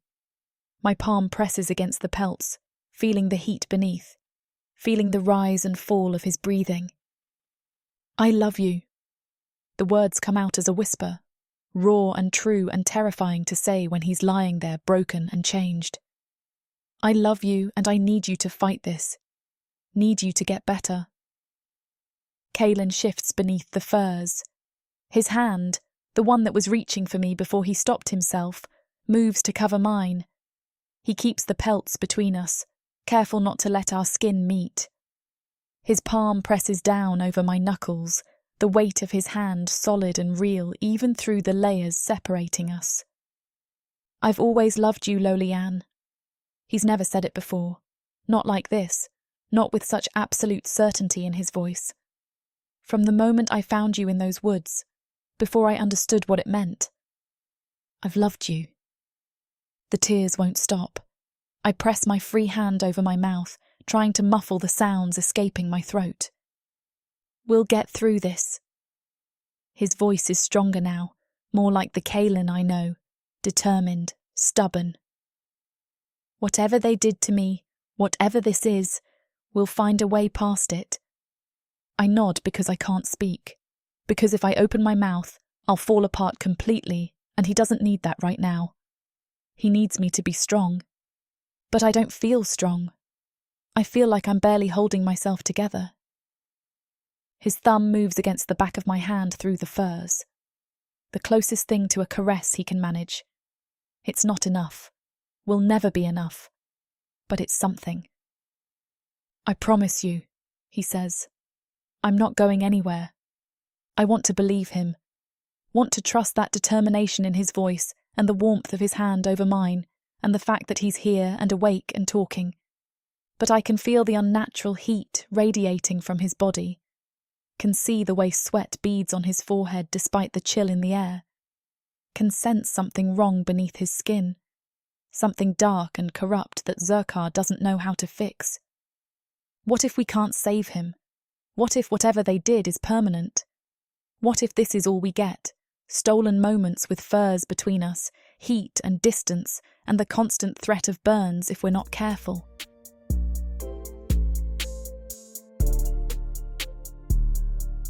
Chapter 16. Kaylin. The exhaustion hits me in waves now that I'm awake. It's different from the bone-deep weariness of training or battle.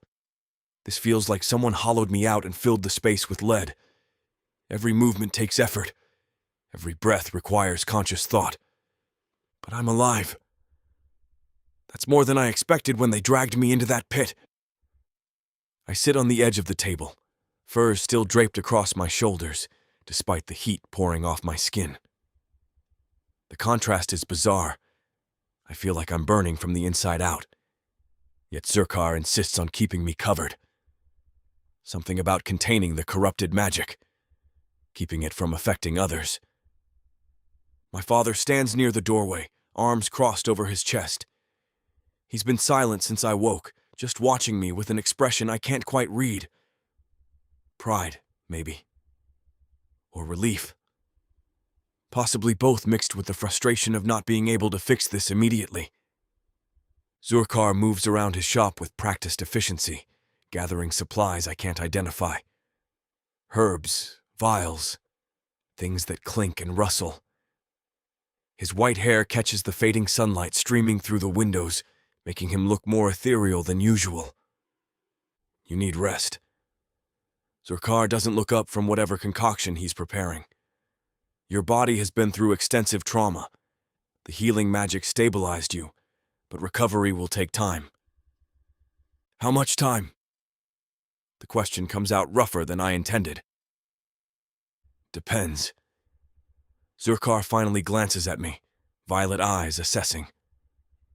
On how well you listen, on whether you push yourself too hard too fast. His gaze shifts meaningfully toward my father, on whether certain people allow you to actually rest. Gorek grunts. He's strong enough. Always has been. Strength isn't the issue. Zurkar sets down a mortar and pestle with more force than necessary. This isn't a wound that heals through stubbornness. Whatever the Shadowblade clan did to him, it's unlike anything I've encountered. The magic they used. It's old. Ancient even. And it's still active in his system. That feeling of wrongness pulses beneath my skin as if responding to his words. It's always there now, a constant awareness of something foreign moving through my veins, like insects crawling under my flesh or water flowing where blood should be. I can feel it in my chest, my arms, radiating outward from my core in waves that make the air shimmer around me. But it's manageable. That's what I keep telling myself. The agony of before has dulled to a persistent discomfort. I can think clearly, can speak without my words slurring together, can sit upright without feeling like I'm going to collapse. It's progress. We'll find a way to fix this. Gorek's voice carries absolute certainty. Whatever needs to be done, we'll do it. I want to believe him. Want to trust that determination in his tone the same way I trusted it when he came for me. When he led the Bone Warriors through enemy territory to drag me out of that hell. But Zurkar's expression tells a different story. He's trying to hide it, trying to maintain that calm, collected healer's mask he wears when dealing with patients. But I've known him my entire life. I can see the worry lurking beneath the surface, the uncertainty. I'm going to help. Rock speaks up from where he's been leaning against the wall, watching everything unfold. Been testing the magic ever since they brought you back. Trying to understand what we're dealing with. My gaze shifts to him. You've been testing it? With Zurkar's guidance. Rock pushes off the wall, moving closer. His dark brown eyes are serious in a way they rarely are. We took samples. Blood, mostly. Tried different purification techniques, counterspells, bindings. He shakes his head. Nothing's working yet, but we'll figure it out. The fact that Rock is involved surprises me less than it should. I've always known about his magical inclination. Have kept that secret for years, because his father doesn't want the clan to know. The Bone Warriors value strength above all else. They would see Rock's interest in magic as weakness, or worse, abandonment of Orcish tradition. But right now, I'm grateful for it. Grateful that someone I trust is working on this with Zurkar.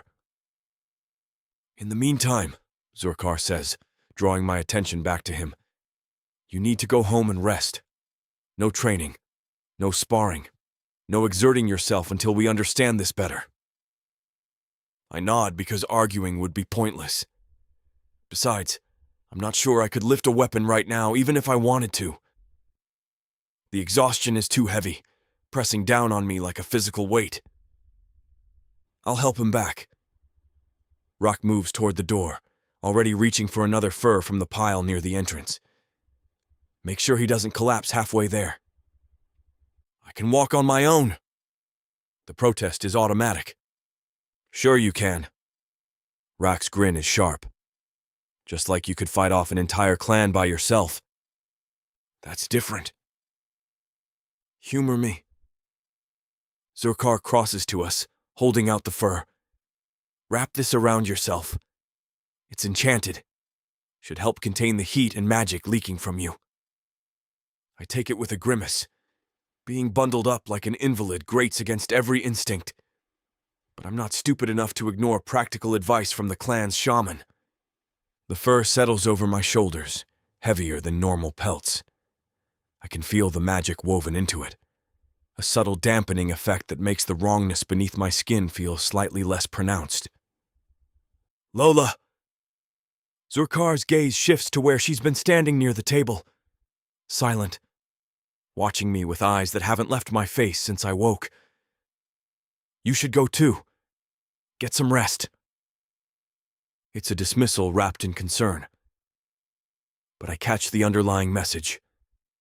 He's giving her an excuse to leave with me without my father questioning it too closely. She nods, moving toward the door with careful, measured steps, like she's trying not to draw attention to herself. Gorik grunts. I'll check on you tomorrow. Looking forward to it. The words come out dry. He almost smiles. Almost. Instead, he just nods once before turning and leaving, his heavy footsteps fading as he crosses back toward his own home. Then it's just me and Rock and Lola stepping out into the evening air. The walk to my house feels longer than it should. Every step requires focus. My legs don't want to cooperate properly, muscles trembling with exhaustion. The enchanted fur helps with the heat, keeps it from radiating outward as violently, but I can still feel it. Still sense the wrongness pulsing in time with my heartbeat.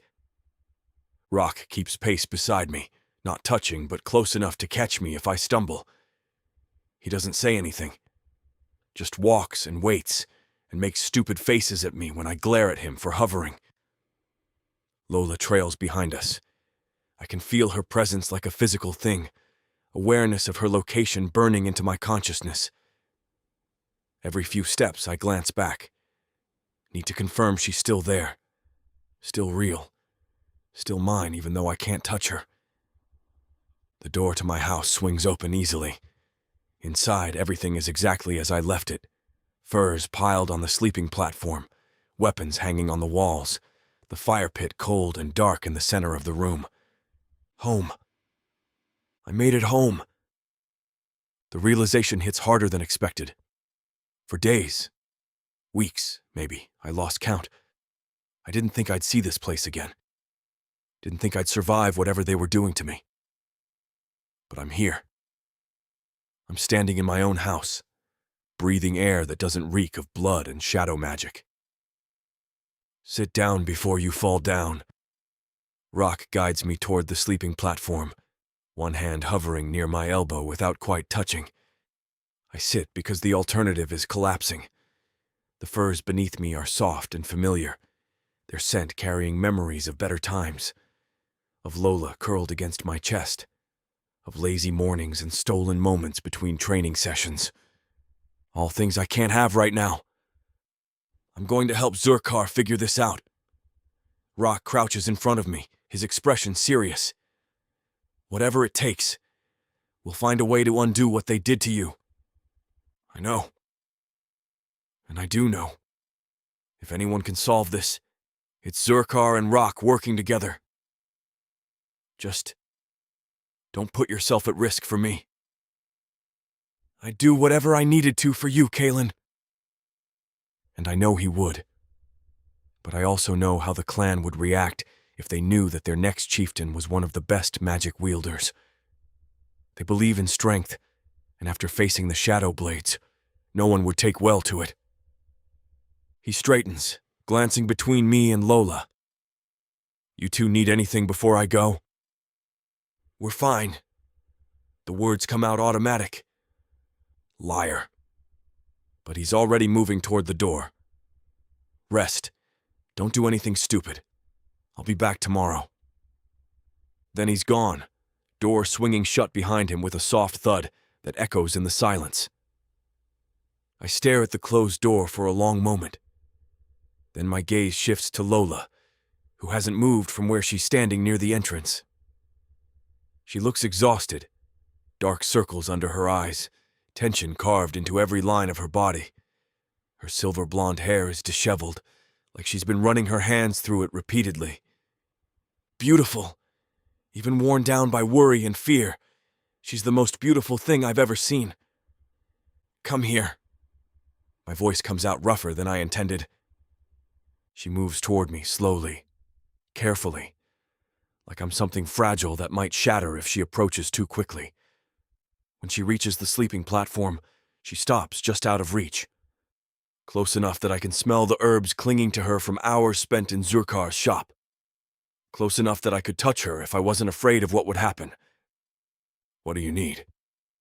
Her blue eyes search my face, looking for something I'm not sure I can give her. Reassurance, maybe. Promises that everything will be fine. "You." The answer is immediate, honest. "All I want is to hold you." The words hang between us like an accusation. Because I can't. Can't wrap my arms around her and pull her close. Can't bury my face in her hair and breathe her in. Can't feel her heartbeat against my chest, or the weight of her body pressed to mine. Can't do any of the things I've been dreaming about since they dragged me away. Her face crumples for a second before she pulls herself together. Then she's moving, crossing to where extra furs are piled near the wall. She grabs one, heavy and thick, and wraps it around herself. Not like a cloak. More like armor. Layer upon layer until her entire body is covered except for her face. "What are you doing?" She doesn't answer. Just climbs onto the sleeping platform, movements awkward beneath all those furs. Then she's moving toward me, toward my lap, settling herself carefully against me. The fur creates a barrier between us, thick enough that I can't feel her skin. Can't feel anything except pressure and weight and the knowledge that she's here. It's not the same, not even close. But when I wrap my arms around her, around the furs surrounding her, something in my chest loosens. The wrongness is still there, still pulsing beneath my skin. But having her this close, feeling her presence even through layers of separation, makes it manageable. "Is this okay?" Her voice is muffled against my chest. I tighten my arms carefully. It's perfect. We sit there in silence, wrapped in each other as much as we can be. My chin rests on top of her head. Her breath creates warm spots through the furs. The heat radiating from my body surrounds us both, creating a cocoon of warmth that should be uncomfortable but somehow isn't. This isn't what I wanted. Isn't what either of us wanted. But right now, with Lola in my arms and exhaustion pulling at my consciousness, it's enough. It has to be enough.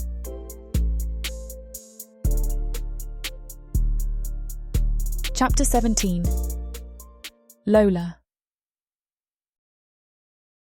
The darkness feels heavier at night. I lie in Kaelin's bed, wrapped in furs that smell like him. Leather and sweat, and something distinctly male that I've memorized over the months we've been together.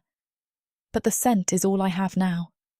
The scent and the sound of his breathing from across the room, where he insisted on making a pallet on the floor. Neither of us wanted to be far apart, and he wouldn't let me sleep anywhere from his bed. We foolishly tried sharing the bed that first night. Exhaustion pulled us both under, and I woke to find my hand resting against his bare shoulder. The blisters formed instantly, angry red welts that had me biting back a scream. Kaelin woke to me crying, my palm pressed against my chest, and the guilt that flashed across his face was worse than any burn. Even though Zurkar healed it, he still stares at that spot with anguish. We didn't argue after that. He made the pallet. I took the bed. Neither of us slept well. 2 days have passed since they brought him home. 2 days of watching him move through his own house like a stranger, keeping careful distance from everything and everyone. 2 days of Zurkar and Rak poring over books and testing samples and coming up empty every single time. I can hear him breathing from here. Steady. Deep. The rhythm of actual sleep rather than the restless half-consciousness he maintains most nights. His body finally gave in to exhaustion an hour ago, the tension bleeding out of him in increments until his breathing evened out. I should sleep too. Should close my eyes and let the darkness take me under. But I can't stop watching him. Can't stop cataloguing every detail visible in the dim light filtering through the windows. He's on his back, one arm thrown over his head, the other resting across his stomach. The enchanted fur Zurkar gave him is draped loosely over his lower body, leaving his chest exposed. I can see the rise and fall of it with each breath, can see the faint shimmer of heat distorting the air around him. 2 days. It's only been 2 days and I'm already going insane. I want to touch him. Want it so badly my fingers ache with the need. Want to run my hands over his chest and feel the solid warmth of him beneath my palms. Want to trace the lines of muscle and bone, relearning the geography of his body the way I did those first weeks we were together. Want to press my lips to his and taste him again. But I can't. Can't risk it. Can't bear the thought of hurting him or myself, or making whatever's wrong inside him worse. So I just watch, and wait, and hate every second of this. Morning comes with pale light seeping through the windows. I'm already awake, have been for hours, drifting in that space between sleep and consciousness, where nothing feels quite real. Kalen stirs first. I hear the rustle of furs, the soft grunt he makes when he stretches, joints popping audibly in the quiet. Then he's sitting up, running a hand through his hair in a gesture so familiar it makes my chest ache. You awake? His voice is rough with sleep. Yeah. He turns his head, finding me in the dim light. Even from across the room I can see the exhaustion carved into his features, the shadows under his eyes, the tightness around his mouth that never quite goes away anymore. You sleep at all? Some. The lie tastes bitter. He knows it's a lie. I can see it in the way his jaw tightens, the flash of guilt in his golden amber eyes. But he doesn't call me on it. Just nods and looks away, scrubbing both hands over his face. I need to check in with Zurkar this morning. I push myself up, letting the furs fall away. The air is cool against my skin after the warmth of the bed. He said he might have found something in one of the older texts. Might have. Kalen's tone is flat. That's all anyone ever says. Might, maybe, possibly. I don't respond because what can I say? He's right. Every day Zurkar and Rak pore over ancient texts and obscure references, trying to find something, anything, that matches what the Shadowblade clan did. And every day they come up empty. Progress is non-existent. Hope is dwindling. Kalen stands in one fluid motion, the enchanted fur falling away. He's shirtless, wearing only loose trousers that hang low on his hips. The heat radiating from him makes the air shimmer, distorting his outline like he's not quite solid. I force myself to look away. Force myself to focus on getting dressed instead of staring at him like some lovesick fool. Except I am a lovesick fool, just one who can't touch the person she loves. Zurkar's shop smells like herbs and something acrid I can't identify. He's bent over his work table when I arrive, white hair falling forward to obscure his face. Rak is there too, slouched in a chair with a book propped open on his lap. Lola. Zurkar straightens when he sees me. Good. I need you to organise the new collection that my healers picked yesterday. They aren't as organised as you and I can't find half of what I need. It's busy work. We all know it's busy work. But I'm grateful for the distraction, for something to occupy my hands and mind that isn't worrying about Kalen. I spend the morning sorting through crates of supplies. Herbs I recognise from years of working with Zurkar. vials of oils and tinctures, cloth for bandages. Everything has a place, and I methodically work through each item, categorizing and organizing with practiced efficiency. Zurkar and Rak work in the background. I hear them murmuring to each other, voices too low to make out actual words. Occasionally one of them will swear or sigh heavily, frustration bleeding through despite their attempts to stay focused. By midday, Zurkar tells me to go, says I'm only working half days now so I can tend to Kalen, like I'm some kind of nursemaid instead of his, lover, partner.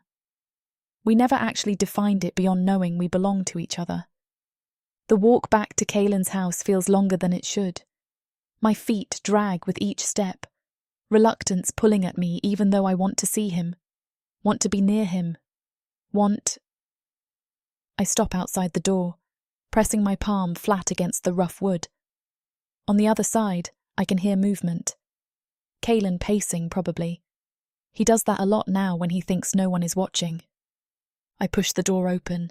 He's standing in the centre of the room, staring at one of the weapons hanging on the wall, a blade he crafted himself years ago. His hands are clenched into fists at his sides, shoulders rigid with tension. "Hey!" The word comes out softer than I intended. He turns, and something in his expression eases when he sees me. "You're back early."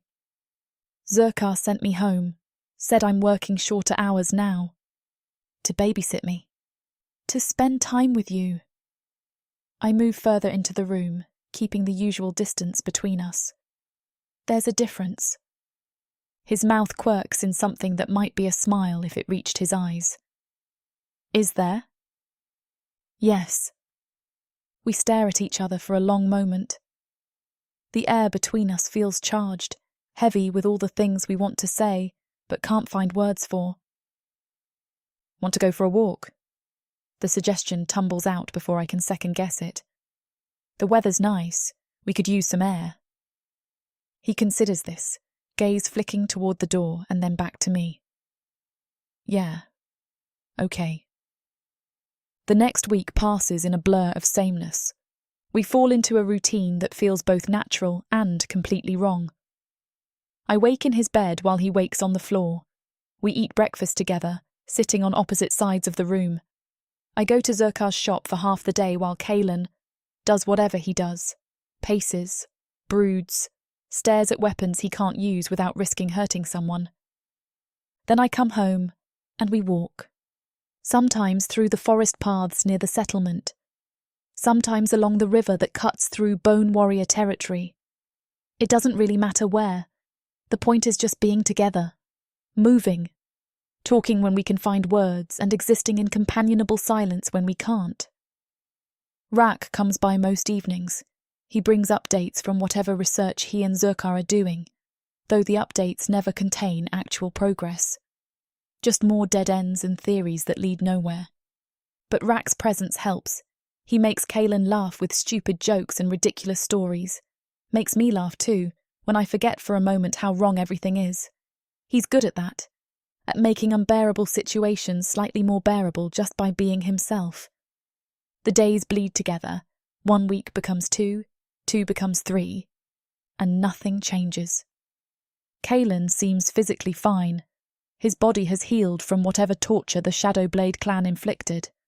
He's strong, capable, moving with all the grace and power he always had. But there's a darkness in his eyes now that wasn't there before. A weight pressing down on him that I can't help lift. I cook for him because it's something I can do. Something tangible and useful that doesn't require touching. He always thanks me, always eats everything I make even when I can tell he's not actually hungry. We talk. About everything and nothing. About the clan and training and Rak's terrible sense of humour. About the weather and the upcoming harvest, and whether the hunting parties will have good luck this season. We talk about everything except what's actually happening. Except the growing distance I can feel between us, even when we're in the same room. Tonight, I'm making stew, baru with dried dripir meat, and whatever vegetables I could scrounge from Zurkar's supplies. The pot bubbles over the fire, filling the house with savoury smells that should be comforting but just make me feel hollow. Kalen sits at the table watching me work.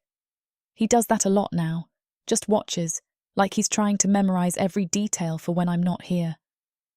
Rack says they found another text. His voice breaks the silence. Something about ancient curses and how to break them.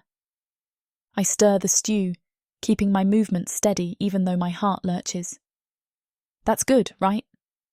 Maybe. He leans back, chair creaking under his weight.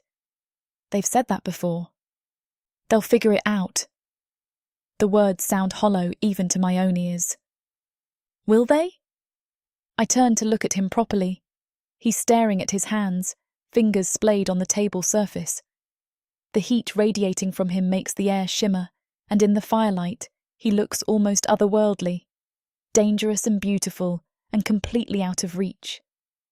They will, I say with more conviction than I feel. Zerkar and Rack are brilliant. They just need time. Time. He laughs, but there's no humour in it. We have nothing but time, and every day is the same. Every day I wake up and I can't. He cuts himself off, jaw clenching. I wait. Give him space to finish the thought if he wants to. He doesn't. Instead, he stands abruptly, the chair scraping against the floor. I'm going for a walk. Kalen. I need air. He's already moving toward the door, grabbing one of the enchanted furs on his way out. I'll be back. Then he's gone, door swinging shut behind him with a finality that makes my stomach drop. I stand there, wooden spoon still clutched in my hand, stew forgotten. The house feels enormous suddenly, empty in a way it never did before, even when I lived in Zerkar's workspace, because Kalen made it feel like home, made anywhere feel like home just by being in it. And now I don't know how to help him, don't know how to make this better when every solution leads nowhere. I set the spoon down carefully and move to sit at the table where he was just sitting. The wood is still warm from his hands, residual heat lingering like a ghost of his presence. This is killing him. Slowly but surely, whatever's inside him is eating away at more than just his magic. It's eating away at hope, at joy, at the easy confidence that always radiated from him like sunlight. And I can't do anything except watch. From the depths of the darkness of Protheka, or clawing up from the realms of fantasy, come the most fearsome beasts you have ever seen. these monsters are done watching from the shadows. Now, as they step into the light, something unexpected grips them. Something even they can't fight off. Love. Vampires. Demons. Dark elves. Gods. Minotaurs. Creatures of light and dark. They will protect their mates. Do whatever needs to be done. Morally grey heroes who will burn the world to protect the women who love them. 10 audiobooks. Fall into over 60 hours of fantasy romance. 20 ebooks. Over 1 million words of these brutes who will protect their women. Even if they might destroy themselves in the process. Get the immersive Protheka fantasy romance bundle. For 80% off, right now, dive into Protheka at a once-in-a-lifetime discount. The first bundle to offer both ebooks and audiobooks on worldsofprotheka.com. Protheka's magic is eternal, and this Romantasy bundle will make it endless.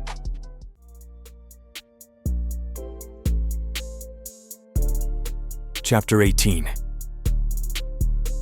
Kalen. The cold night air bites at my skin, but I barely feel it. The heat rolling off me in waves keeps the chill at bay, distorting everything around me until the trees look like they're wavering underwater. I walk with no destination in mind. Just need to move. Need to get away before I say something I can't take back, or do something stupid like try to hold her and end up burning her skin again. The memory of her blistered palm that first night makes my stomach churn. The way she bit back the scream. The tears streaming down her face. All because she touched me. Because her instinct was to reach for me and my body punished her for it. I wanted to come home so badly when I was in that cell. Thought about nothing except surviving long enough to see her again, to feel her in my arms, to bury my face in her silver blonde hair and breathe her in until the stench of blood and torture faded to nothing. And now I'm here. Home. With her. But I can't touch her. Can't sleep beside her, or comfort her when she's crying, or pull her against my chest and feel her heartbeat sync with mine. Can't do any of the things that made us us. We met because I picked her up and carried her home. 12 years ago, I found her in the woods with a twisted ankle, and I didn't hesitate.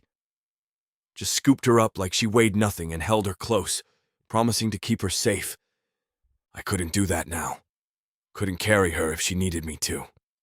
Couldn't even hold her hand without causing damage. What kind of mate is that? The thought stops me in my tracks. Mate. We're not mated. Not officially. Not in any way that matters to the clan beyond Thorn giving his blessing and me promising we'd make warriors. Warriors. Right. How the hell am I supposed to give her children when I can't even kiss her without blistering her lips? My hands clench into fists, nails digging into my palms. The pain helps center me, grounds me when everything else feels like it's spiraling out of control. What if this is permanent? What if Zurkar and Rock never find an answer? What if I'm stuck like this forever? Too dangerous to touch, too broken to be useful. Will Thorn make her mate someone else? Should he? The thought makes something violent twist in my gut. The idea of another male touching her, claiming her, giving her the life she deserves while I watch from the sidelines like some kind of cursed specter. But maybe that would be better. Maybe she'd be happier with someone who can actually hold her, someone whole. Maybe I should let her go before I drag her down with me. My feet carry me through the settlement without conscious direction, past the mess hall and the healing shop, past the homes carved into the canyon wall, windows glowing with warm firelight, past everything that represents normalcy and stability and all the things I can't have anymore. I end up at the training grounds. The space is empty, lit only by moonlight and the torches burning at intervals around the perimeter. Training dummies stand like silent sentinels along one edge. Weapon racks line the other. The packed earth is scuffed and worn from countless sparring sessions. I'm surprised to find I'm not alone. Rock is there, stripped to the waist despite the cold, working through sword forms with methodical precision. His blade cuts through the air in controlled arcs, muscles flexing with each movement. He's using one of the practice blades, dull edge, weighted properly for training. He spots me and pauses mid-swing, lowering the sword. Can't sleep. Something like that. I move closer, keeping enough distance that the heat won't bother him. You? Training sucks without you. He tosses the practice blade from hand to hand. Figured I'd get some work in before dawn patrol. We stand there for a moment, neither of us speaking. The silence stretches between us, comfortable in the way it only is with someone who knows you well enough not to force conversation. Then Rock grins. Want to spar? I promise not to cry when you kick my ass. Despite everything, I feel my mouth twitch. Almost a smile. You've been crying about it for years. Because you cheat. Strategy isn't cheating. Tell that to my bruised ribs. He moves to the weapon rack, selecting a second practice blade and holding it out. Not tossing it like he usually would. He sets it on the ground between us and steps back, treating now more carefully than I'd like. I retrieve the blade, testing its weight. Familiar. Comfortable. Something I can control when everything else feels impossible. We face each other across the training ground. Rock settles into a ready stance, sword held loosely in one hand. His dark eyes glitter with anticipation. Rules, I ask. No physical contact. Everything else goes. Good enough. He comes at me fast, blade whistling through the air in a downward strike. I pivot, bringing my own sword up to deflect. Metal rings against metal, the impact vibrating up my arms in a way that feels grounding. We fall into the rhythm of it. Attack, parry, counter. Moving around each other like we've done 1,000 times before. Rock's good. Always has been. Strong and quick with instincts honed from years of training together. But I'm better. I drive him back across the training ground, forcing him to give ground with each exchange. He adapts quickly, changing tactics mid-strike, trying to catch me off guard. It doesn't work. My body remembers this, knows how to read his movements and respond before conscious thought catches up.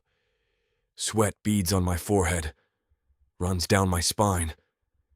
The physical exertion burns through the restless energy that's been eating at me for weeks, makes everything else fade to background noise. Just the clash of blades and the solid thud of boots on packed earth and the ragged sound of breathing. Rock feints left, then strikes right. I see it coming, spin away and bring my blade around in an arc that would have caught him in the ribs if this were real. Yield, I say. Hell no. But he's grinning, chest heaving. We go another round, then another. Each one pushes us harder, draws more sweat, requires more focus. By the time we finally stop, I'm drenched, and my muscles burn in a way that feels almost good. Clean. Simple. We move to the edge of the training ground, both of us dropping onto the benches there with groans that would be embarrassing if anyone else were around.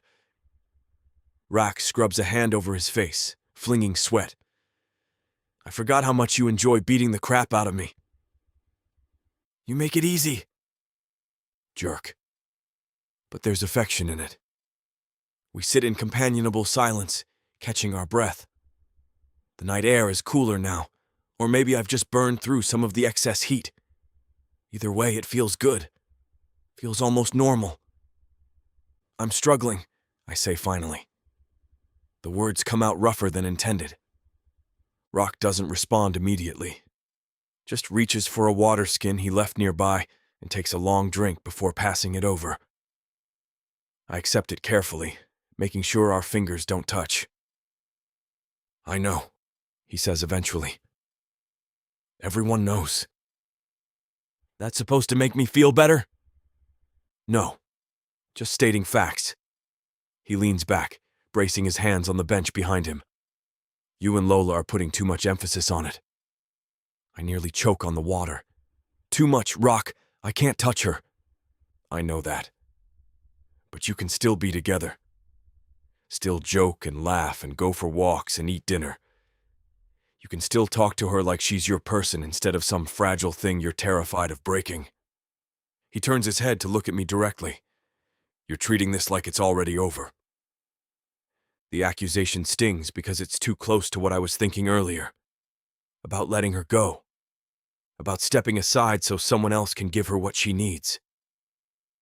Maybe it should be, I mutter. Oh, that's crap. Rock's voice hardens. You think she wants that? You think she spent weeks crying herself to sleep because she was worried about some random warrior? No. She wants you. Even like this. I can't give her anything. You're giving her yourself. Your time. Your attention. That's not nothing. He pauses, choosing his next words carefully. And there are ways to enjoy each other's bodies without touching. I blink at him. What? You heard me. A smirk tugs at his mouth. Use your imagination, brother. You've got hands that work. A mouth that works. Distance doesn't have to mean denial. Heat crawls up my neck that has nothing to do with the magic. That's practical, creative, exactly what you both need right now? Rock shrugs.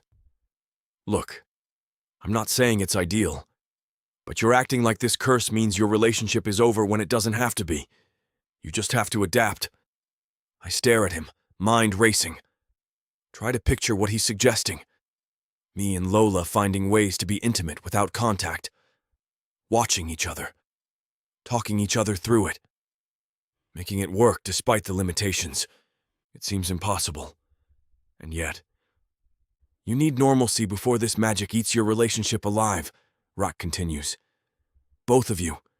Stop walking around like you're at a funeral and start living. Figure out how to have fun together, how to laugh, how to feel good. Because right now you're both just surviving, and that's not enough. He's right. I hate that he's right, but he is. We've been so focused on what we can't do that we've forgotten about everything we can do. Forgotten that our relationship was built on more than just physical touch, on friendship and trust and knowing each other better than anyone else. That doesn't have to disappear just because I can't hold her hand. When did you get so wise? I ask. Always been wise. You just never listened before. Rock stands, stretching arms over his head until his spine cracks. Now go home. Talk to her. Actually talk. Not that careful crap you've been doing. And maybe stop treating yourself like you're already dead. I push to my feet, muscles protesting the movement.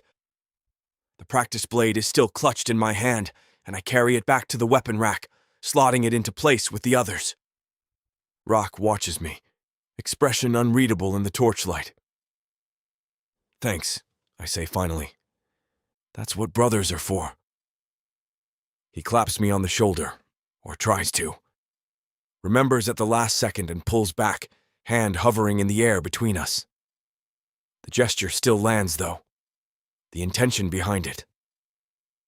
I nod and turn toward home, toward Lola, toward figuring out how to make this work instead of giving up before we've really tried.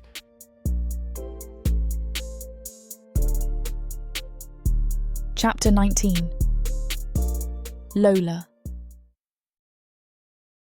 I pace the small space of Kaylin's home, arms wrapped around myself against the chill that has nothing to do with the temperature.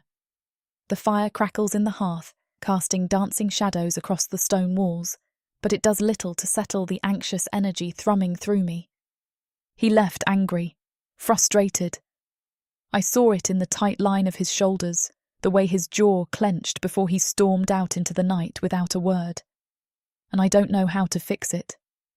Don't know how to make any of this better when everything feels like it's crumbling around us. Maybe I should have said something different, done something different. But what? We're both trapped in this impossible situation, watching each other from across a divide neither of us can cross. The door opens and I spin around, heart hammering. Kaylin steps inside and I'm immediately struck by how different he looks. The tension that's been radiating off him for weeks seems muted somehow. His posture is looser, his expression calmer. Sweat glistens on his green skin, darkening the fabric of his training clothes where they cling to his massive frame. You sparred? The words tumble out before I can think better of them. With Rack. He closes the door, golden amber eyes finding mine. Needed to clear my head. Did it work? A small smile tugs at his tusked mouth. Better than I expected. Relief floods through me so quickly it makes my knees weak. I sink onto the edge of the bed, fingers twisting in the fabric of my simple dress. I wasn't sure what you'd be like when you came back. Honestly, neither was I. He moves further into the room, maintaining the careful distance we've grown accustomed to. But I need to apologise. For leaving like that. For being angry. You have every right to be angry. Maybe, but not at you. Never at you. His voice softens, takes on that quality that always makes my chest tight. This situation isn't ideal. We both know that. But I've been focusing on what we don't have instead of what we do. And that's not fair to either of us. I blink at him, surprised by the shift. What changed? Rack knocks some sense into me, literally. He gestures at what might be a forming bruise on his shoulder. Made me realise I've been treating this like our relationship is already over when it doesn't have to be. I'm here with you, you're here with me, and I want to make the most of that. My throat tightens. I want that too. Something shifts in his expression. The calm settles into something sharper, hungrier. His gaze travels over me with an intensity that makes heat bloom in my core. That familiar look I've missed more than I can articulate. It feels normal. Gods, it feels so beautifully normal. Kalen crosses his arms over his broad chest, head tilting as he studies me with deliberate slowness. Takes in every inch of me like he's cataloguing details for later. Strip. The command lands between us like a stone dropped in still water, sending ripples through my entire body. I stare at him. What? You heard me. His voice drops lower, rougher. Take off your clothes. I want to see you. My hands tremble as they move to the laces at my bodice. This is different from anything we've tried in the past weeks. More intentional, more charged. As much as Samara and I want to finish what these two characters have started, it looks like this chapter is about to get too hot for this platform to handle. Unfortunately, we have to pause here because their guidelines won't allow us to reveal the spiciest details. To keep bringing you these free audiobooks, we have to follow their rules. But don't worry. You can experience the full, unabridged version over at worldsofprotheka.com, where the boundaries of passion and fantasy collide. Use code YouTube30 for 30% off any of our unabridged audiobooks set in the rich and immersive worlds of Protheka. Protheka's magic is eternal. With these scenes, it will be unforgettable. I love you, he says quietly. Your heart, your soul, not just your body. So I want to cherish that too. Tears prick at my eyes, happy ones this time. Ones born of relief and joy, and the overwhelming certainty that we're going to be okay, that whatever happens, we'll figure it out together. I love you, I whisper back. So much it scares me sometimes. He turns his head, golden eyes finding mine in the firelight. A real smile curves his tusked mouth, the first genuine one I've seen in weeks. Then I guess we're both terrified.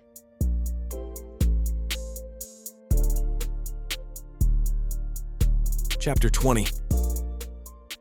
Kalen. The rasp of stone against steel provides a rhythm I can lose myself in. Each stroke of the whetstone across the blade edge sends sparks dancing in the afternoon light, the repetitive motion almost meditative. I've been out here most of the morning, working through the accumulated pile of dulled weapons and tools that always seem to multiply when you're not looking. The sun warms my shoulders, a pleasant contrast to the cool breeze that carries the scent of smoke and roasting meat from somewhere deeper in camp.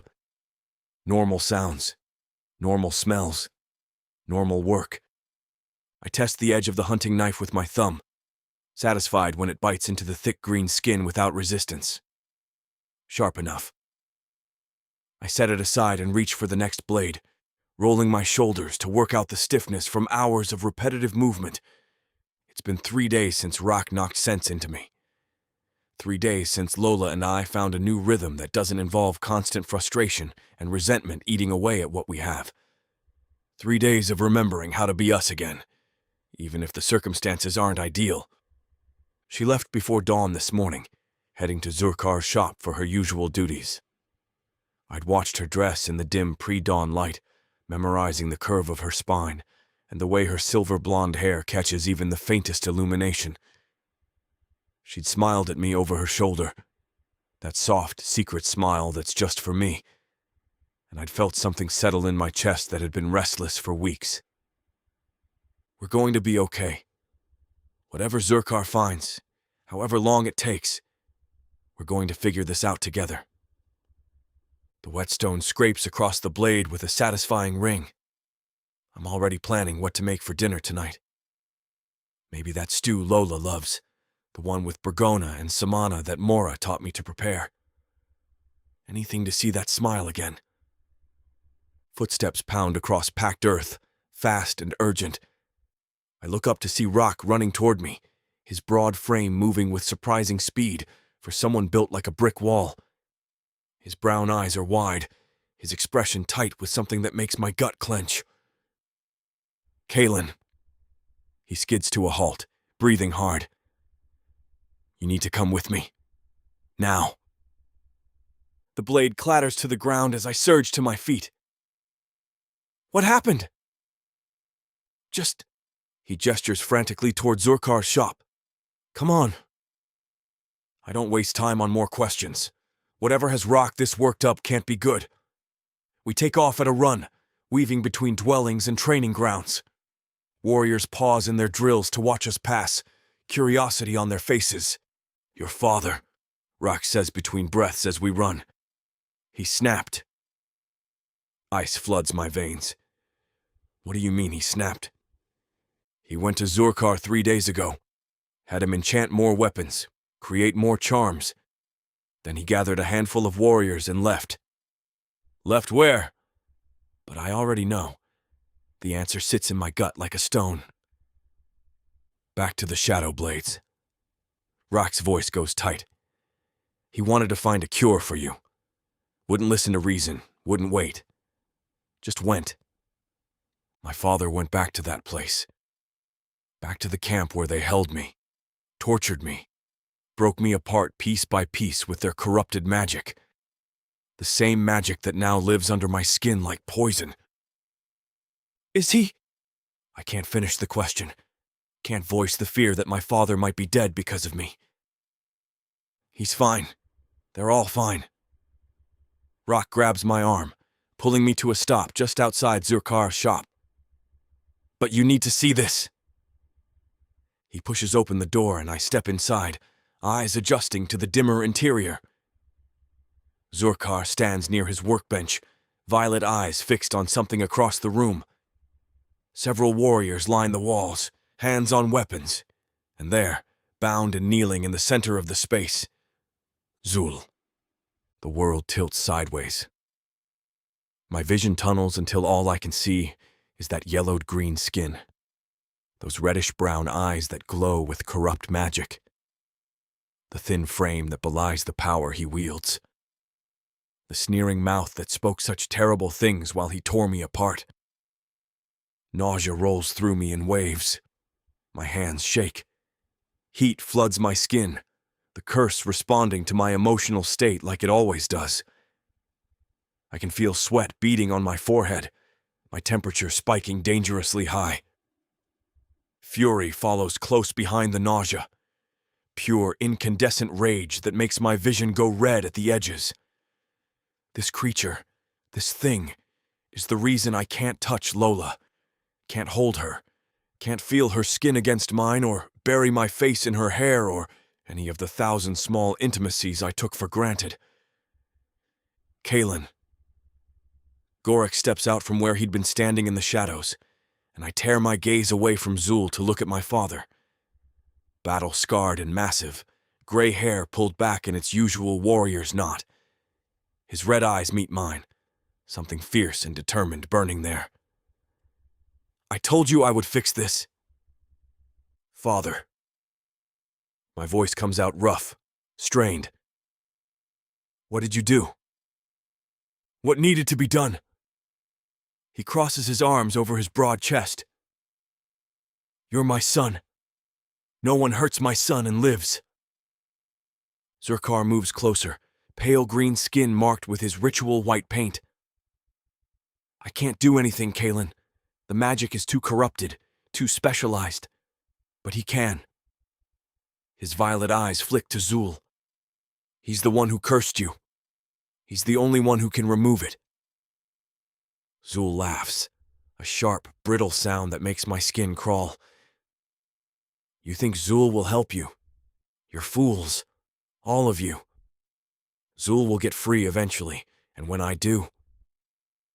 Gorik moves faster than should be possible for someone his size. His massive fist connects with Zul's jaw with a sickening crack that snaps the shaman's head to the side.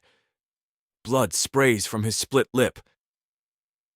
I've had enough of these speeches. My father's voice is cold, flat, final. You'll do what we tell you, or you'll suffer. Your choice. Zul spits blood onto the floor, that corrupt glow in his eyes intensifying. You can't make Zul do anything. You're just brute warriors playing at things you don't understand. Magic answers to... Zurkar! Gorak interrupts, turning to our shaman. Show him! Zurkar produces a small vial from somewhere in his robes. The liquid inside is dark, almost black, with an oily sheen that catches the light wrong. This is a blocking tonic. Very rare. Very effective. He approaches Zul slowly, deliberately. It severs your connection to magic. You'll still feel it there, just out of reach, but you won't be able to touch it. Won't be able to use it. Like being starved while food sits just beyond your fingers. The color drains from Zul's already sallow face. His eyes go wide, fixed on that vial with unmistakable terror. No, you wouldn't. We absolutely would. Zurkar's voice remains calm, clinical. Now, you have a choice. You can remove the curse from Kalen willingly, or we can force this down your throat and leave you to rot in that state for however long it takes for you to change your mind. Days, weeks, months, however long it takes. You're bluffing, but there's no conviction in Zul's voice. Only fear. Try me. Zurkar uncorks the vial with deliberate slowness. The smell that wafts out is acrid, burning. Wrong in a way I can't articulate. Last chance. Zul's jaw clenches. His bound hands flex, trying to reach for magic that the ropes, enchanted I realize now, prevent him from accessing. Sweat beads on his forehead as panic sets in. You don't understand what you're asking. The magic is woven into him. Removing it could kill me. I step forward, forcing myself to look directly at this creature who haunted my nightmares for weeks. I don't care. I'd rather die than live like this. Dramatic, Zul sneers, but there's desperation creeping into his expression.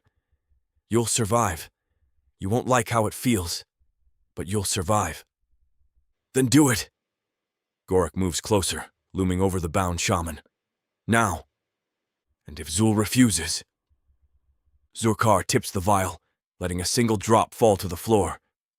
Where it lands, the stone sizzles and smokes. Then we find out exactly how long you can endure being cut off from your power. Two warriors move forward, grabbing Zul's arms. Another takes his jaw, forcing his head back and prying his mouth open.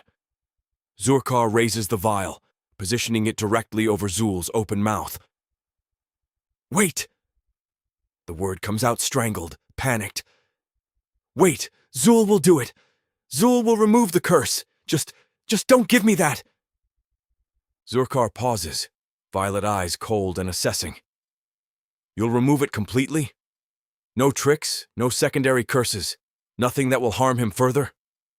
Yes. Yes. Zul swears it. Just keep that away.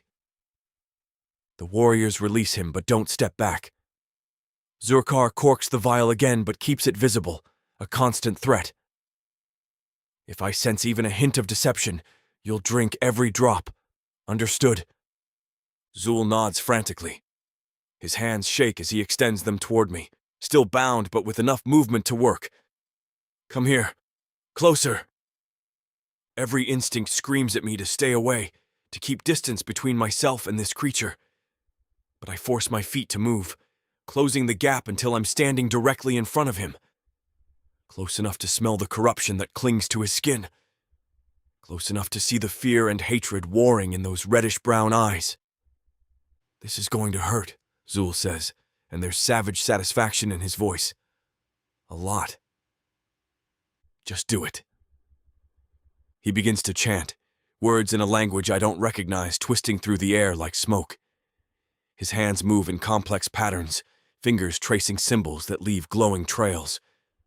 The corruption in his eyes intensifies until they're practically blazing. Then the pain hits. It's nothing like the torture from before. That was sharp, specific, designed to break me mentally as much as physically. This is different. This is the sensation of something being torn out of me at the root. like my skin is being peeled away from the inside out, like my bones are being pulled through my flesh.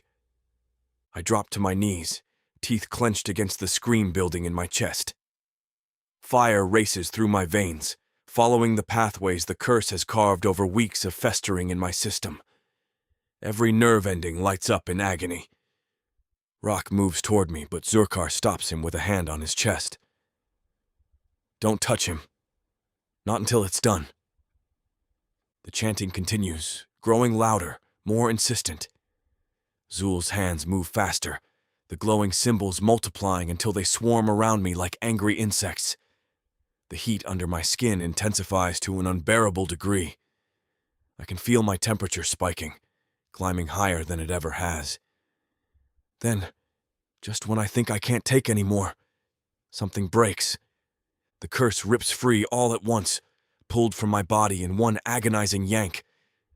I see it, a mass of writhing, corrupt energy that looks like living shadow shot through with sickly green light.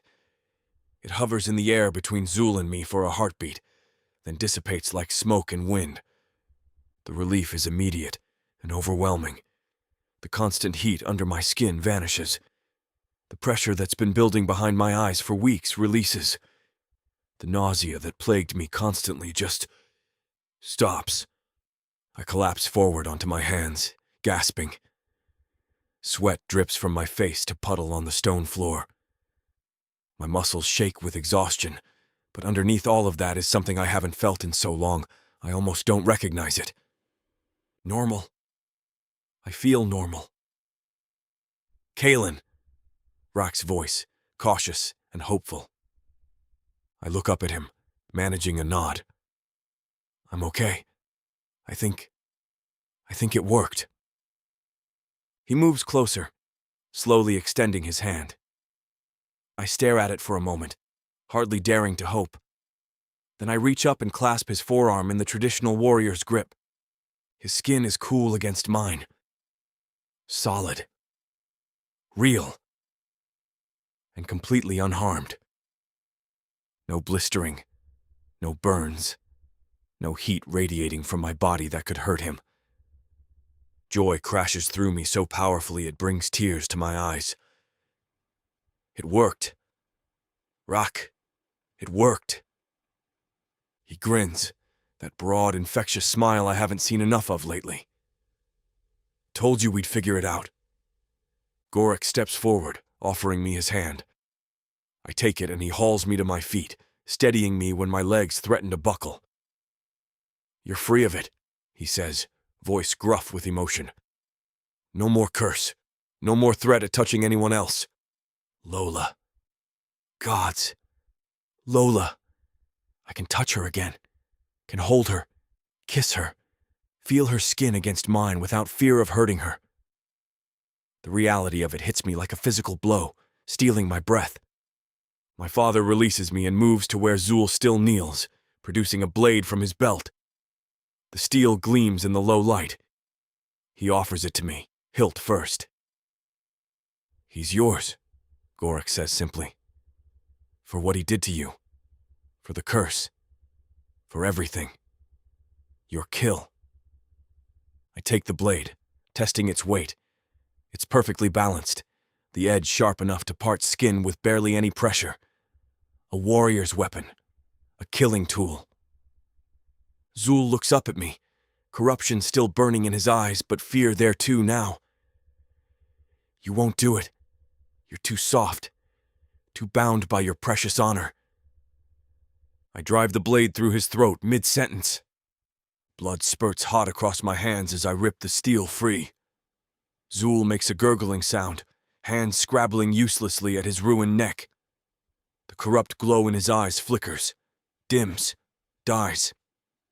He topples sideways, body convulsing once, twice, then going still. I stare down at the corpse, waiting to feel something. Guilt, regret, anything. But there's nothing. Only a cold, fierce satisfaction. Only the certainty that this creature will never hurt anyone again, will never torture another warrior, will never curse another soul.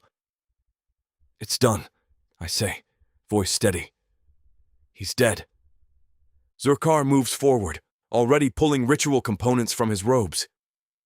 We'll burn the body, cleanse this space of his corruption, make sure nothing of him remains. I nod, unable to tear my eyes away from Zul's corpse. This thing haunted me for weeks, broke me, changed me, and now it's just meat and bone and rapidly cooling blood. Gorik clasps my shoulder, careful now where before he couldn't risk touch. You're free, son. Truly free. I turn to look at my father, seeing the pride and relief written across his scarred features. Thank you for going after him, for risking yourself. You're my blood. His grip tightens. I'd burn the world down to keep you safe. I guess my mother was right. Deep down, my father does have a heart.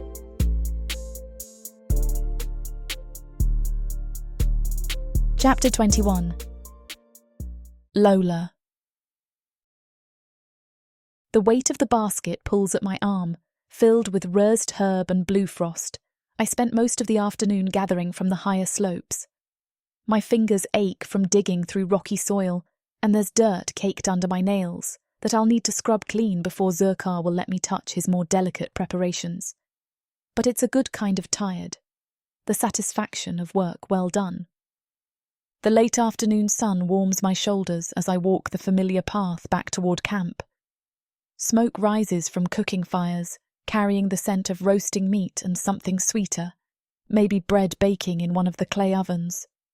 Normal sounds drift through the air, warriors calling to each other, the clang of weapons in training, children shrieking with laughter somewhere in the distance. I'm thinking about whether Kalen will want to cook together tonight, or if he's already started something when I see him. He's running toward me, moving with that powerful grace that makes my breath catch every time. But there's something different about the way he moves now, something urgent and wild and joyful in a way I haven't seen since before the curse. Lola. My name on his lips sends my heart into my throat.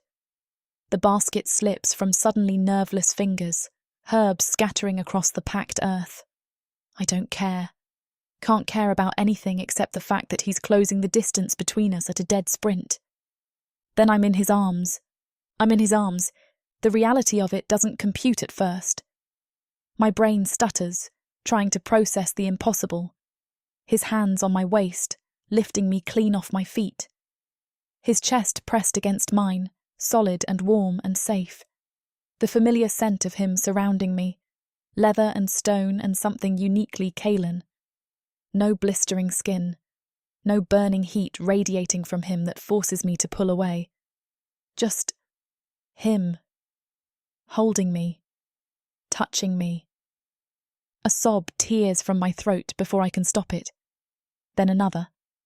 Tears blur my vision as weeks of pent-up longing and fear and desperate hope all crash over me at once. My hands clutch at his shoulders, his back, anywhere I can reach, needing to confirm he's real, that this is real. How? The word comes out choked, barely intelligible. How is this? I'll explain everything later. His voice rumbles through his chest where I'm pressed against it, rough with emotion. I'm cured, Lolianne. The curse is gone. It's gone. I pull back just far enough to see his face, to search those golden amber eyes for any sign this might be some cruel dream.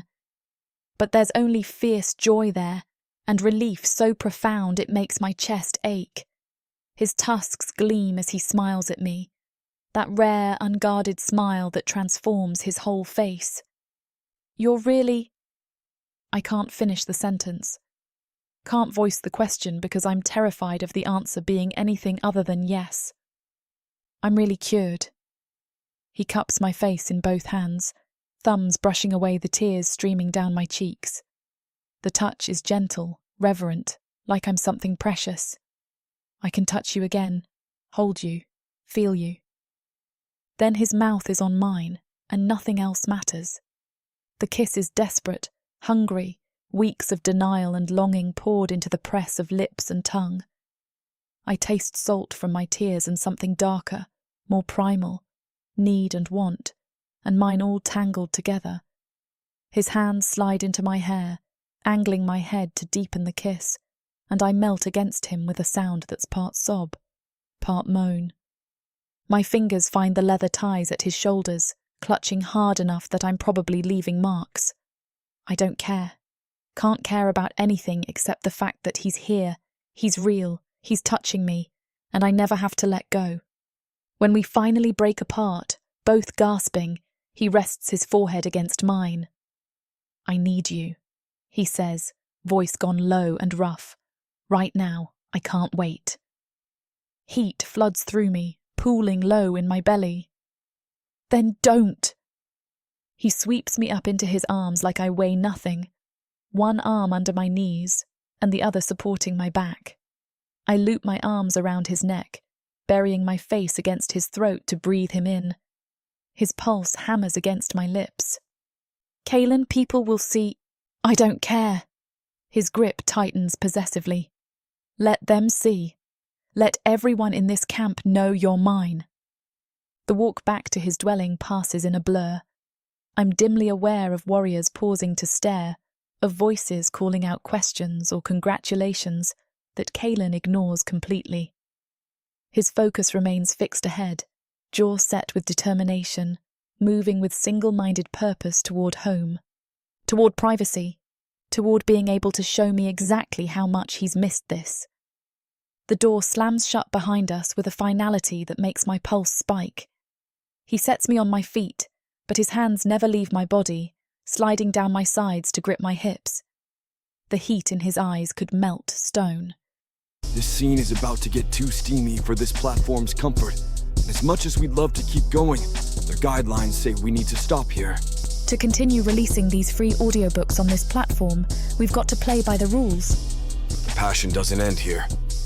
Visit worldsofprotheka.com to hear the full, uncut version of this fantasy romance, and every daring moment that YouTube can't handle.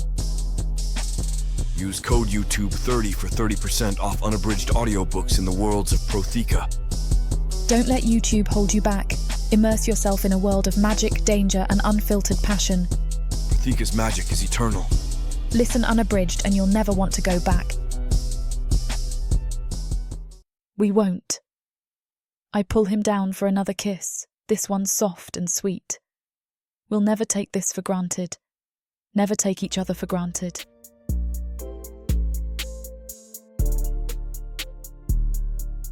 Epilogue. Kaelin. I watch her dress, and the sight alone nearly makes me want to strip her bare again.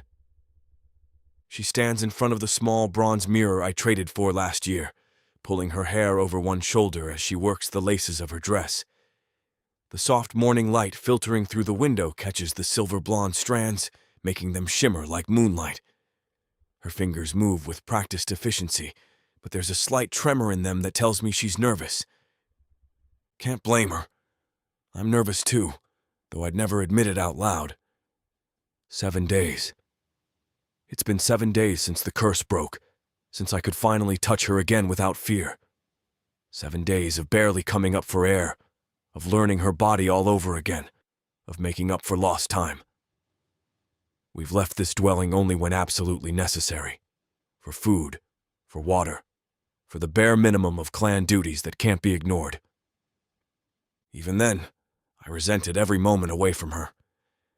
Thorn had given me explicit orders to create strong warriors with Lola, told me in no uncertain terms that our union was approved on the condition that we produce offspring. I'd agreed readily enough at the time, focused more on the fact that I could have her than on the implications. But the truth sits heavier in my chest now, warm and undeniable. I want to see her belly swell with my child. Want to watch her body change as she carries my son or daughter. Want to know that part of me lives inside her, growing stronger every day. The thought of her pregnant with my offspring does things to me, makes me feel possessive and protective in ways I didn't know existed. Makes me feel complete. "Stop looking at me like that," she says without turning around, though I can see the smile playing at her lips in the reflection. "Like what?" "Like you're about to pounce on me and make us late." I push off the wall where I've been leaning, crossing to stand behind her. My hands find her waist, spanning nearly the entire circumference. She's so small compared to me, so delicate. The fact that her body can take mine, can accommodate me, still feels like some kind of miracle. Would that be so bad? I press a kiss to the junction of her neck and shoulder, feeling her pulse jump beneath my lips. "Kaylin." Her voice holds a note of warning, but she tilts her head to give me better access. "We can't show up late to dinner with your parents. That would make a terrible impression. My mother already loves you. Has since you were 8. Yes, but this is different." She turns in my arms, those bright blue eyes meeting mine. "This is official. This is telling your father that we're together, that we plan to mate." The tremor in her voice makes my chest tighten. I cup her face in both hands, thumb stroking across her cheekbones. "He won't hurt you. I won't let anyone hurt you. Least of all him. I'm not worried about him hurting me." She places her smaller hands over mine. "I'm worried about him being disappointed in you. About him thinking I'm not good enough for his son." Anger flares hot and immediate. "You're more than good enough. You're everything. I'm human, Kaylin. A foundling. I have no family, no status, no... You have me." I lean down until we're eye to eye, making sure she hears every word. "You have me, and that's all that matters. My father is a traditionalist and a stubborn bastard, but he's not stupid. He knows strength when he sees it, and you're the strongest person I know." She searches my face, looking for any hint of doubt. She won't find it. I've never been more certain of anything in my life. "What if he forbids it?" The question comes out barely above a whisper. "What if he... Then I'll choose you anyway." The words are simple, absolute. I'll always choose you, Lolianne. Every time, without hesitation. Her eyes shine with unshed tears. She rises on her toes and I meet her halfway, kissing her with all the tenderness I feel. It's different from the desperate, hungry kisses we've shared over the past week. This is a promise. A vow. When we pull apart, she takes a shaky breath. "Okay. I'm ready." I'm not sure I am, but I nod anyway. The walk to my parents' dwelling feels both too long and too short. Lola's hand is clasped firmly in mine, her palm slightly damp with nerves. I run my thumb over her knuckles in what I hope is a soothing gesture. Warriors call out greetings as we pass, most of them wearing knowing grins. A few of the unmated males look at Lola with open envy, but one glare from me has them finding somewhere else to be. She's mine, and everyone in this clan knows it by now. Apparently everyone except my father. Or so I thought. The scent of roasted meat and herbs grows stronger as we approach. My mother has been cooking all afternoon. I can tell by the variety of smells wafting from the dwelling. She always goes overboard when we have guests, even though Lola is hardly a stranger. I knock twice on the doorframe before pushing the hide covering aside. "Mother? Father? In here!" My mother's voice rings out cheerful and warm from the main room.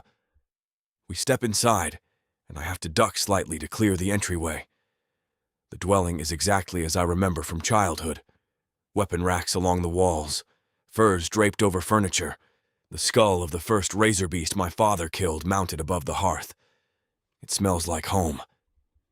My mother appears from the kitchen area, wiping her hands on a cloth. Her face lights up when she sees us, especially when she notices our joined hands.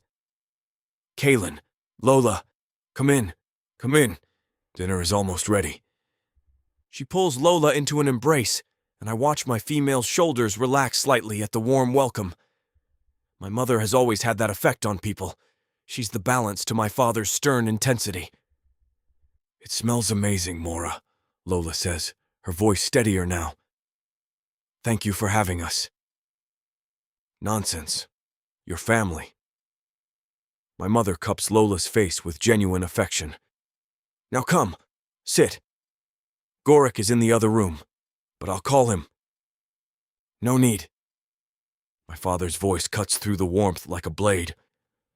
I turn to see him filling the doorway to the back rooms, arms crossed over his massive chest.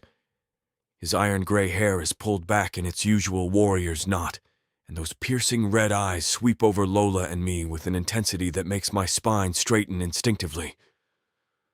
Lola's hand tightens in mine. I squeeze back, stepping slightly in front of her in an unconscious protective gesture. Father. Son. He doesn't move from the doorway, just continues to stare at us with that unreadable expression. Then his gaze drops to our joined hands, and one eyebrow raises. So, you finally come to tell me what the entire clan is gossiping about? My mind goes blank. Completely, utterly blank. He knows? The words stick in my throat. I'd prepared a whole speech, had practiced what I was going to say. But now, faced with my father's knowing look, everything I rehearsed evaporates like morning mist. Lola starts to pull her hand away, probably to step back, but I tighten my grip. No. I won't hide this. Won't hide her. Yes, I say, forcing my voice steady. Lola and I are together. Have been for months now, even before the curse. Thorn has already given his blessing and... Good. I blink. What? My father uncrosses his arms and steps fully into the room. His expression is still stern, but there's something else there too. Something that might be resignation or acceptance or maybe even approval. I said good. You're not a youngling anymore, Kaelin. You can make your own decisions. But... I flounder, completely off balance. You're not angry? Angry. He snorts, moving to the table and dropping into one of the heavy chairs. Boy, I've known this was coming since the day we found her in those woods. Watched you carry her back here like she was made of glass, like you'd tear apart anyone who tried to take her from you. You were 8, and already acting like she was your mate. The words hit me like a physical blow. You... knew? I'm not blind. He reaches for the pitcher of ale my mother has set out, pouring himself a generous measure. Nor am I stupid, despite what you might think. You're too much like me, son. Stubborn. Single-minded. Once you've decided something is yours, there's no force in this world that can change your mind. I stare at him, trying to reconcile this reaction with the orc supremacist speeches I've heard my entire life. The lectures about bloodline purity, the disdain for humans he's never bothered to hide. But you hate humans, I say bluntly. You've always said they're beneath us, that they're only good for labor and breeding. I have said that. He takes a long drink, then sets the tankard down with a heavy thud. And I meant it. Still mean it, for the most part. Humans are weak, soft. They break too easily and die too young. Lola flinches beside me and I feel my anger rising. Father! But... He holds up one hand, cutting me off. His gaze shifts to Lola, and there's an appraising quality to it now. Not hostile exactly. More... considering. But you, girl, you're not like most humans, are you? Lola's chin lifts, that stubborn pride I love so much surfacing despite her nerves. I suppose that depends on your definition, sir. Gorik, my mother hisses from where she's arranging food on the table. Don't be rude. I'm not being rude. I'm being honest. He leans back in his chair, still studying Lola with those intense red eyes. Most humans cower. They bend and break under pressure. They lack the spine to stand up for themselves, to fight back. But you... He gestures at her with his tankard. You've survived in an orc clan for 12 years. Learned our ways. Made yourself useful instead of useless. And you've put up with my stubborn son, which is no small feat. I feel Lola's surprise through our joined hands. My own shock must be written all over my face, because my mother is hiding a smile behind her hand. She's stronger than she looks, I say, finding my voice again. Stronger than most warriors give her credit for. Must be, to still be standing after 12 years here. My father's expression doesn't change, but something in his tone softens fractionally. And you chose her. You could have had any female in the clan. There are half a dozen orc females who would take you as a mate without hesitation. But you chose the human foundling. It's not a question, but I answer anyway. Yes, I chose her. I'll always choose her. Why? The question is direct, demanding. My father has never been one for emotional conversations, but this feels important. Like he's testing me somehow, trying to gauge how serious I am. I look at Lola, at this incredible female who's been my best friend, my confidant, my everything for as long as I can remember. Because she's mine, I say simply. Has been since the moment I found her. Because she sees me. Not the warrior, not the captain's son, just me. Because she makes me laugh and challenges me and isn't afraid to call me out when I'm being an idiot. Which is often, Lola murmurs, and I catch the hint of a smile on her lips despite the tension. Which is often, I agree, squeezing her hand. Because I can't imagine my life without her in it. Because when I think about the future, about having a family, about growing old, she's in every single vision. She's everything, Father. She's my everything. The silence that follows feels weighted. My mother has stopped pretending to work and is watching my father with an expression I can't quite read. Lola is barely breathing beside me. My father drains the rest of his ale in one long swallow, then sets the tankard down. You're strong, Kaelin. Always have been. Resilient. Too much like me for your own good sometimes. He stands, and I tense instinctively. But instead of moving toward me, he addresses Lola directly. You must be strong too, girl. To put up with him. To survive here as long as you have. Lola's voice is steady when she responds. I am, sir. Stronger than I look. Good. He nods once, decisive. You'll need to be. Being mated to a warrior isn't easy, and being mated to my son will be even harder. He's stubborn and reckless, and has a habit of throwing himself into danger without thinking about the consequences. I'm well aware, Lola says, and there's a hint of dry humor in her tone that makes my mother laugh outright. Oh, I like her, my mother declares, moving around the table to take Lola's other hand. I've always liked her, but I really like her now. My father's expression doesn't change, but I swear I see the corner of his mouth twitch. You have my blessing, he says gruffly. Not that you seem to have been waiting for it, given what the clan is saying about you two. Heat creeps up the back of my neck. Right. We haven't exactly been subtle this past week. Thorn approved our union months ago, I say, trying to sound dignified. I was just following orders, making sure we produce strong warriors for the clan. My father snorts. Is that what you're calling it? Goric! My mother swats at him with the cloth she's still holding. Leave them alone. They're in love. Let them be. In love, my father repeats, and the skepticism in his voice is clear. But then his gaze softens fractionally as it lands on me. You must make your own decisions, son. You're a grown male. A warrior. If this is what you want, if she is what you want, then so be it. But you'll face consequences for this choice. Not everyone will approve. Not everyone will accept her. I don't care what they think. My voice comes out harder than intended. She's mine. Anyone who has a problem with that can take it up with me. See? My father gestures at me while looking at Lola. Stubborn, reckless, but loyal to a fault. You'll never have to doubt his devotion, girl. When a male like my son gives his heart, he gives it completely. Something warm and fierce expands in my chest. This isn't quite the enthusiastic acceptance I'd hoped for, but it's so much better than I expected.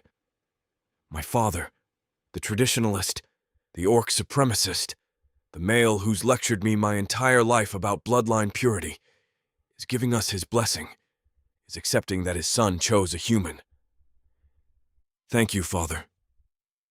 The words feel inadequate, but they're all I have. He waves a dismissive hand. Don't thank me yet. You'll still have to deal with the rest of the clan, and with producing offspring.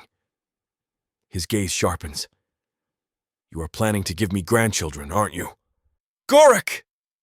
My mother sounds scandalized, but she's still smiling. Lola's face goes bright red. I grin, unable to help myself. That's the plan. Good. At least you're doing something right. My father moves back to his chair, settling into it with a satisfied grunt. Now, Mora has been cooking all afternoon. Let's eat before the food gets cold, and you can tell me exactly how you convinced Thorn to approve this union in the first place. 1 month later, the sun hangs low over the western horizon, painting the canyon walls in shades of crimson and gold. I stand at the edge of the circle of honor, watching as clan members file into the plaza. Warriors I've trained beside, females who've known Lola since she was a girl, even younglings, darting between adults with excited chatter. All here to watch me claim my mate. My mate. The word still feels surreal, despite everything. Despite the fact that everyone, including my father, has accepted this. Despite the fact that I've spent the last month making absolutely certain Lola is mine in every way that matters. Today just makes it official. You're going to wear a hole in the ground if you keep pacing like that. I turn to find Rock leaning against one of the stone pillars that frame the plaza entrance. He's grinning, that familiar smirk that's been getting under my skin since we were younglings. He's dressed in his ceremonial armor, polished leather and bone, the mark of the chieftain's son displayed prominently on his chest. I'm not pacing. You absolutely are. He pushes off the pillar and crosses to me, clapping one massive hand on my shoulder. Relax, brother. It's your mating ceremony, not a death march. I know that. Do you? Because you look like you're about to face a razor beast with your bare hands. His grin widens, which, for the record, you'd probably prefer. Less terrifying than declaring your devotion in front of the entire clan. I want to argue, but he's not wrong. I've faced down enemies on the battlefield without breaking a sweat. I've stared death in the face and spat at it. But standing here, waiting to bind myself to Lola for the rest of our lives, my hands are shaking. She's going to show up, you know, Rock says, his tone gentler now. She's not going to run. I know. The words come out rough. I want this to be perfect for her. She deserves perfect. She deserves you. He squeezes my shoulder. And you, my friend, are a complete mess right now. It's adorable, really. I never thought I'd see the day when Kalen, fierce warrior, future vanguard leader, would be reduced to a nervous wreck over a female. Shut up. Never. His grin turns wicked. This is too good. I'm going to remind you of this moment for the rest of your life. Every time you try to act tough, I'll just bring up how you were trembling like a youngling before your mating ceremony. I'm not trembling. Your hands are literally shaking. I glance down and realize he's right. My fists are clenched at my sides, knuckles white with tension. I force myself to relax, to breathe. There we go. Rock's voice holds approval. Just remember, she chose you. Out of every male in this clan, she chose you. That's not going to change because you're standing in a ceremonial circle. He's right. I know he's right. But the weight of this moment settles over me like armor that's too heavy, too restrictive.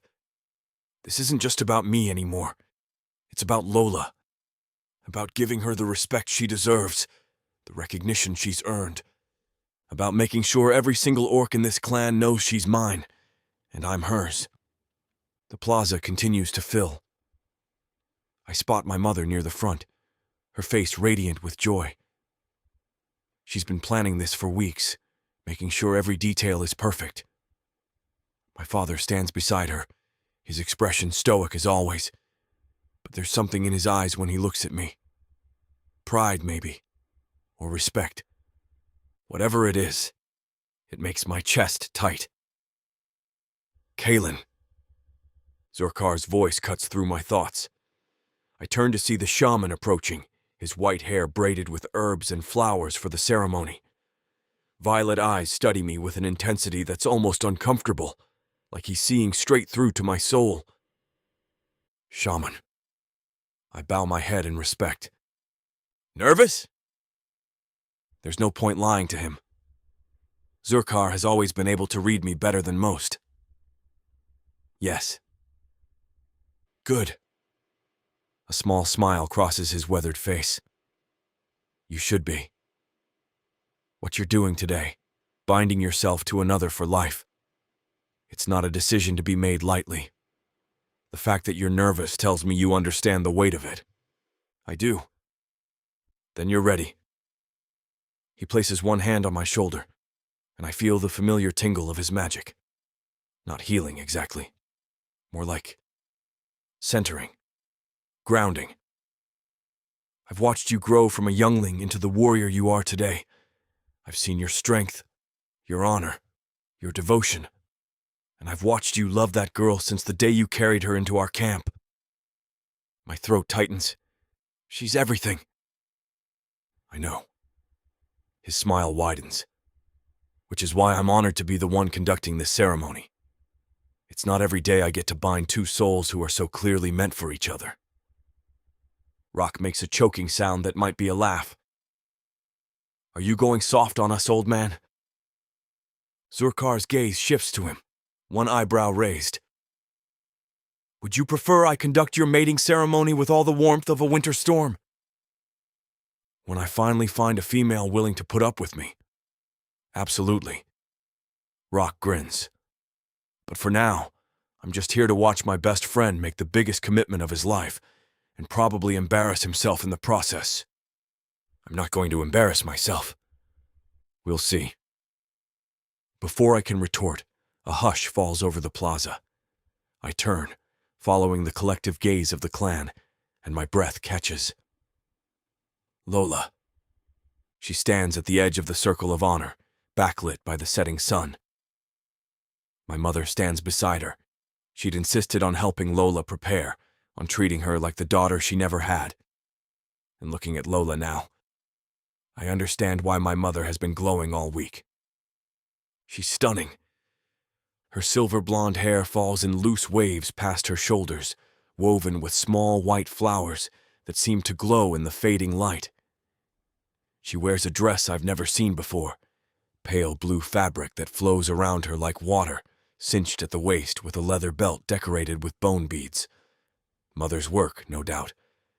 The dress is modest by orc standards, covering her from neck to ankle, but somehow that makes her even more beautiful. Makes me want to tear it off her even more. But it's her eyes that undo me. Those bright blue eyes that have haunted my dreams for years, that see me like no one else ever has. They find mine across the plaza, and the smile that curves her lips is small and secret and just for me. Mine. She's mine. The thought reverberates through my chest like a war drum. My mother guides her forward, and the clan parts to let them through. Whispers follow in their wake, not cruel, but awed. Lola has won over more of the clan than I realized. These warriors, these females, they've watched her work alongside Zurkar for years. They've seen her strength, her resilience. They know she's not just some weak human. They know she's worthy. When they reach the edge of the circle, My mother releases Lola's arm and steps back, but not before leaning in to whisper something that makes Lola's cheeks flush pink. Probably something embarrassing. My mother has been absolutely shameless about her excitement for grandchildren. Zurkar moves to the center of the circle, his presence commanding despite his age. "Warriors of the Bone Warrior clan," he calls out, his voice carrying across the plaza. "We gather today to witness the binding of two souls, to watch as Kalen, son of Gorak and Mora, claims Lola as his mate. The clan erupts in war cries and cheers. Fists pound against chests. Weapons clash against shields. The noise is deafening, primal, and it makes my blood sing." Zurkar raises both hands, and the plaza falls silent. "Kalen, enter the circle." I step forward, my boots crunching against the sandy ground.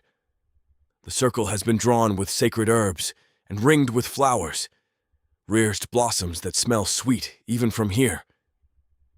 Zurkar's work is meticulous, as always.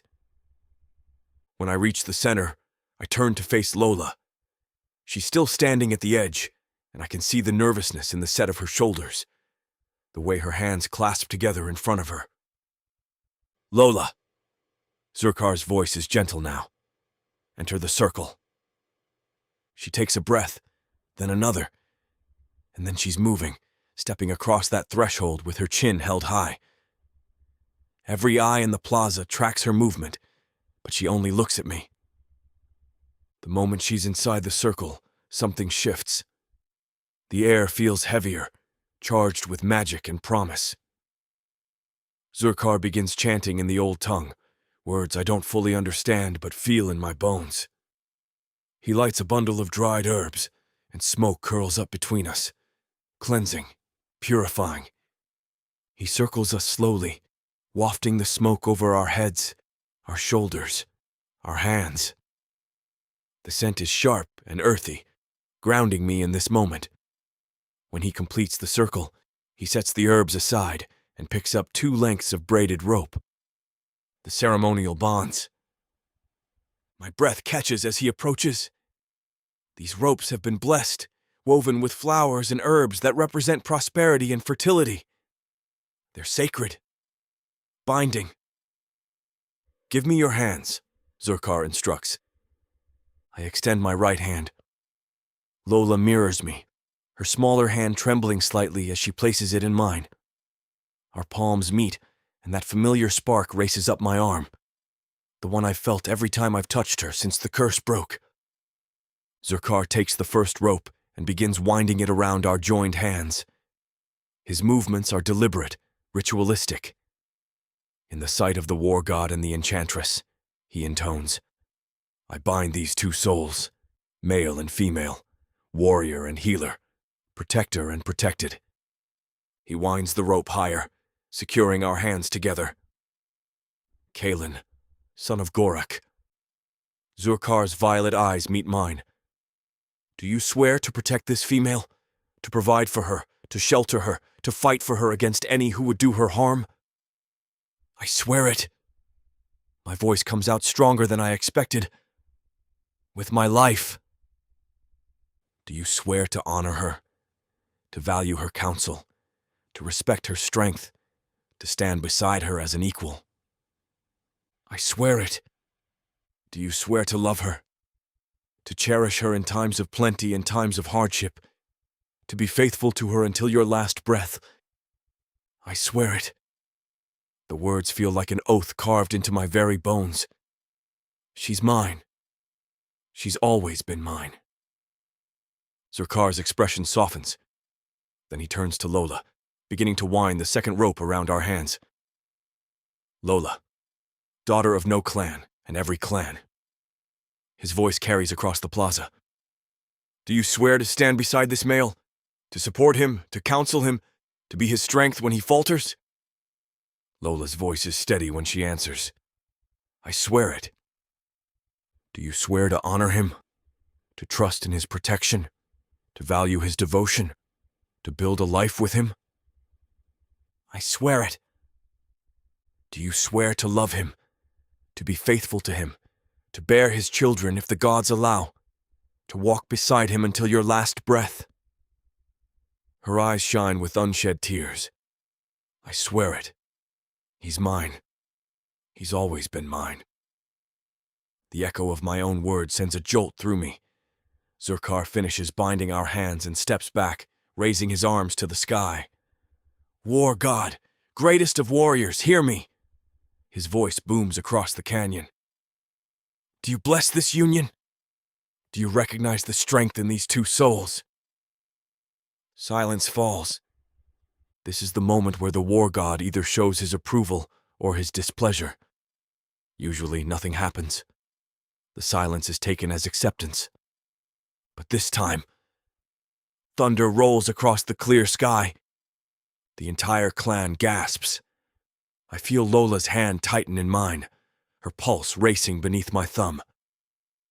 Thunder is a sign, a blessing. The war god has spoken. Zurkar's eyes are wide when he lowers his arms. A smile breaks across his weathered face. The war god has blessed this union. His voice rings with triumph. He recognizes the strength in both warrior and mate. The plaza erupts. War cries shake the canyon walls. Warriors pound their shields in a rhythm that echoes like a heartbeat. Even my father is shouting, his voice joining the din. Zurkar moves forward, carefully unwinding the ropes from our hands. He holds them reverently, these blessed cords that have bound us. These will hang above your door, he says quietly, for only us to hear. A symbol of prosperity, of the gods' favor. He hands the ropes to Rak, who steps forward to accept them with uncharacteristic solemnity. My best friend, my brother in all but blood, will place them above our dwelling. Will help us start this new chapter.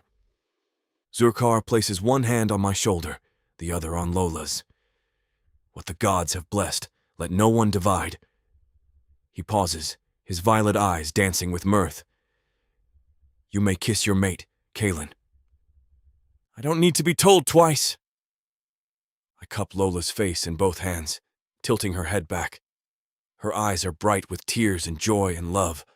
So much love it makes my chest ache. And then I'm kissing her, claiming her mouth in front of every member of this clan. She's mine. Mine. The clan roars their approval. Weapons clash. Voices rise in celebration. But all I can focus on is Lola. Her taste, her scent, the way she melts against me like she was made to fit in my arms. Because she was. I knew it that day I found her in the woods. I've known it every day since. And now, I'm proving to everyone else that it will never change.